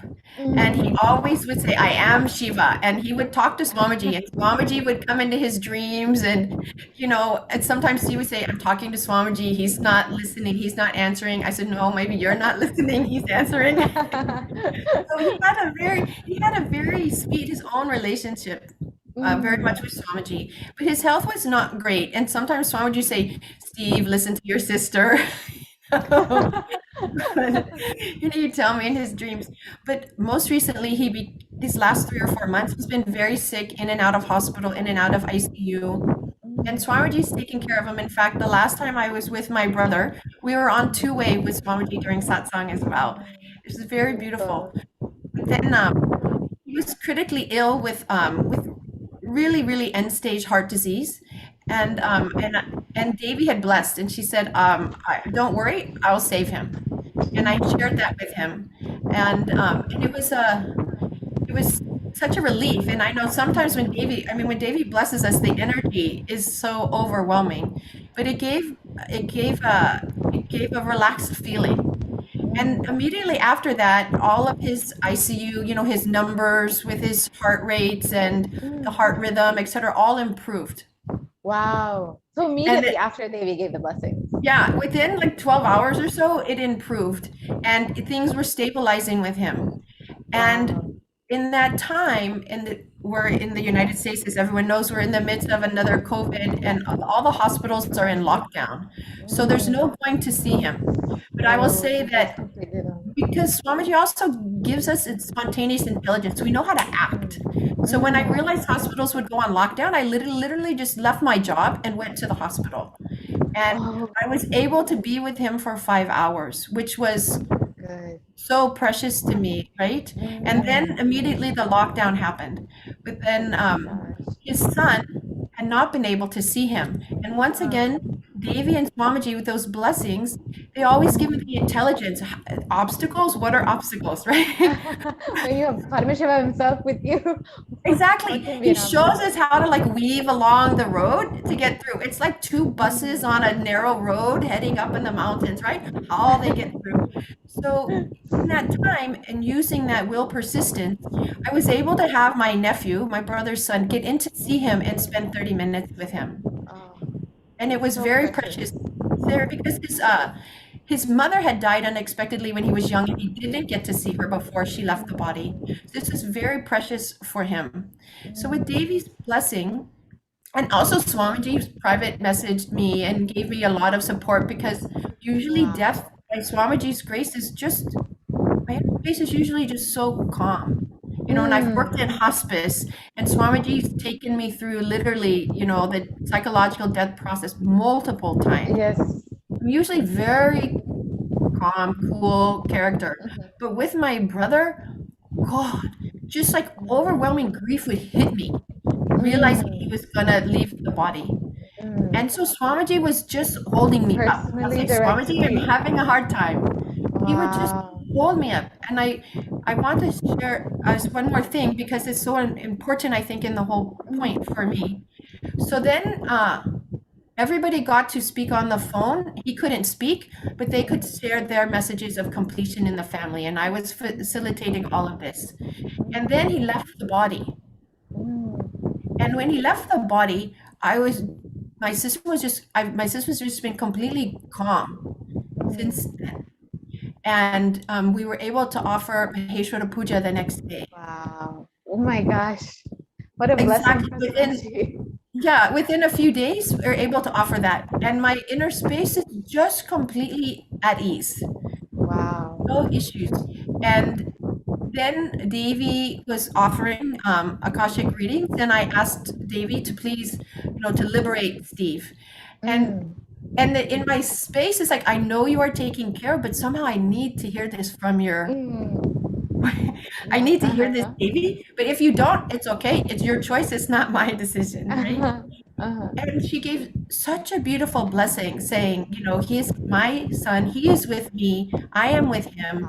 I am taking care. Wow. So beautiful, Ma. It was so beautiful. And I will say the after effects of that,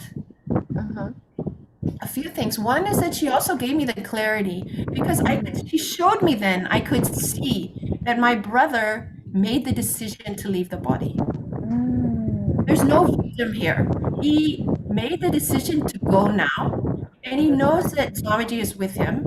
And then Devi is assuring me of that. Wow. And then what I realized is the person and personality of my brother that I knew is dissolved. And he's just There's merged all, yeah, it's merged with Swamiji. However, it's between them. It's not my business anymore, right? It's between them. I can release. So then I had this realization: I don't even have to like hang on to any memories. Because it's not even who he really is, because he had a lot of physical sufferings and patterns and stuff, whatnot. And there was a lot of taking care that I needed to do. But it's like none of that exists anymore. He's just in a beautiful space that is by his and Swamiji's design. All that I need to do to relate with my brother is just to relax and unclutch in oneness. Beautiful, Ma. Wow. That's such a beautiful cognition. And just, you can see how much Swamiji has held your hand and given you the intelligence to handle such a situation. I mean, certainly it's not easy to handle a loved one passing away, and in such a time in our lives where so much of suffering is happening, but you are able to handle it with so much of completion and peace and so much of gratitude for everything that you had. So beautiful, Ma.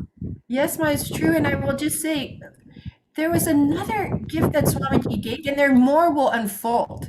There's no, more will come. I'm sure of it. But as I said before, usually I have just such a peacefulness. I'm not clutched around death.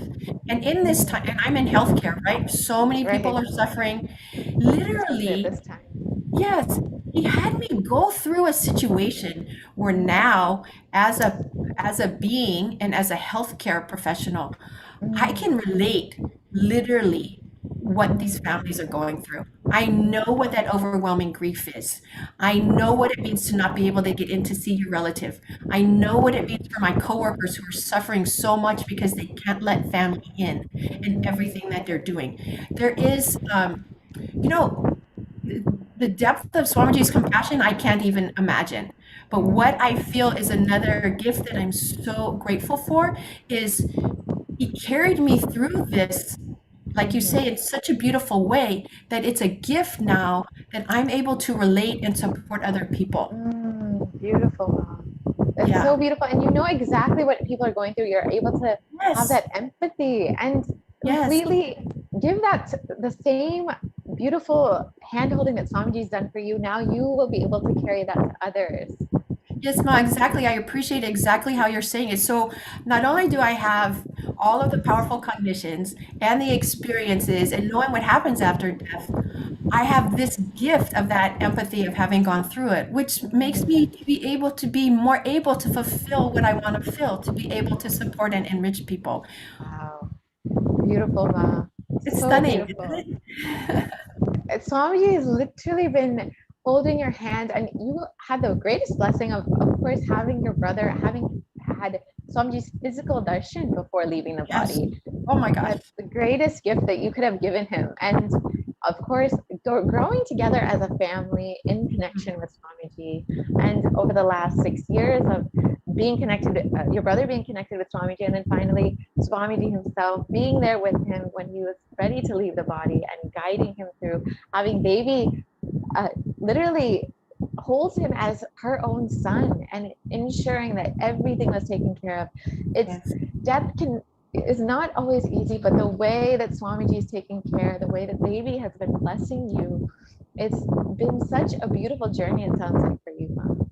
Yes, Ma, thank you so much. It has been exactly that. You know, continuing, like Swamiji, I've heard him say, you know, enlightenment is not final, it's ultimate. And I will say that he continuously is maturing us. As much as he's revealed to me and experiences he's given to me around death, and I've experienced what happens when we leave the body, still he matures. He never stops giving us. All we have to do, no, we just have to say yes and be here. That's it, you know. And the last piece, and I appreciate your patience, but I'm just overflowing with all the No, things. please share. I love hearing devotees who have so much of devotion and gratitude for everything that Swamiji has given. And it's such a beautiful space that you're holding. So please continue Oh, sharing. thank you, Ma. Thank you. It's His grace, really. So, Absolutely. so what also is that, when Devi said she would save him, and then we had that extra time, but then I could see things were going along the route that they did. I was wondering, okay, now Devi said this, what is it? So it just also made me see that that we're in a relationship with the divine. We have choice. Right? And I remember in many programs, Swamiji say, for example, don't sleep because the code of ethics, I can't go in and do things if you're not conscious. Or in a program, he'll say, all you have to do is just give me your yes. Right? Exactly. We always have that free will. And so I realized that to impose even the best blessing, if somebody is not wanting it, would be a form of violence. And there can be no violence in Devi. There can be no violence in Swamiji, in Sundareshwara, Paramashiva, right? There can't be. So instead, she aligned with Steve, and she aligns with me. She aligns with each one of us, right? And as I said before, like with the healing of the cancer, they stay with us and help us mature. We just need to keep coming back, just keep being here. Not even coming back, that means somebody left. No, we just keep being here. Yes, and he himself will guide, Devi herself will guide, ensure that you are understanding, that you are maturing and able to receive what Swamiji, what Devi is giving you. Yes, Ma. Yes, and exactly, and specifically Devi has said to me, and I also heard it from Sundareshwara Paramashiva, that that they're inside and they will flower from inside, blossom from inside. So I just feel also everyone, I see during the darshans, and I read on YouTube. I am on YouTube, and I read everybody's prayer requests and requests for blessings, and it's just in some ways that astonishes me, the suffering, from the delusion that we're all in, and that space. And then I realized that even if somebody doesn't hear their name and their prayer spoken out, we are all living in the womb of Devi. Exactly. Actually, loves us. Oh, please.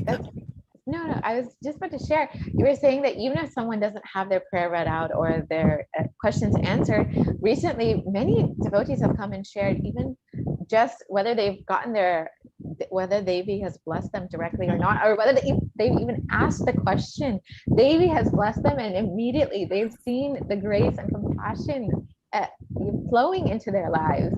So it does not have to be a direct answer. Swamiji, Devi are directly attending to you, whether you realize it or not. You just have to decide to go for the ride and open up yourself to all the blessings, all the grace of Devi Parashakti and Swamiji. Yes, so true, Ma. So very true. Thank you.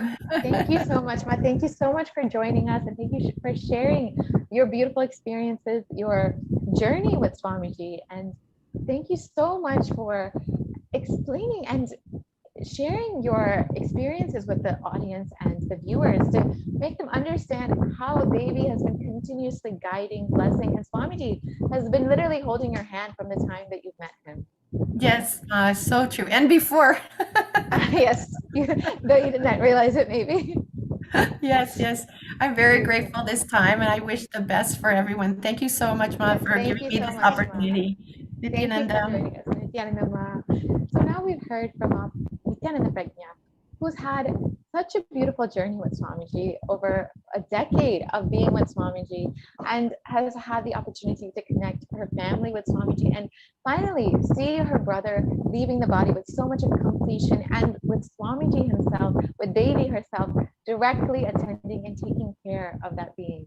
It's such a beautiful journey when you are able to live with the avatar, when you have the avatar, Paramashiva himself, as your guru, to continuously guide, continuously bless, and continuously hold your hand through this journey of life. So if you would also like to experience this beautiful journey with Swamiji, with Devi Parashakti, you can stay tuned for the live Devi Parashakti Akashic readings, and you can ask any question that you would like answered, any boon that you want answered, any prayer that you are requesting. You can stay tuned and ensure that Devi will guide you, will bless you, and Swamiji will be there with you, as we've seen with every devotee that has come here and shared with us today. So please stay tuned for the upcoming Devi Parashakti Akashic reading. We will be preparing ourselves to receive Devi with the Paramashivoham mantra very shortly. So please stay tuned. We'll be right back after a very short break. Thank you, Nithyanandam.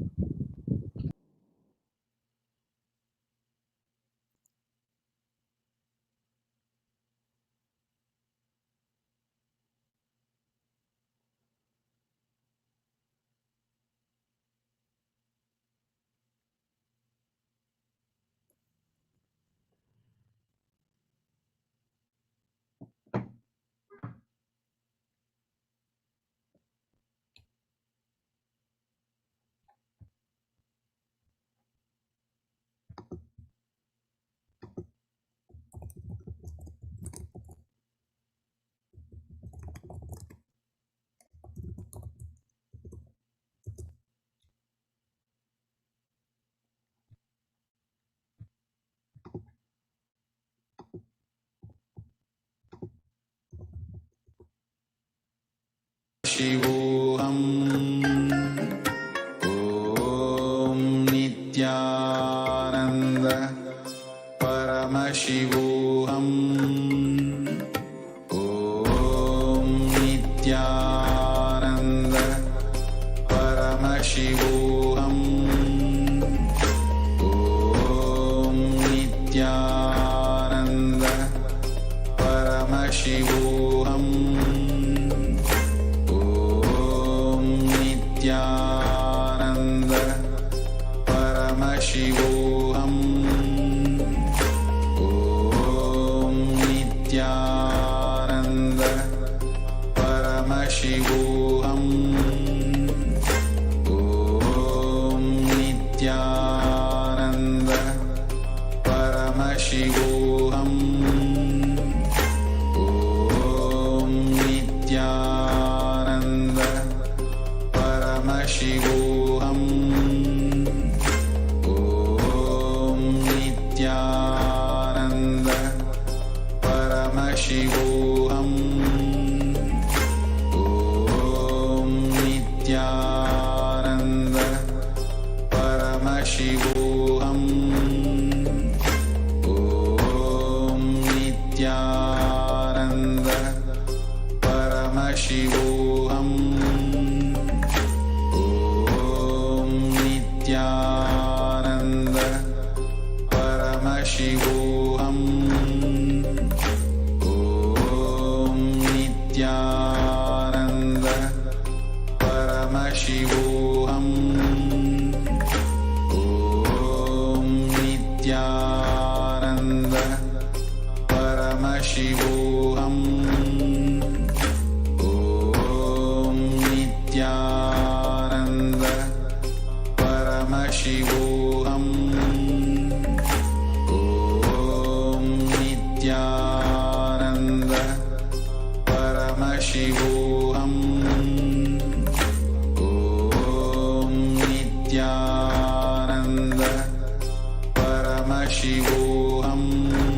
Paramashivoham. Om Nithyananda Paramashivoham. Om Nithyananda Paramashivoham. Om Nithyananda Paramashivoham. Om Nithyananda Paramashivoham. Om Nithyananda Paramashivoham. Om Nithyananda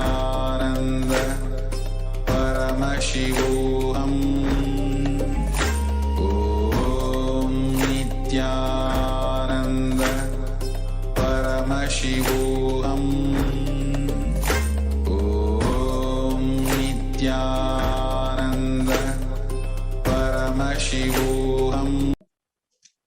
So, joining with us today, we have Ma Sarita Pasupaleti, who is joining with us to share her journey as a mother, as a woman, how she experienced Swamiji in her life, and how Devi has showered her. Nithyanandam, Ma Sarita Pasupaleti. Nithyanandam Ma. I think we can just wait for a moment till she's shown. Yes, so we're just going to have her projected.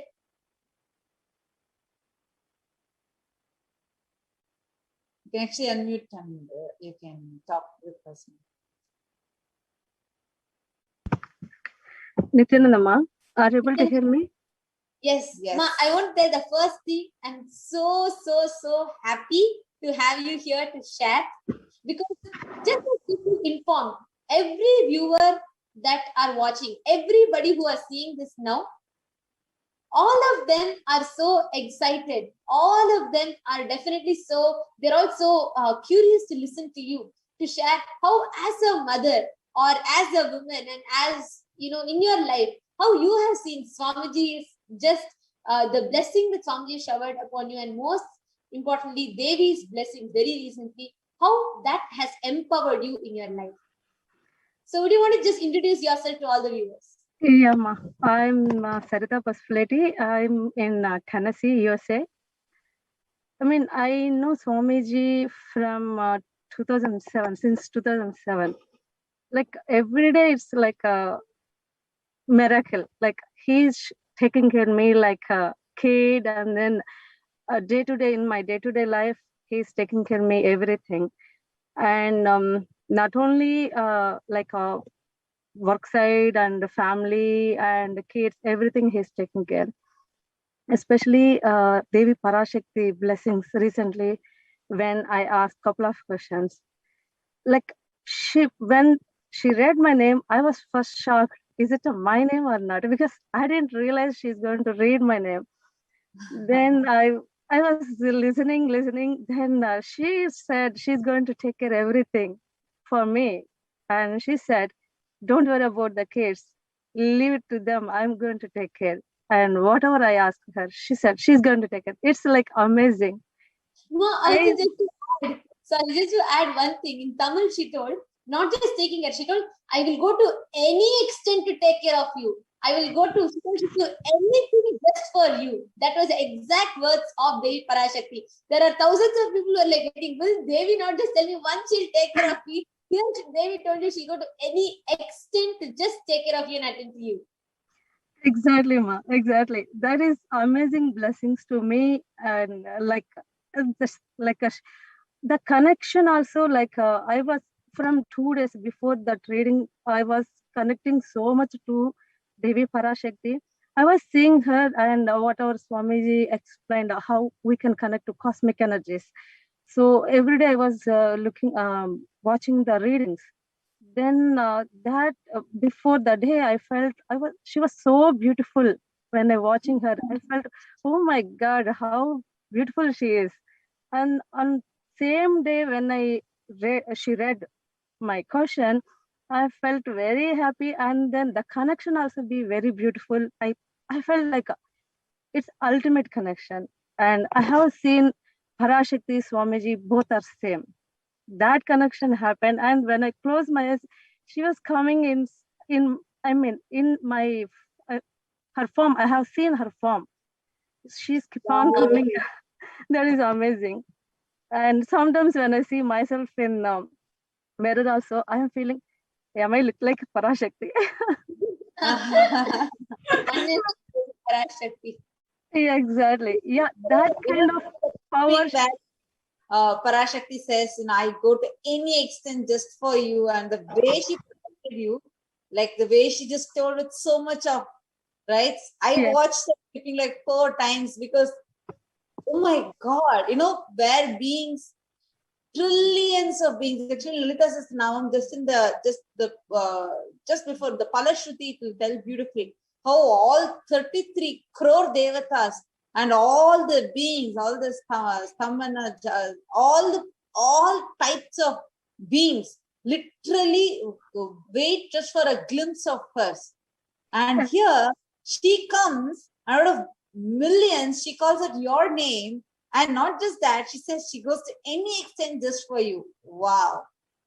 Ma, how does this blessings make you feel as a mother, with your family and with your work friend, everywhere? How does this empower you in your life? Like very strong, powerful. I mean, I cannot explain more. Like every day, I'm looking myself. I'm feeling like I am the Parashakti. That kind of feeling I'm getting, even in my workplace and at home and kids, with the kids also. Because when before I was looking myself how I was and how I am right now. Because whenever the kids are coming and then disturbing me when I work, like literally I get anger. I was shouting them. Now I'm not getting that. Literally I'm looking, oh, because they are kids. Even when someone shouted me, I felt like a very bad. Now I am feeling, yeah, I am Parashakti. Why do I need to shout them? Like I feel they are my kids. I need to be take care of them. See, this is real Hindu feminism. Like this is the real Hindu women empowerment. Because here you're not looking for any cerebral opportunities to, to be equal or something like that. Instead, you are feeling one with the divine. The divine feminine consciousness is manifesting through you, and that's empowering you from within. This is the real Hindu feminism. This is what Swamiji is reviving as women empowerment. So, Saritam, I just have one more small question for you. See, life before Swamiji, like right now, you have a life with Swamiji from 2007. So many years you have been connected to Swamiji. You have experienced all the powerful principles, the tattvas, the truths, everything in your life. And that has caused so many miracles. And just seeing the smile on your face, I can say how much of joy it has caused in your life. Now, how do you think these blessings from Devi Parashakti, these powerful truths, powerful revelations that Swamiji is bringing to the humanity, why do you think it is needed for other women, other people outside? There might be many mothers out there. There might be many single mothers and who are, and many people who are also working, business, everything. So what is it that you will want to tell them? How do you think this principle will enrich them in their life? Because usually has I mean, in the society has a woman or a mother, we feel, oh, everything we are taking care. We are taking care. Here we are forgetting the cosmic mother is there to taking care everybody. When we connect to her, she is there to taking care everything. Even that's a work, kids, business, family, everything. So that one I want to say, like, connect to her.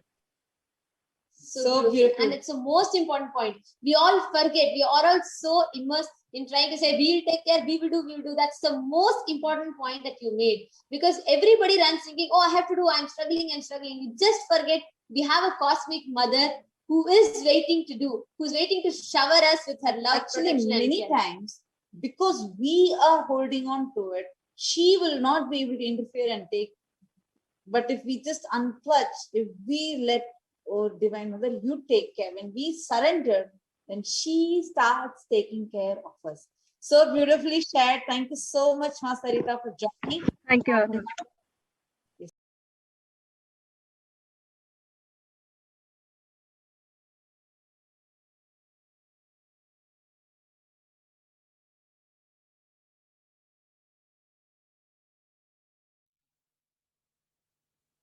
Nithyanandam, dear viewers, and due to intense samadhi of the Supreme Pontiff of Hinduism, we will not be having the live Devi Parashakti Akashic readings right now. We will be moving into the power manifestation session very shortly. Stay tuned on all social media platforms to hear when the next live Devi Parashakti Akashic reading will be scheduled. And do stay tuned for the power manifestation session starting very shortly. Thank you, Nithyanandam.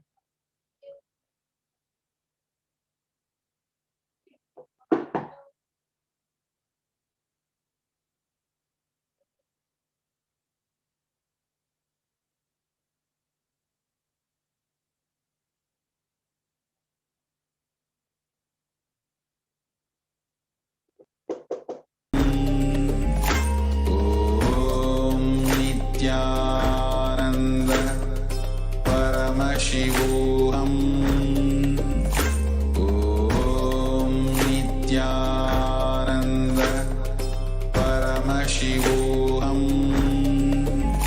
Om Nithyananda Paramashivoham. Om Nithyananda Paramashivoham. Om Nithyananda Paramashivoham. Om Nithyananda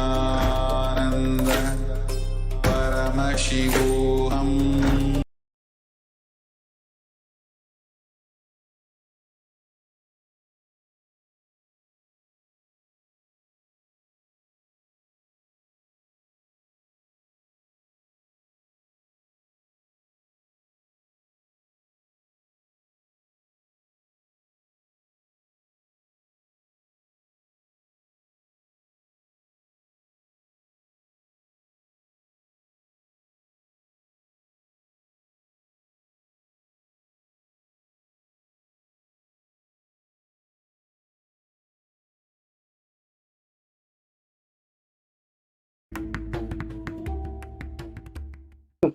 Let's start with the Sadguru Vandanam. Nithyanandam Paramasukhanam Kevalam Jnanamurtim Dvandvatitam Gaganasadasham Tattamasyadi Lakshyam Ekam Nityam Vimalamachalam Sarvadi Sakshi Bhutam Bhavatitam Trigunarahitam Sadgurum Tam Namami. Let's go through the disclaimers. Security measures. No photography, video, audio recording. Important cautions.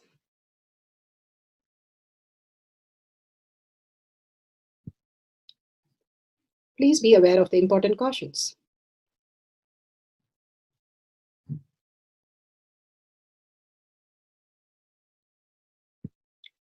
What is spa manifestation? Let's hear from Bhagwan himself explaining what is spa manifestation. All the 25 states of consciousness, when they happen in you, due to your chemicals and hormones ups and downs, it is powerlessness. When it happens in you, out of your free will and consciousness, it is powerfulness. That's all. When you fall into sleep, it is powerlessness. When you enter into sleep, it is powerfulness. When you fall into dream, it is powerlessness. When you decide to dream, it is powerfulness. So I have added the ultimate powerfulness, Turiyatita, in your whole being and doing, manifest all the powers. Understand, power manifestation is nothing but cognitive shift. It is not work. It is cognitive shift. Understand? It is just cognitive shift. It's not work. Work is a 4-letter word. Power manifestation is cognitive shift. Playing with life. Playing with being alive. Static matter, dynamic activity, strategic existence. All these three has no boundary. You are one with it. You are alive in everything. Everything listens to you. Everything decides as you want.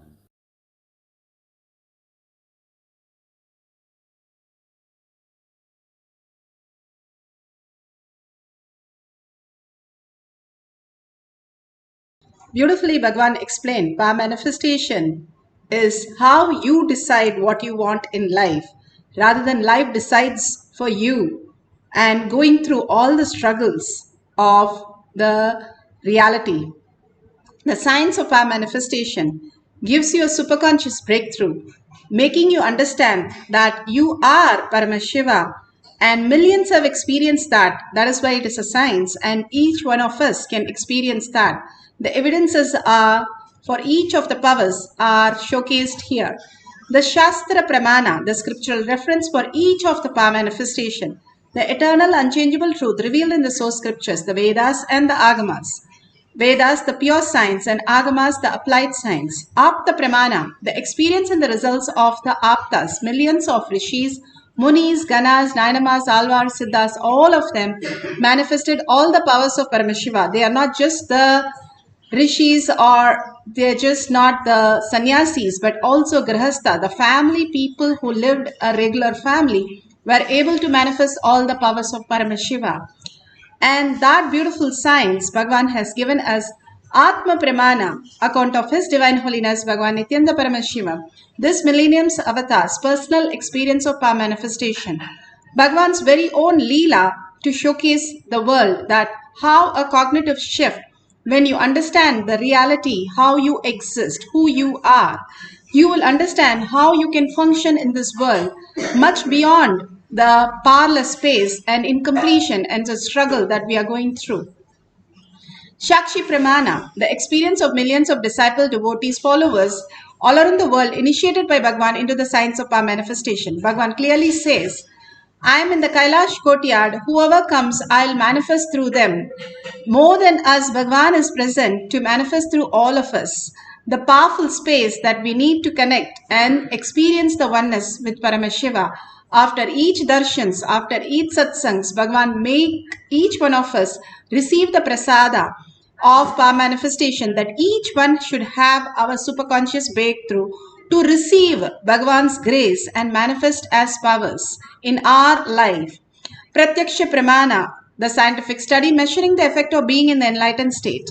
Not just the thoughtless space, but also each of the powers are scientifically clearly stated how in science, how we are manifesting these realities.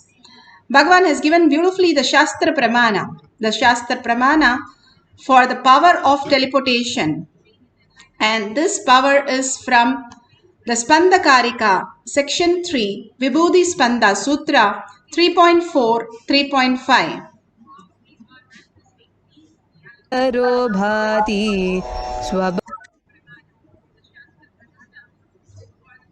Spanda, Sutra 3.4 and 3.5. Yatha hi arto sputo drishta savadhanepi chetasi bhuyah sputataro bhati swabalodhyoga bhavitaha तथा यत्परमार्थेन येन यत्र यथा स्थितं तत्तथा बलमाक्रम्य न चिरात् सम्प्रवर्तते. Bhagavan Paramashiva says, indeed, just as an object or a static matter, which in spite of all the attentiveness of the mind is perceived and seen indistinctly at first, then appears and manifest more distinctly and clearly when the observed with the strength of the visual power. When the yogi resorts to the power of spanda, the third eye, dynamic activity, in the highest essential nature of oneness with Paramashiva, then whatever thing or object or ideas which is the static matter exist in its highest dimension in whichever form, wherever, in whichever place or time, in whichever state or dimension, that thing or object at once appears and manifests in that very form, that very way, by nature of strategic existence. He explains in a simple words, static matter, that everything that exists is static matter. We can perceive static matter. Our body, the things around us, and what we understand as our outer world reality. That is static matter, Paramashiva. Whatever you're seeing is Paramashiva. The next, the dynamic activity.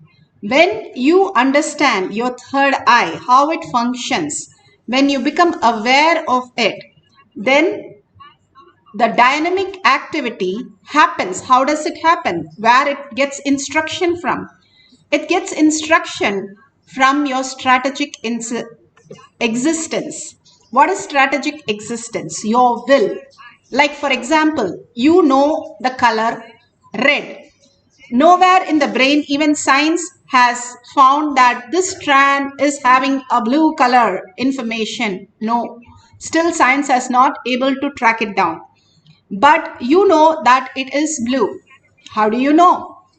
You know that consciousness is manifesting in you as blue, which you have understood over years that it is blue, even though it is not blue. But apart from that, for first level, we'll take it as you understand as blue, the cognition. So that is the will. You wanted to see the blue color, and the blue color is in front of you, and you know it is blue. So static matter, dynamic activity, the action, and you who wills, who cognize that it is blue. All three are one and the same. As long as we think we are only materialistic world, outer world, and we are interested in matter, we are going to get struggle, and only root shocks are going to wake us up. How we wake from a crazy dream, we'll wake up from this in such a root shock, knowing that everything is gone, and then we have to wake up. Instead, Bhagavan says, you can manifest the powers which will poke holes in your materialistic world and make you understand, hey, you're not just materialistic world, you're not static matter alone, you are dynamic activity based on the perception, on the will. When Bhagavan blesses, it should immediately become reality. If it is not, then where are we stuck? We are stuck in the materialistic world. Then how do I experience the dynamic activity, and how do I experience the conscious sovereignty as my reality? The will, how you cognize yourself, you should have a mature understanding, the knowledge, and Bhagavan's initiation and blessing, like Kailash Courtyard, like how the Garbha Mandir of a temple, when you go and make a wish, because of the power of the presence in that area, when you thought intensely in it, it becomes reality. Same way during darshan or satsang. Now in Kailash Courtyard, you are invoking that presence of Bhagavan who is there and manifesting as the higher science, higher reality. So when you are in the space of complete surrender and gratitude that Bhagavan has chosen you, and you are the favorite inheritance, chosen favorite inheritance of cosmos, is why we are here. Without any blessings, we cannot be here. Rather, we will be switching off immediately and moving out. Okay, I had the information. Only information outer world. If you are here still listening and you want to manifest your reality as auspiciousness and abundance, you can experience that oneness and manifest it. That is strategic existence. Now, how do I understand the Paramashiva space that we mentioned? We understood how I manifested blue because I cognize it, and the matter is the blue, so I understand. Now, in the middle, there is dynamic activity. My third eye, the frontal prefrontal cortex.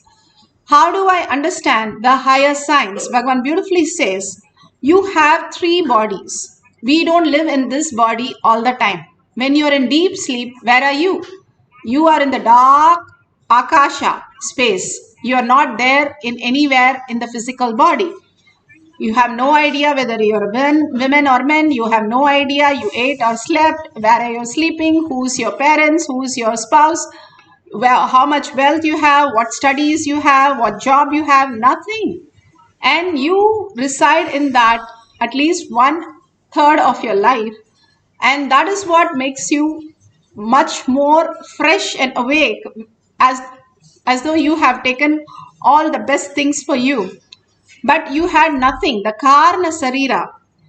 And same thing Bhagavan says, next you have the dream body. There you know that you are lying down, but in the dream you are experiencing the higher reality. And then you have the waking state. Waking state, you are in the physical body. Bhagavan says, if you really understand, the physical body also functions from the consciousness. The consciousness is the Paramashiva. If you understand the Paramashiva, who you can reside into, you can wake up to the Paramashiva space and manifest as powers. That dynamic activity as Parashakti. Bhagavan beautifully explains in the Atma Pramana. Before we go to Atma Pramana, let's see how Siddha, Bhagavan, Baba is manifesting just like that, materializing and manifesting all these great things, a conch that he's holding. He just manifested from thin air. And when Bhagavan asked Baba, how did he manifest? He said, when I see a person, my hands shake, and whatever I receive, I give it to them. It is only the blessings continuously that happens as reality. All this auspiciousness simply manifests as reality because we are in the oneness space, deep yearning for the higher truth. You can see Baba how he is materializing just from thin air and manifesting and offering to everyone. Beautifully, Bhagavan explains how he went into a nurse body to experience the samyama. I'll finish telling the story, then I'll explain. Because the story has many keys, sacred secrets. In the temple, he made me sit and taught how to loosen yourself from the different nerves. It is a simple conscious decision of not getting attached. Nothing else. It's a simple technique. Conscious decision. I'll explain the technique in a very detailed, elaborate way. And he taught me that. I sat and practiced maybe for half an hour. I must be maybe 12 or 13. That must be the age, or maybe 14 also. But surely when I was living in Thiruvannamalai, I left Thiruvannamalai by 14 and a half. That means for the diploma of mechanical engineering. 14 and a half, that is the time I left. Left means I used to stay many days in the Polytechnic.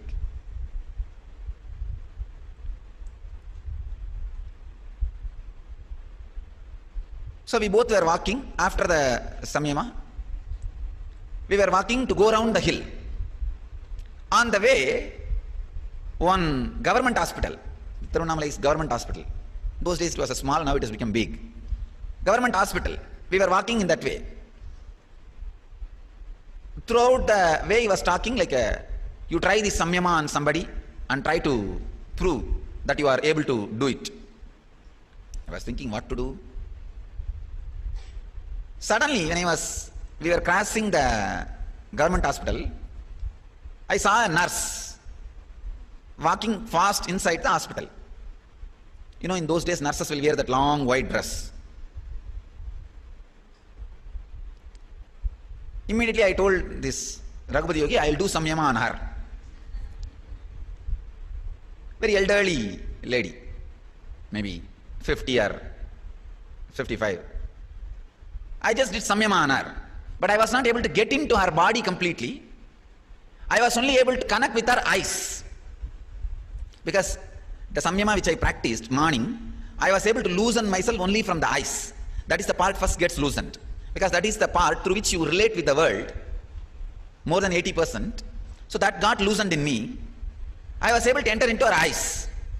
But I couldn't control or do anything other than the eyes part. Raghupati Yogi also understood. But he wants to check whether I am able to do it properly. Then after that, we sat there itself in one corner. She was attending a delivery. I described the whole delivery exactly. How the baby is coming out, how she is attending, and what all the equipments are used, and how the baby is washed with the soap, and how the baby has been beaten, how she held the baby. Everything I described in a very detailed way, because I am seeing through her eyes. End of the delivery, after she did everything, the relatives of the mother were waiting outside.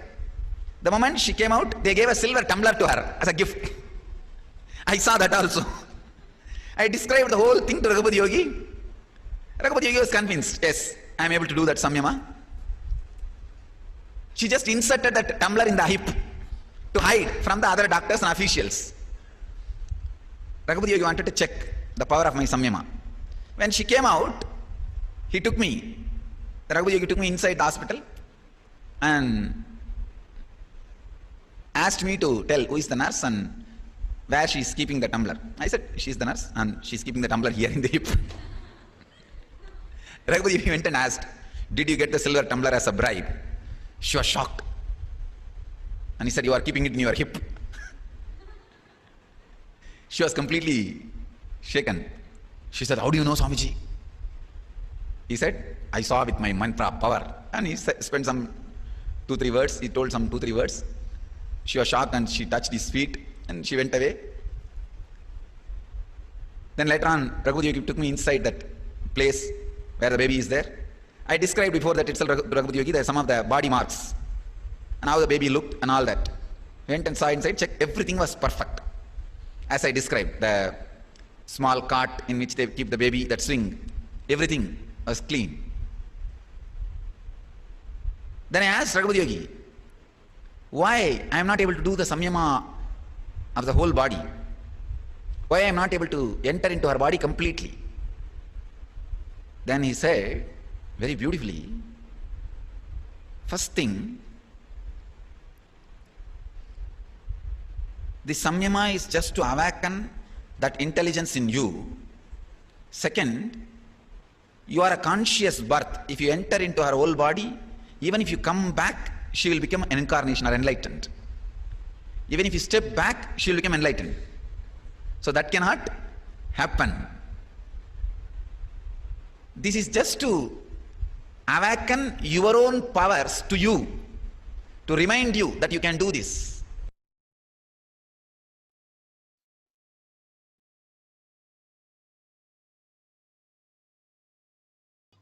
Beautifully, Bhagavan says, this is to awaken your own powers to you. That is the most key part.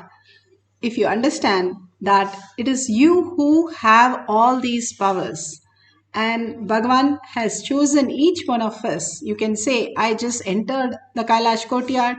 You can just say, I have never been to all these things. I have no understanding all this. Doesn't matter. If you're breathing, you are manifesting. First thing we have to understand, Bhagavan says, if you say you're a human, you are lying. You are Paramashiva living in human body.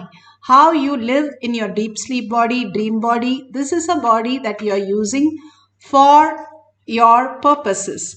Even if you're going to die the next moment, the body does not say, oh, I'm leaving you, I'm sorry. It doesn't have any idea who you are. Like the car that you're using, car does not have any idea who's driving the car. The car drives as the person uses it. Same way, your body is only a vehicle, Bhagavan says. It is not you. Same way, your mind is not you. Then who is you? Who is that? Who is you? The deep sleep where you experience the blissful space is you. And out of nothing, you're actually feeling all the bliss. Then why are you running against all that we have to run in the outer world? Bhagavan beautifully says, we each one have manifested to celebrate Paramashiva in the planet Earth, doing whatever we are doing in the most blissful way. And we each one, Bhagavan has given our purpose to manifest all this reality and enjoy the space of oneness with Paramashiva. Whatever we are doing in the most beautiful space, like how Bhagavan, he says, I reside in Arunagiri Yogeshwara, Kailasa is only my side effect. How you do yoga, there's a side effect of flexibility. Same way, your side effect is going to be running your life in much more better way and much more beautiful without any root shock. Now you got a brake and clutch in your car. Otherwise, you're driving your car, your life, without a brake and clutch. How horrible and how dangerous. And we don't understand till the root shock wakes each one of us and puts us into such a trauma that we don't know what to do. Bhagavan prepares us to have a superconscious breakthrough without all that that we need to go through is the compassion of the Master. Now you can see the two cups, where one cup has the vibhuti and one cup has the dots. You can see some white patches and white dots in the corners. And beautifully, the teleportation, the breadth dimension, Bhagavan calls it, and materialization, the depth dimension, where energy is created out of thin air. According to science, no energy can be created or destroyed, and it can be only passed on. But Bhagavan says something beyond happens, where it is created from just thin air as materialization. So when you're manifesting this power, it can be materialization or teleportation. Whatever prasada you receive, you are confirmed by doing each of the power manifestation. It's like writing a check for the $1 billion, because you are a $1 trillion kid and you are experiencing the oneness with Paramashiva. Hold that beautiful space of oneness and simply manifest the powers of Paramashiva. Now let's go to the instruction. It's a simple instruction for us to follow. When we understand these things scientifically, and when we understand the core of it, how we can express all these powers, we'll be in more blissful life. By manifesting powers again and again, you start getting the hang of it. It's like a swimming. You go to swimming first day, second day, third day, 1 month, you are only sinking, but you know everybody is floating there, and you can also be in that space. That is powerful cognition. Once you know that it has become your cognition that you can float, after that simply you will get a click and you start floating on water. Even though our body is lighter than a dead body which is filled with water, it floats. Then what is that? We are going down. It is not understood by the science, but now they are catching up, saying the ego, which is the weight which is taking you down, the thoughts are the weight that takes you down the water. Dropping that at Bhagavan's feet, everything that you know, how you do in every night, dropping everything and going into the beautiful space of where you reside as Brahman. Same space we can go with awareness. When you fall in love with Paramashiva, your own space, which you raise yourself by understanding, hey, I am not just a wave. I am an ocean who creates the wave. And if you understand that, you become the ocean and you experience all the fulfillment. You don't have to have any desire, because you are the creator of everything. And you don't have to feel cheated, because nothing can be lost, because you are the keeper of everything. You are the destroyer. You are the liberator. Everything is you. Once you understand that, why would you have fear? Why would you have greed? Why would you go through anything else? Now sit with yourself, visualizing Paramashiva, Parashakti. You are the Devi sitting there with 75 eyes and 50 hands and 25 heads. How would you feel on top of your neck? You have 25 heads. That is what Bhagavan says. Sit as Sundareshwara. Be in that bhava and sit with the head, neck and spine in a straight line. An absolute unclutching. Unclutching like how you have lockdown, complete lockdown. And complete completion from understanding you are Paramashiva now. You are not human anymore. So no thoughts. I am not going to go by the delusion, what I experienced as my dream. But I am Paramashiva. I am here to create my reality. Sit very clearly. That is Thyaga. And continuously chant the Mahavakya with a deep listening. The whole key lies on the listening of Mahavakya intensely. From your navel center, when you chant and you listen, you create the higher frequency to manifest the powers of Paramashiva. Let's entangle with Bhagavan in the quantum space and start chanting the Mahavakya to experience the power of teleportation. Nithyananda Paramashivoham. Nithyananda Paramashivoham. Nithyananda Paramashivoham.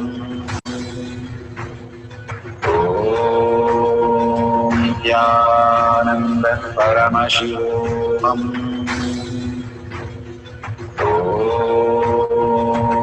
Nithyananda Paramashivoham.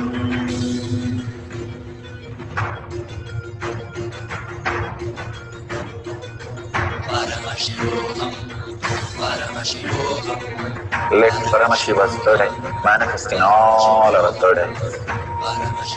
Let the Amrita pour, let the Vani open up, manifest in all of us.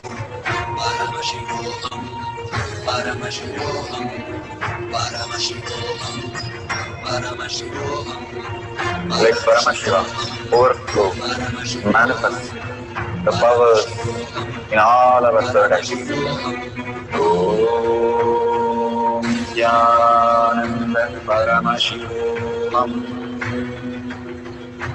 Om Nithyananda Paramashivoham. Om Nithyananda Paramashivoham. Om Nithyananda Paramashivoham. Om Nithyananda Paramashivoham. Om Nithyananda Paramashivoham.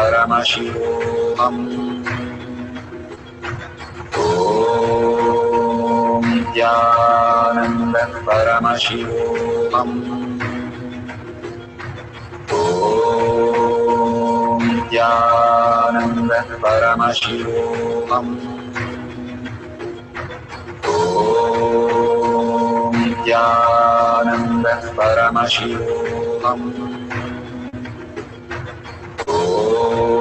Om Nithyananda Paramashivoham. Om Nithyananda Paramashivoham. Om Nithyananda Paramashivoham. Om Nithyananda Paramashivoham.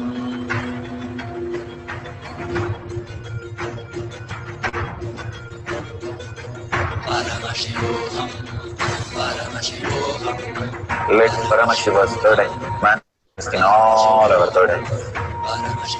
Let the Amrita pour, let the Vani open up, manifest in all of us.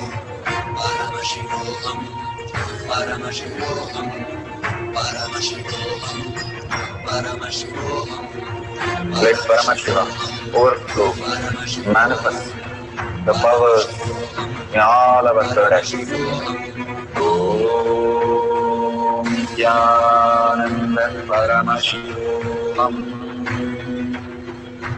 Om Nithyananda Paramashivoham. Om Nithyananda Paramashivoham. Om Nithyananda Paramashivoham. Om Nithyananda Paramashivoham. Om Nithyananda Paramashivoham. Om Nithyananda Paramashivoham. Om Nithyananda Paramashivoham. Om Nithyananda Paramashivoham. Om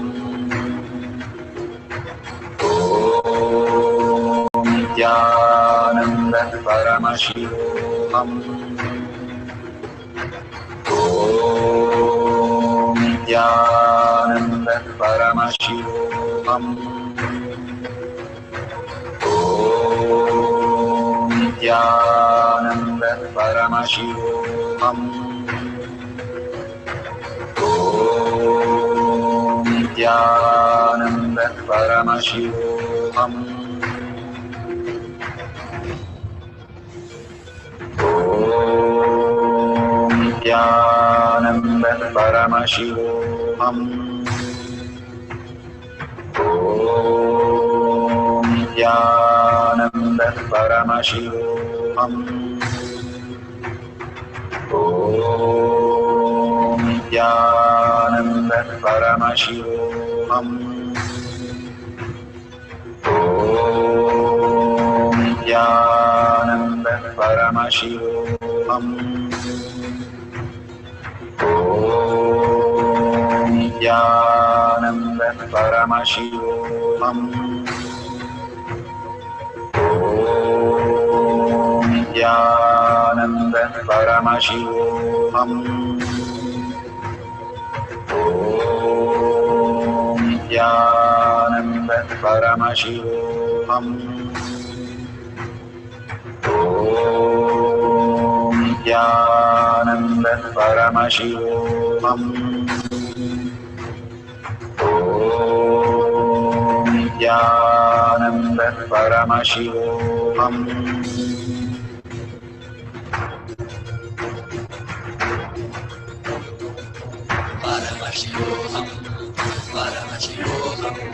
Let Paramashiva's third eye manifest in all our third eyes. Let the Amrita pour, let the Varni open up.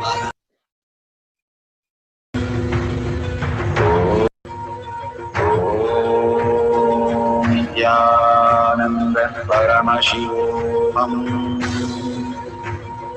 Om Nithyananda Paramashivoham. Om Nithyananda Paramashivoham. Om Nithyananda Paramashivoham.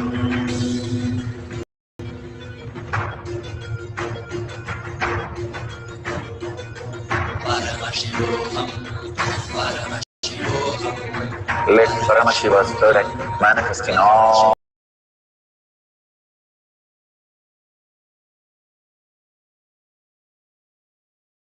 So beautiful.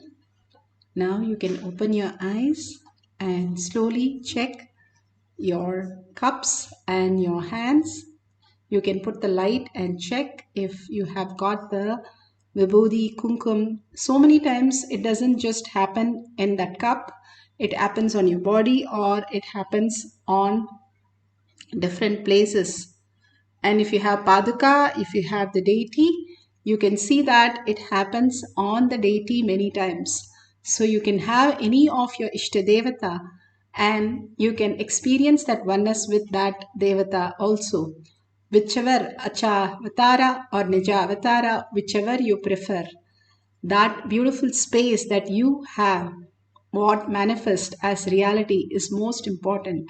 Life is about manifestation, not struggle, not anger, not frustration, not pain, not losing things, but auspiciousness, abundance, and manifesting whatever we want as our reality.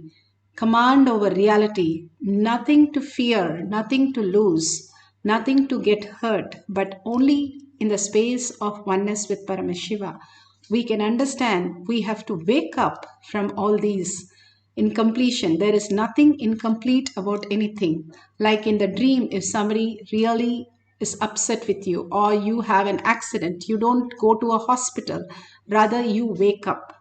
The same thing, all these are created for you to wake up, nothing else. All the struggle is only one message in it, that wake up to the reality you are Paramashiva, Parashakti. Only live as Paramashiva and Parashakti. You are the ocean. You are not just the wave. You are not the rays. You are the sun. You are all powerful and all.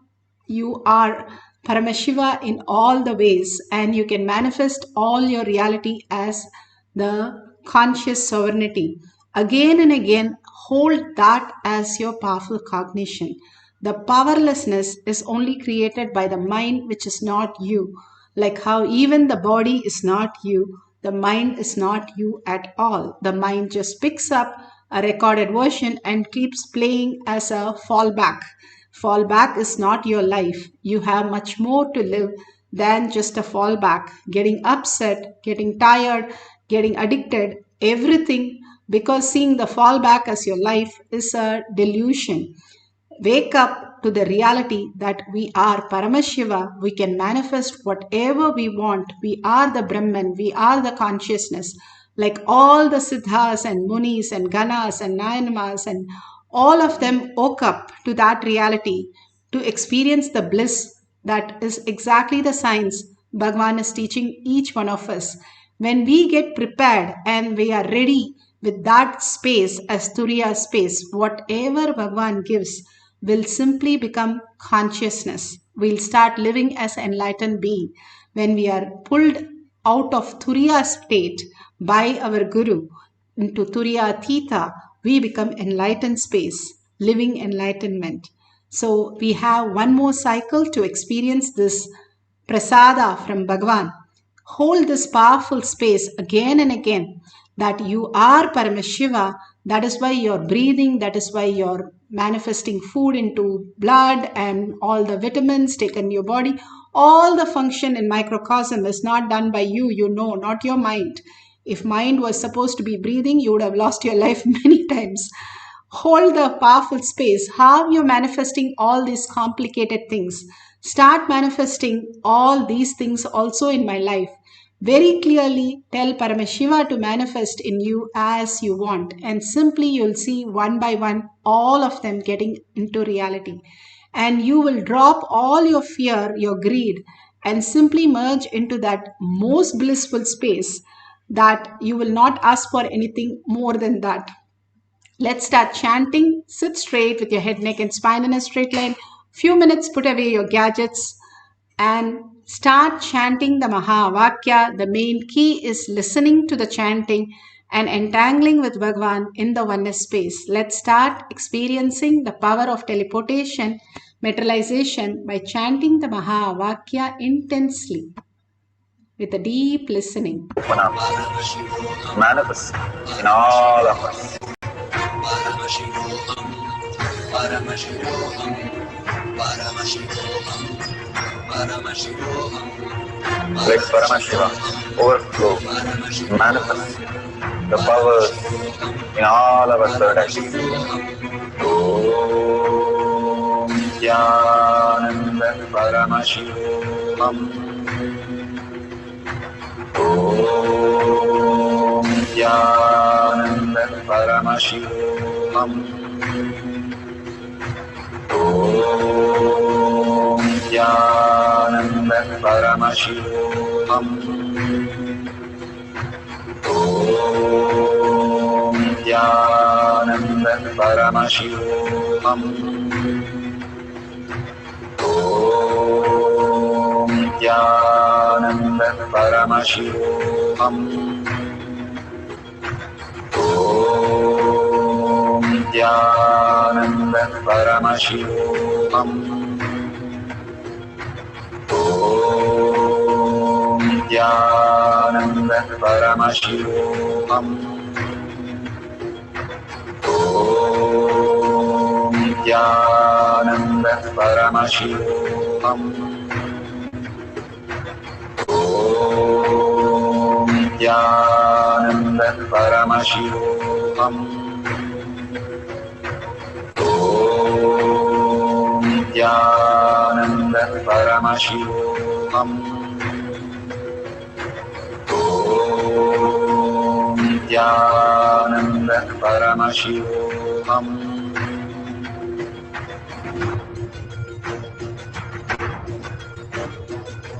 Paramashivoham, Paramashivoham. Let Paramashiva's third eye manifest in all our third eyes. Let the Amrita pour, let the Vani open up, manifest in all of us. Paramashivoham, Paramashivoham, Paramashivoham, Paramashivoham. Let Paramashiva overflow, manifest the powers in all our third eyes. Om Nithyananda Paramashivoham. Om Nithyananda Paramashivoham. Om Nithyananda Paramashivoham. Om Nithyananda Paramashivoham. Om Nithyananda Paramashivoham. Nithyananda Paramashivoham. Nithyananda Paramashivoham. Nithyananda Paramashivoham. Nithyananda Paramashivoham. Nithyananda Paramashivoham. Nithyananda Paramashivoham.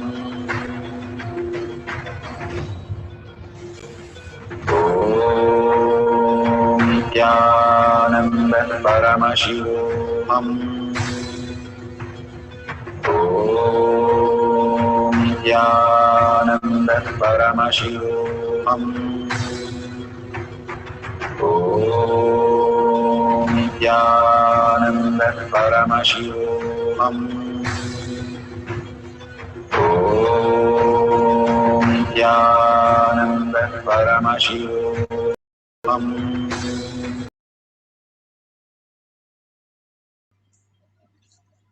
Slowly open your eyes, and whatever prasada you have received, what you have manifested, the prasada, just share it with the world in tinyurl.com/powermanifestation.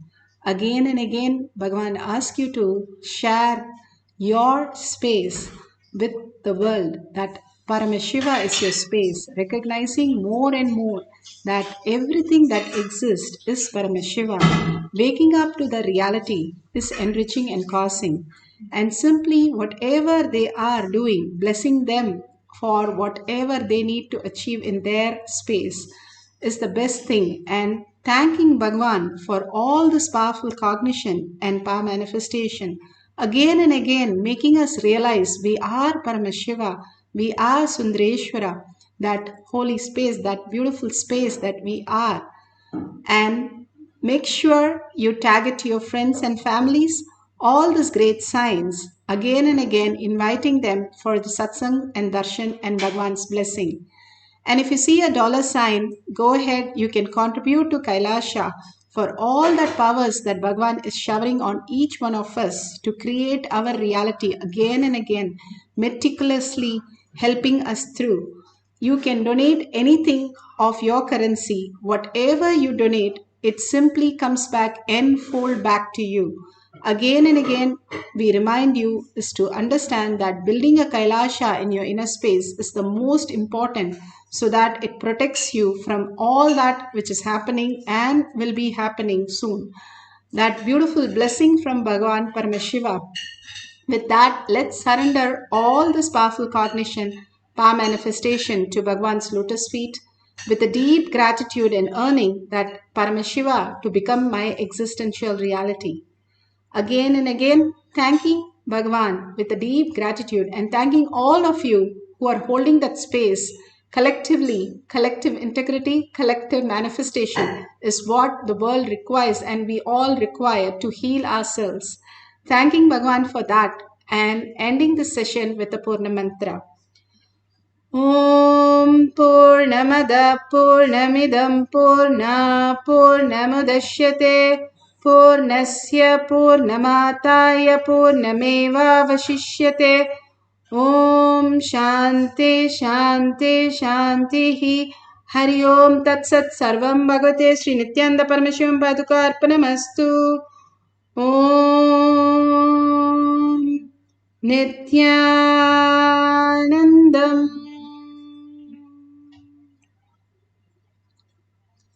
Thank you so much. See you after next darshan or next satsang. Nithyanandam.